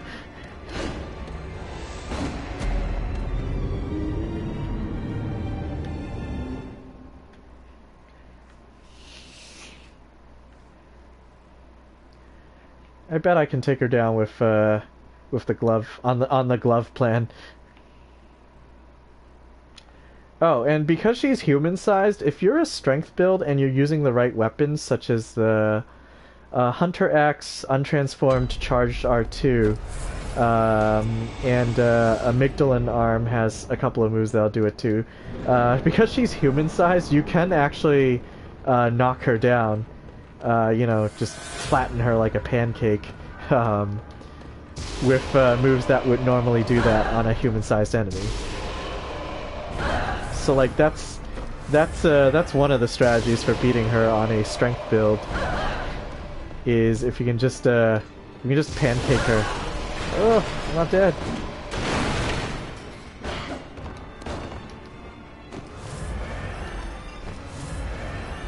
All right. Good. Give me the time to heal.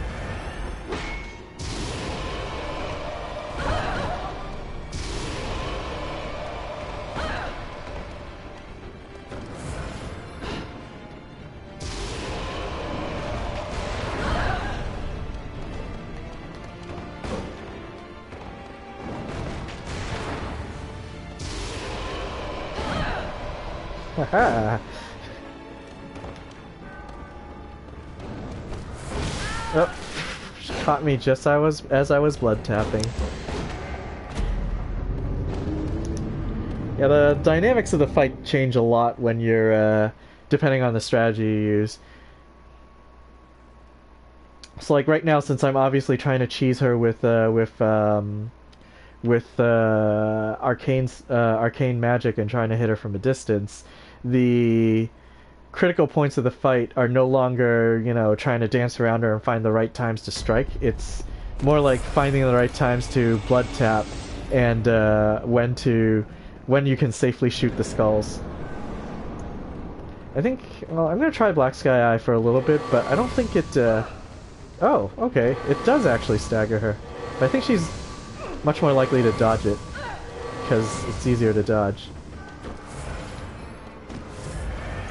But she seems to have trouble dodging the skulls, except when she does that.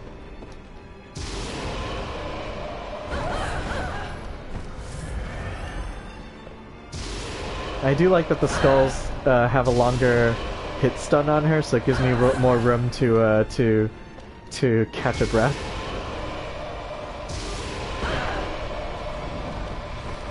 Oh no!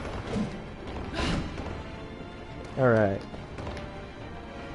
Just gotta be careful, because since she has the gun out, you can't just heal or do whatever, because she'll just shoot your face.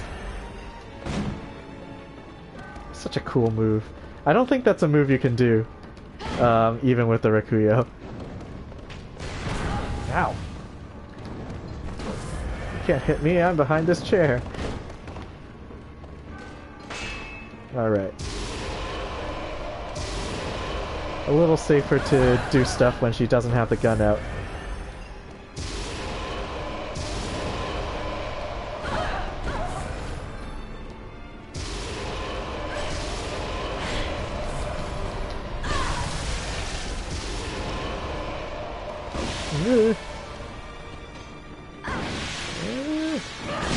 Oh, goddamn. Almost out of range when that happened. I was like, I had a kind of a basic idea of how far that stomp hits. I was trying to just get out of range of it, and I almost made it. I might be low on bullets now, jeez. I know I have a pretty fair stockpile of blood vials, but I think I don't have that many bullets. Still have 20/20 though, so I'm still doing okay. I'm gonna win. I'm gonna win. I'm gonna kick her ass.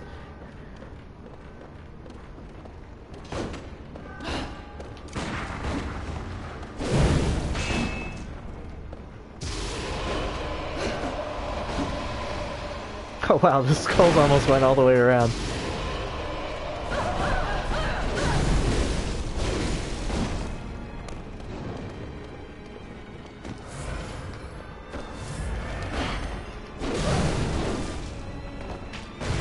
Ow! Wait, when did she de-transform her weapon? What the hell? Oh, can she pull out her gun even when she has her weapon transformed? That is cheap. I mean, I think Father Gascoigne does that too, where he has his axe in a polearm form, and he'll still sometimes whip out his pistol. Usually at the end of a combo. Ow.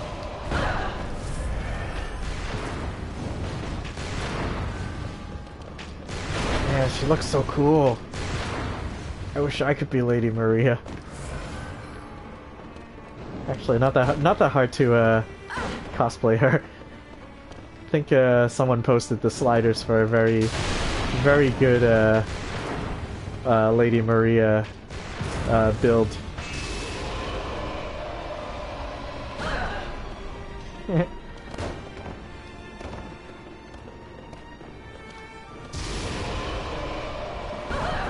Yeah, that should be enough to transform her.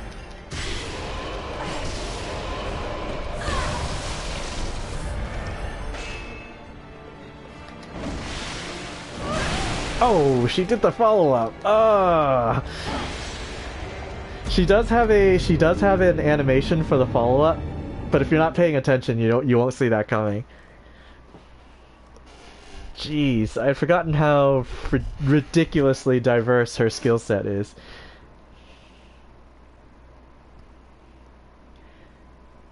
I actually very rarely see that follow-up. It looks very cool. But you gotta watch out for the wacky blood laser. Oh no, I'm down to 19 and 19. Alright, that means I better win this fight. Or not use any blood vials. Because that means I'm out of supplies at this point. I have no blood echoes. And I'm dead. Okay, I didn't use anything in that fight, so it worked out. But yeah, it means I might have to, like, quit for the night and then farm a few blood echoes, load up on supplies, and then try it again. You know what's strangely effective in this fight, and I've actually tried it before on a build that was using the Reiter Palash. So I was using the Reiter Palash in my right hand in gun form, and I was using the wooden shield in my other hand, And this is also back when I wasn't like trying to build a character to the meta, so I had like, you know, my stamina was as high as it would go, and I had a lot of HP, and it made this fight, the wooden shield made this fight much easier, strangely.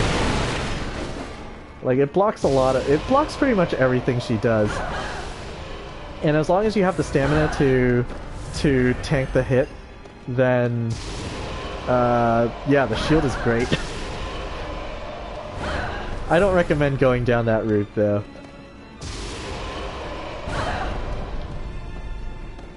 Yeah, she just keeps calmly walking towards me. Ow.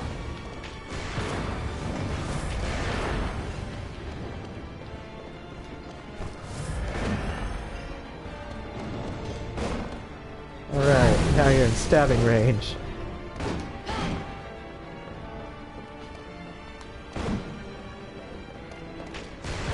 Ow.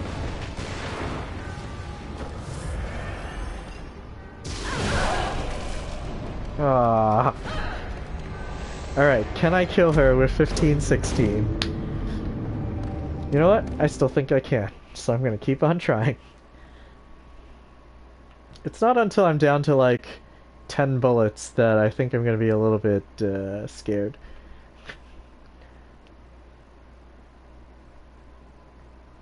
Or maybe I should be using the freaking Black Sky Eye for this fight. I don't know, she's pretty good at dodging that.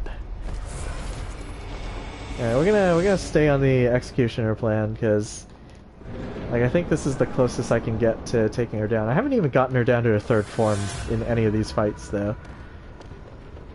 Keep dying to her funky blood magic.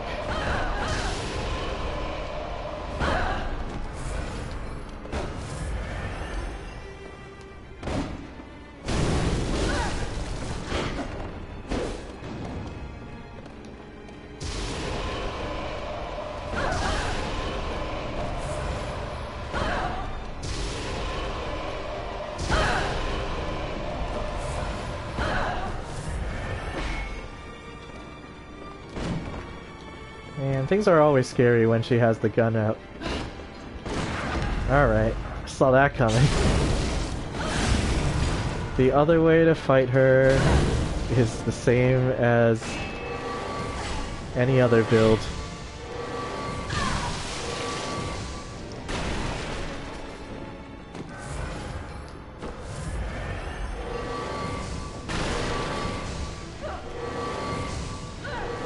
Maybe if I get her to break all her furniture, she'll be so sad that she'll just give up.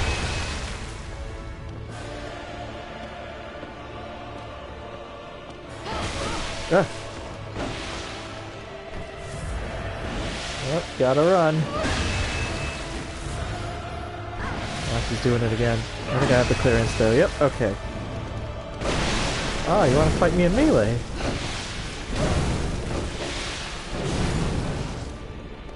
Little does she know that's where I have the most practice. Uh-oh.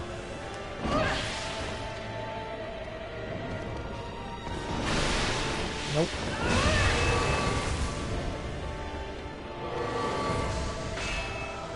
Laser. Follow up. Ah, I saw it that time though.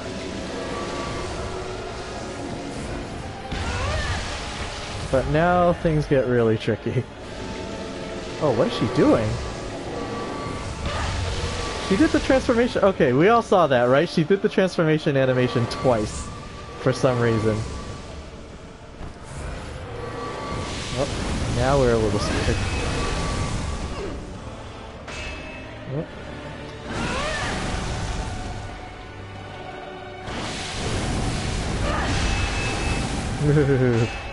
Uh-oh. Blood laser.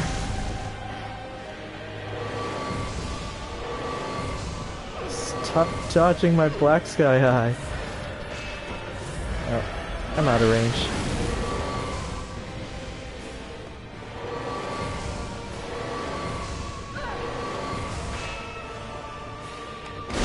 Oh no! Ah, so close. Gotta dodge the bullshit blood laser. Oh my god, that is not the end I want. Should I try to take her on with only 8 blood vials? No, that's way too few blood vials. Alright, I can sell a bunch of crap, buy up some supplies, and then do this again. So damn close. I think I got this. I think I figured this out.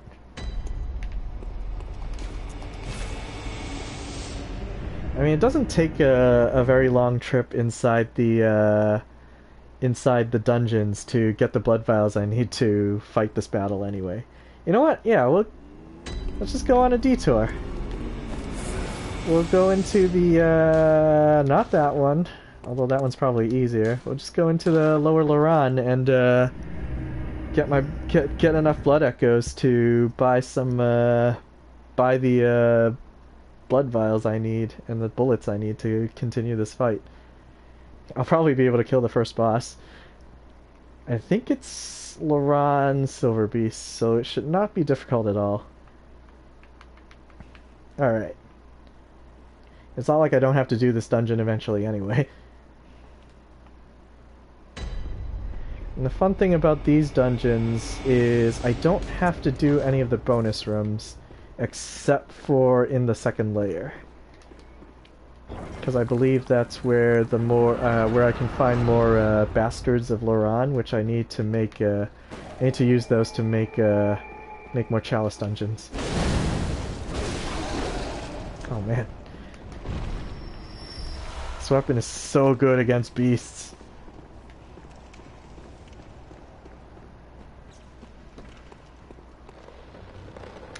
Oh, can I beckon for the fight against Maria? I don't know if I've ever actually tried that. I know you can beckon for living failures, but I don't know if there's like a barrier that won't let you walk past, because the next fight is immediately afterwards. I don't know if you can beckon for that fight. What the fuck? Oh my god, really? I was like, where did that come from?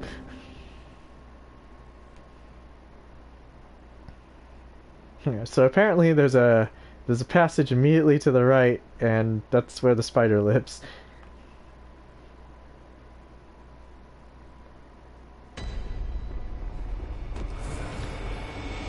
Stab you.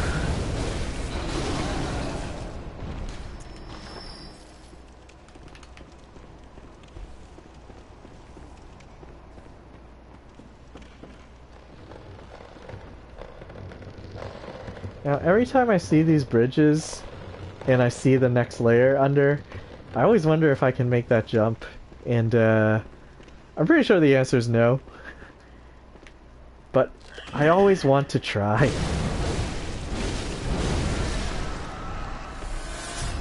Oh, no bullets dropped. Sometimes the spiders drop bullets.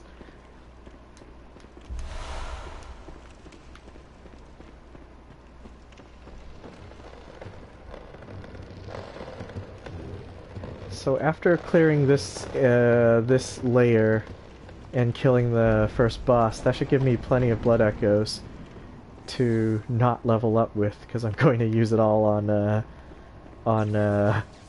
vials and quicksilver. Oh my god! Wow, I almost rallied all my health back. Alright, that was 3 more blood vials. Good. I am a fan.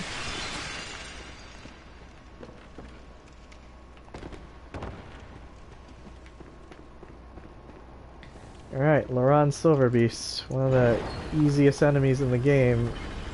Unless you're pure physical.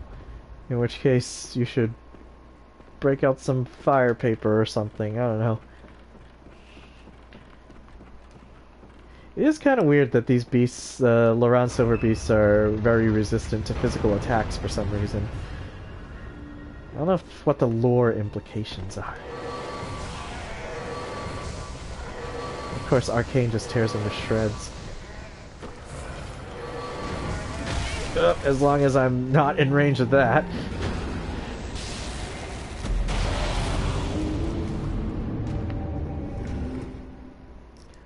Too busy drawing blood.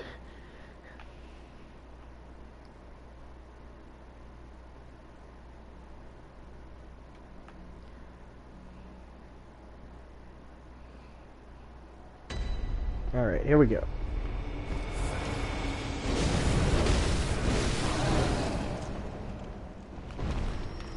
No blood for me?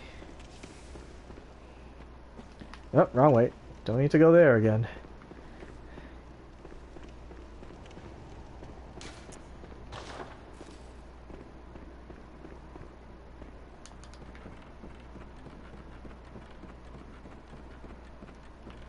I think in that last fight against Lady Maria, at the end there, I should have switched over to Executioner's Gloves, because then she wouldn't have dodged as much. Ah, yes! Get my blood back.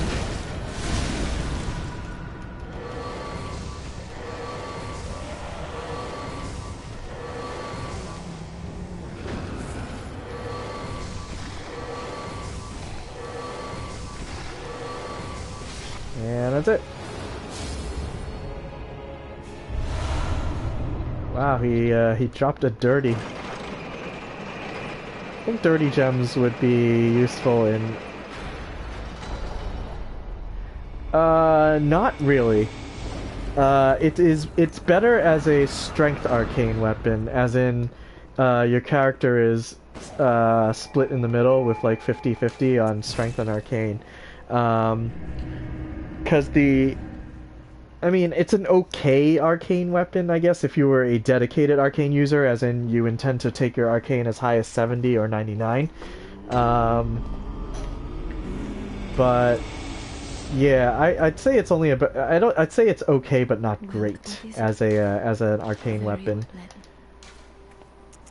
for a dedicated arcane user. Oh wow, that's only enough for 2 levels. I'll take those 2 levels. I guess I should repair my weapon too. I haven't done that in a while. Church Pick actually has a pretty high durability. But the Tonitrus, I would... Let's see, with the Tonitrus, I found that the I like the boom hammer more, and they're both very similar weapons. Alright, this should be a decent amount. Alright, I think I'm ready to kill Lady Maria. I got really close last time, and I have a taste for blood now. I'm gonna try the beckoning thing, but I'm pretty sure you can't beckon for the fight against Maria. Fairly certain. But I'm gonna try standing outside the... Because if I'm in this area, I'm pretty sure you can't. Take a... So if you're a pure arcane character, you should take a... oh, I can beckon. Holy hell. Okay. Maybe someone can help me fight Maria. I don't know who frequently, if this is a hotspot for co-op, but I don't know, maybe something will happen. So if you're a dedicated arcane character, the best weapon for you is probably either Coast Parasite, if you're going to go all tentacly, or barring that, because some people really hate that moveset, and I'm not a big fan of it either. I do think it's very powerful, but I don't like playing with that moveset. Then your best option after that is to take any convertible weapon, so any weapon that deals purely physical damage, and then put in an elemental gem in there to convert it into an elemental weapon. So switch it to either fire, bolt, or arcane, and then find one of the gems that increases your arcane scaling. Stick that in there, and that should help you do a good amount of damage. So like right now my church pick has been converted over to fire damage. So now it scales purely off of arcane and no longer cares about my skill, which is fine because my skill is poop. Yeah, I don't think I'm gonna find any cooperators here. I don't know who hangs out helping people kill Lady Maria. Living failures do get a little bit of action, but I don't know if people hang around ready to help that Lady Maria. Lady Maria is a conquest you must make on your own.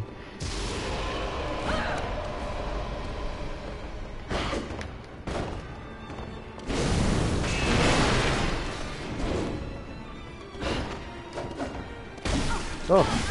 Ah! She did the full combo!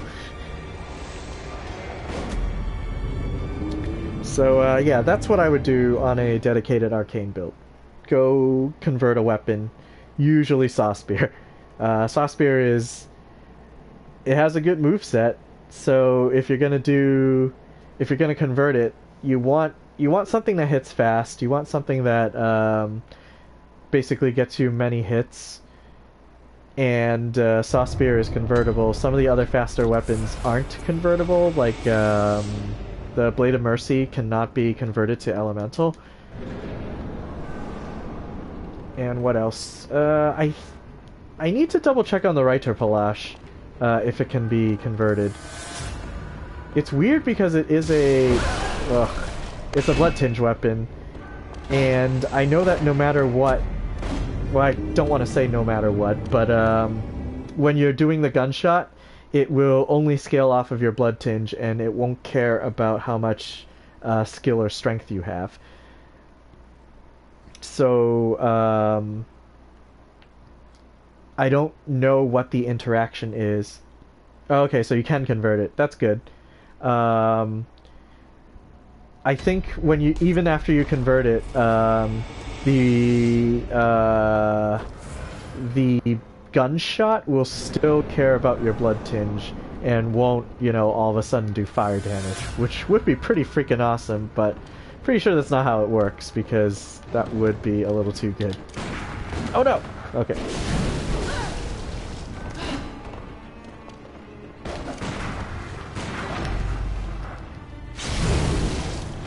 I haven't tried cheesing her this way in a while.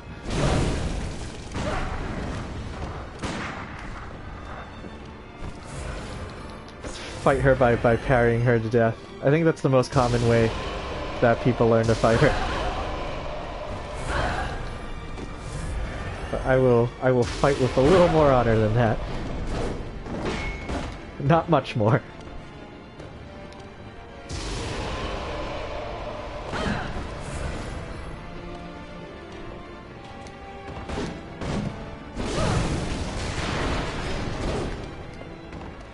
Alright. I didn't know where I was going with that plan.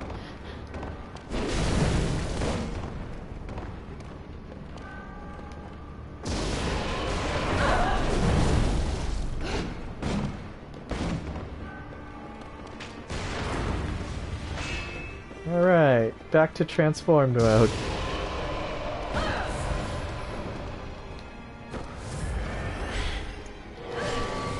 Alright, be in stage 2 now. Ah! The follow-up. Should have been paying attention.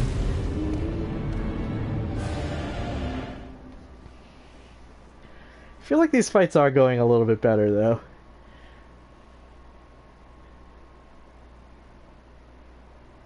So you can tell she's going to do the follow-up because she sheaths her sword. And the point, similar to like when you're transforming the Chikage, that's basically if you PvP a lot and you learn how to fight people who use the Chikage Evelyn combo, you've pretty much learned how to fight Maria as well, because like bad things are gonna happen when they put the sword away. Oh, right. I'm still using Black Sky, huh? We don't want that. Oh.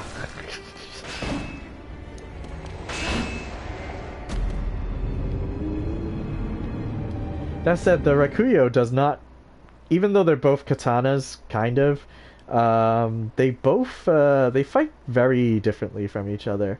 And as much as I admire the pure power behind the Chikage, I actually really hate its moveset.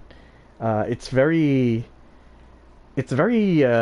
difficult to hit with it.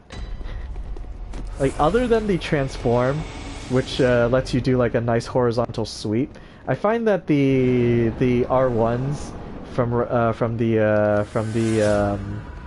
Chikage are very, very hard to hit with. Oh god. And people are gonna figure it out. Like PvP, people who PvP a lot, especially since that build is pretty popular. I would even think that it's probably the best PvP build is just going Blood Tinge.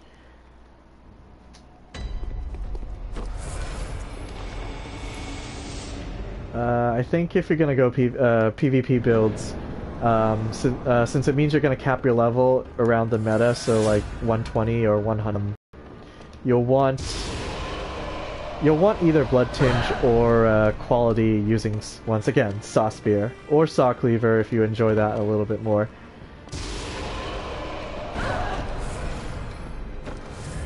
Oh man, is she just gonna spend this whole fight calmly walking towards me?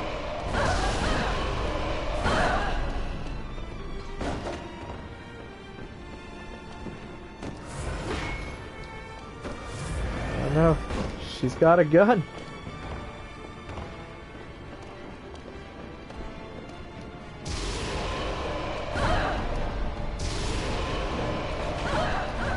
Ah, she was about to shoot.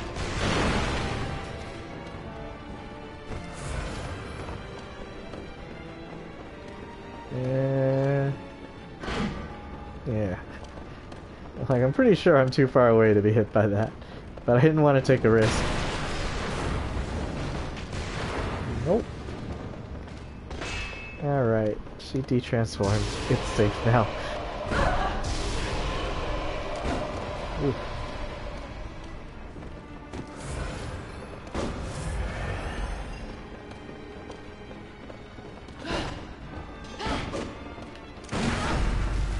Ah, not quite good enough.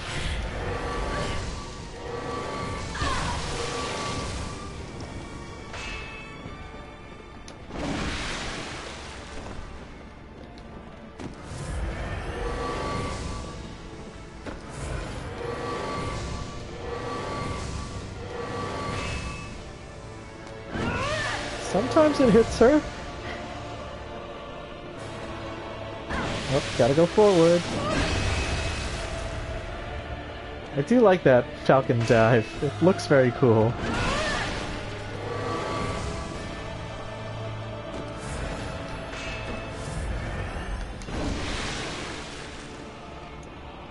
Alright, I think I gotta do the gloves for the whole fight. Otherwise, I don't think I can hit her with any level of consistency. Ah.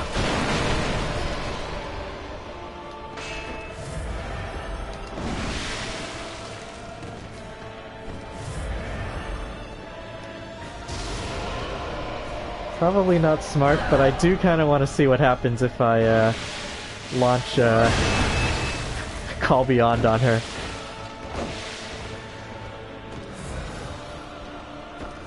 I don't think it'll actually do a whole lot of damage though. Like, a Call Beyond really needs your target to be large and stationary, and she is neither of those things.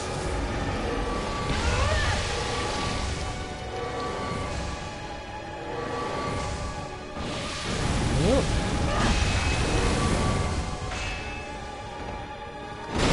Ah! I missed the dodge again.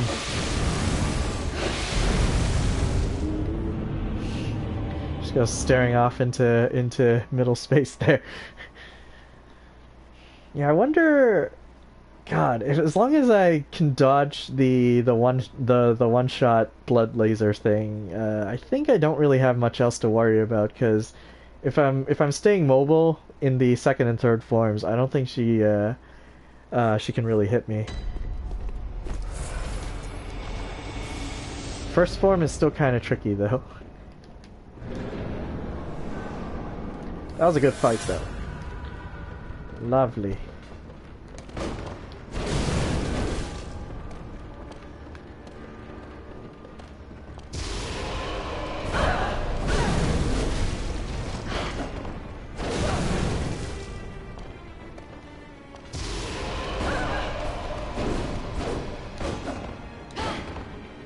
should have gone for the parry there. Use a little bit from every discipline.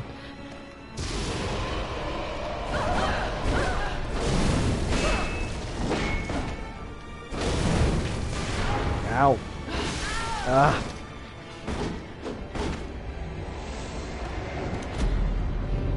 Another weird thing I kind of noticed when I'm using the Rakuyo, and it looks like it's the same deal when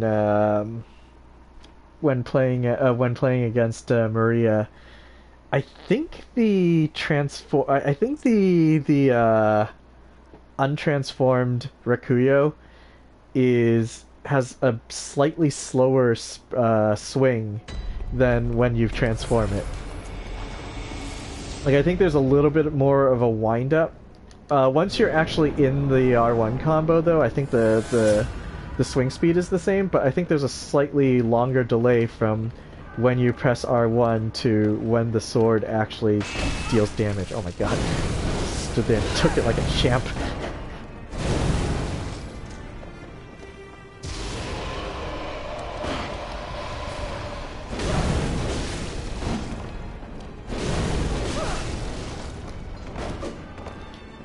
Ugh, I didn't have the stamina to fire a gunshot there.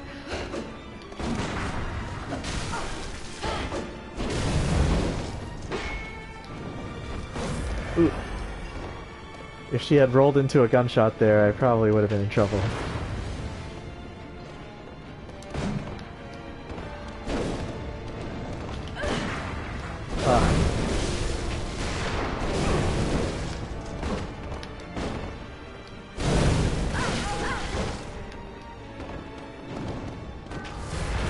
Ow.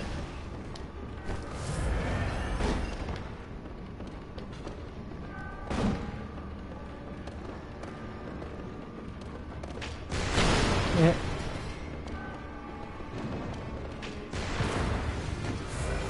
I don't like it when she's got her gun out. It's scary.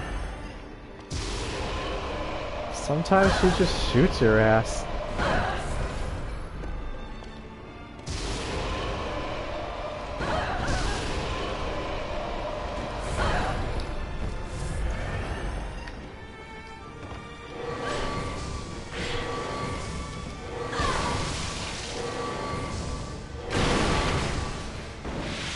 Whoop.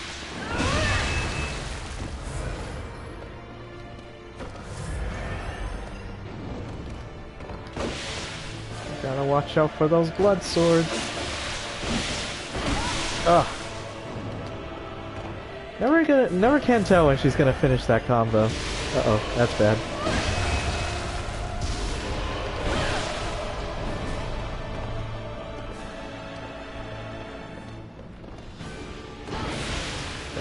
Back. Alright, we're good.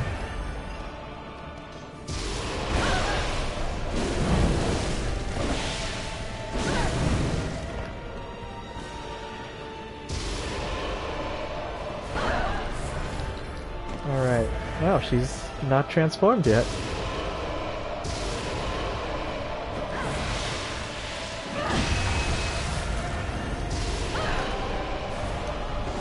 Alright, here we go.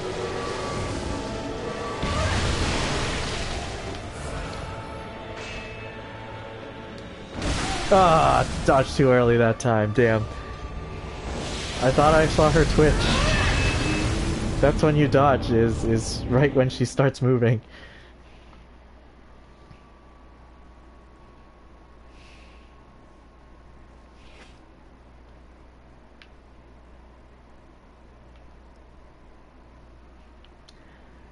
Basically, the only way to win this fight is to never take any hits.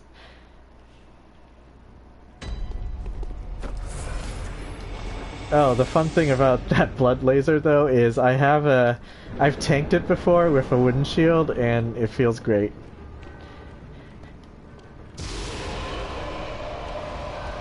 The wooden shield really is kind of a hidden gem in this game. Like, it's not good, but it's kind of surprising how it interacts with certain things.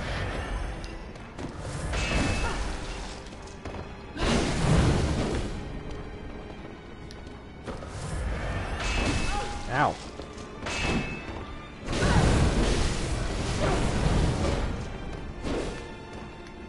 Yeah.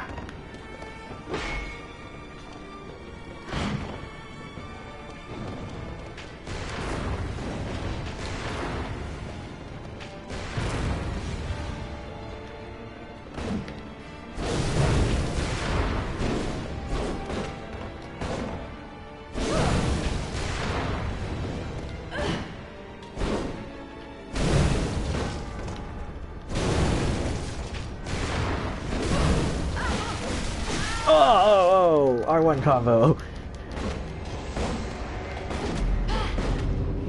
So one of the ways that you can tell that she's about to do the gunshot is since she has the quickening on, which means, you know, she does the smoky teleport. If she does a regular roll, that means she's about to fire. So that's how you can tell. Because normally if she moves around, she's going to, you know, do the quickening sidesteppy teleport thing. So you can tell that she's going to do the gunshot instead if she does a regular roll and, you know, doesn't disappear. So there's a lot to watch in this fight, but one mistake on this character means death. I don't think it's unwinnable though. I mean, I came pretty damn close that other time. Oh no.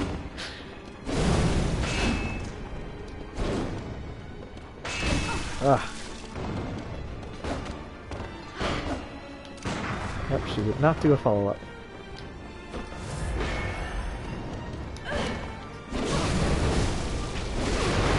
Ooh, that would have been real bad. Oh no.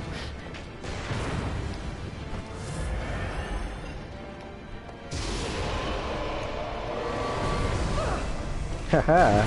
Ow. Angry. Ah.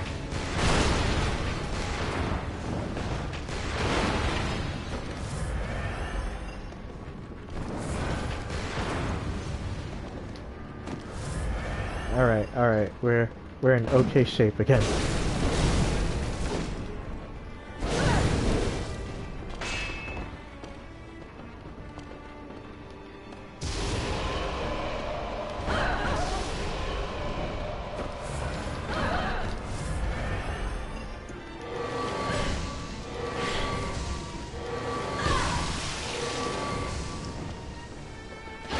No.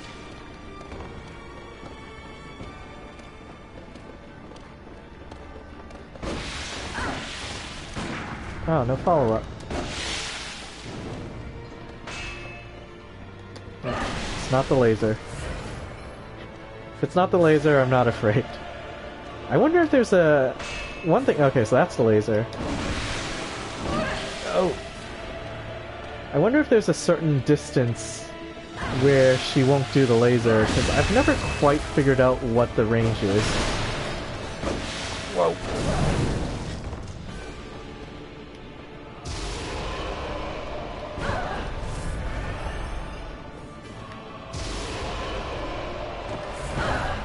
Yeah, blood echoes. Whoa.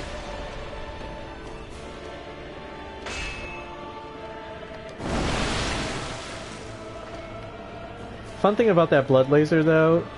Okay, so that time she used it even though I was pretty damn close to her. And the thing is about that blood laser is the closer you are, the easier it is to dodge. Because, like, she can't rotate quite fast enough to catch up with you. Gotta go under. So, I find it interesting that despite how close I was, she decided to use the laser anyway. Oh, oh, no!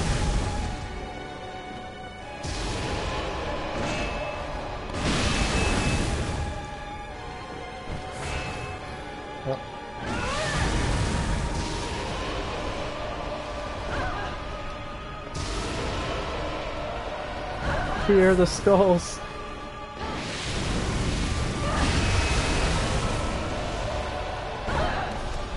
Alright, I think she's dead. I think I got her. Just need to not fuck this up. Alright, let's end this, Maria. We're done. Alright, and you see that? What she just does when she dies? She makes contact. Pretty crazy, right? Bet you never noticed that. But yeah, as part of her death animation, she makes contact. And there's only one other character in the game that does that. So besides Maria, there's one other character that if you kill them without a visceral, it doesn't work if you do a visceral because they're on the floor, and so they don't get to do that death animation.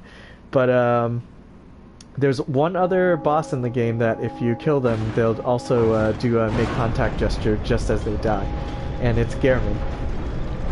So, interesting bit of tidbit of trivia there.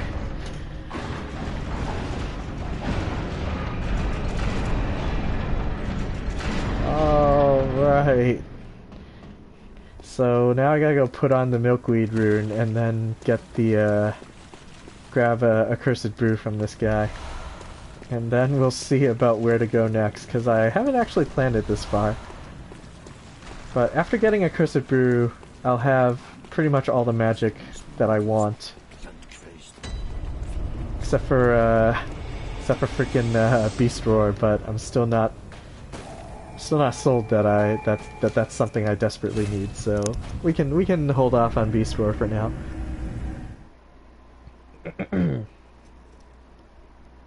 Alright, it's cauliflower time.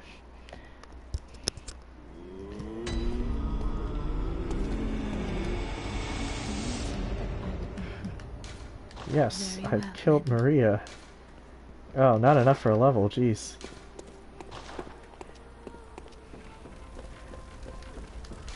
Alright, so we repair this. Didn't get any gems. Oh man. Oh, that's gross. I love it.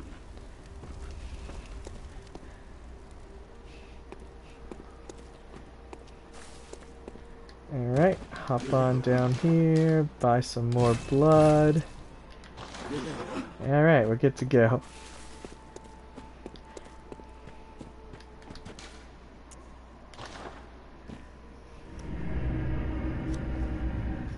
I think this is the only way to get a Cursed Brew. I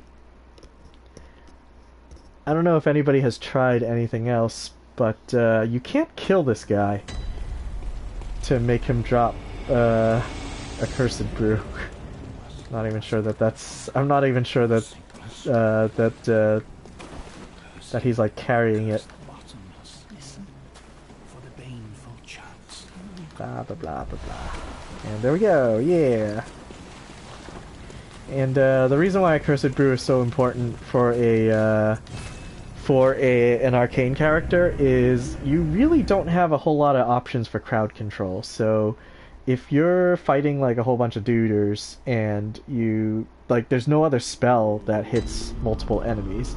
Like you can't rely on Executioner's Gloves to do that because it'll split and multi-target. And Augur of Ebrietas will only ever hit one target.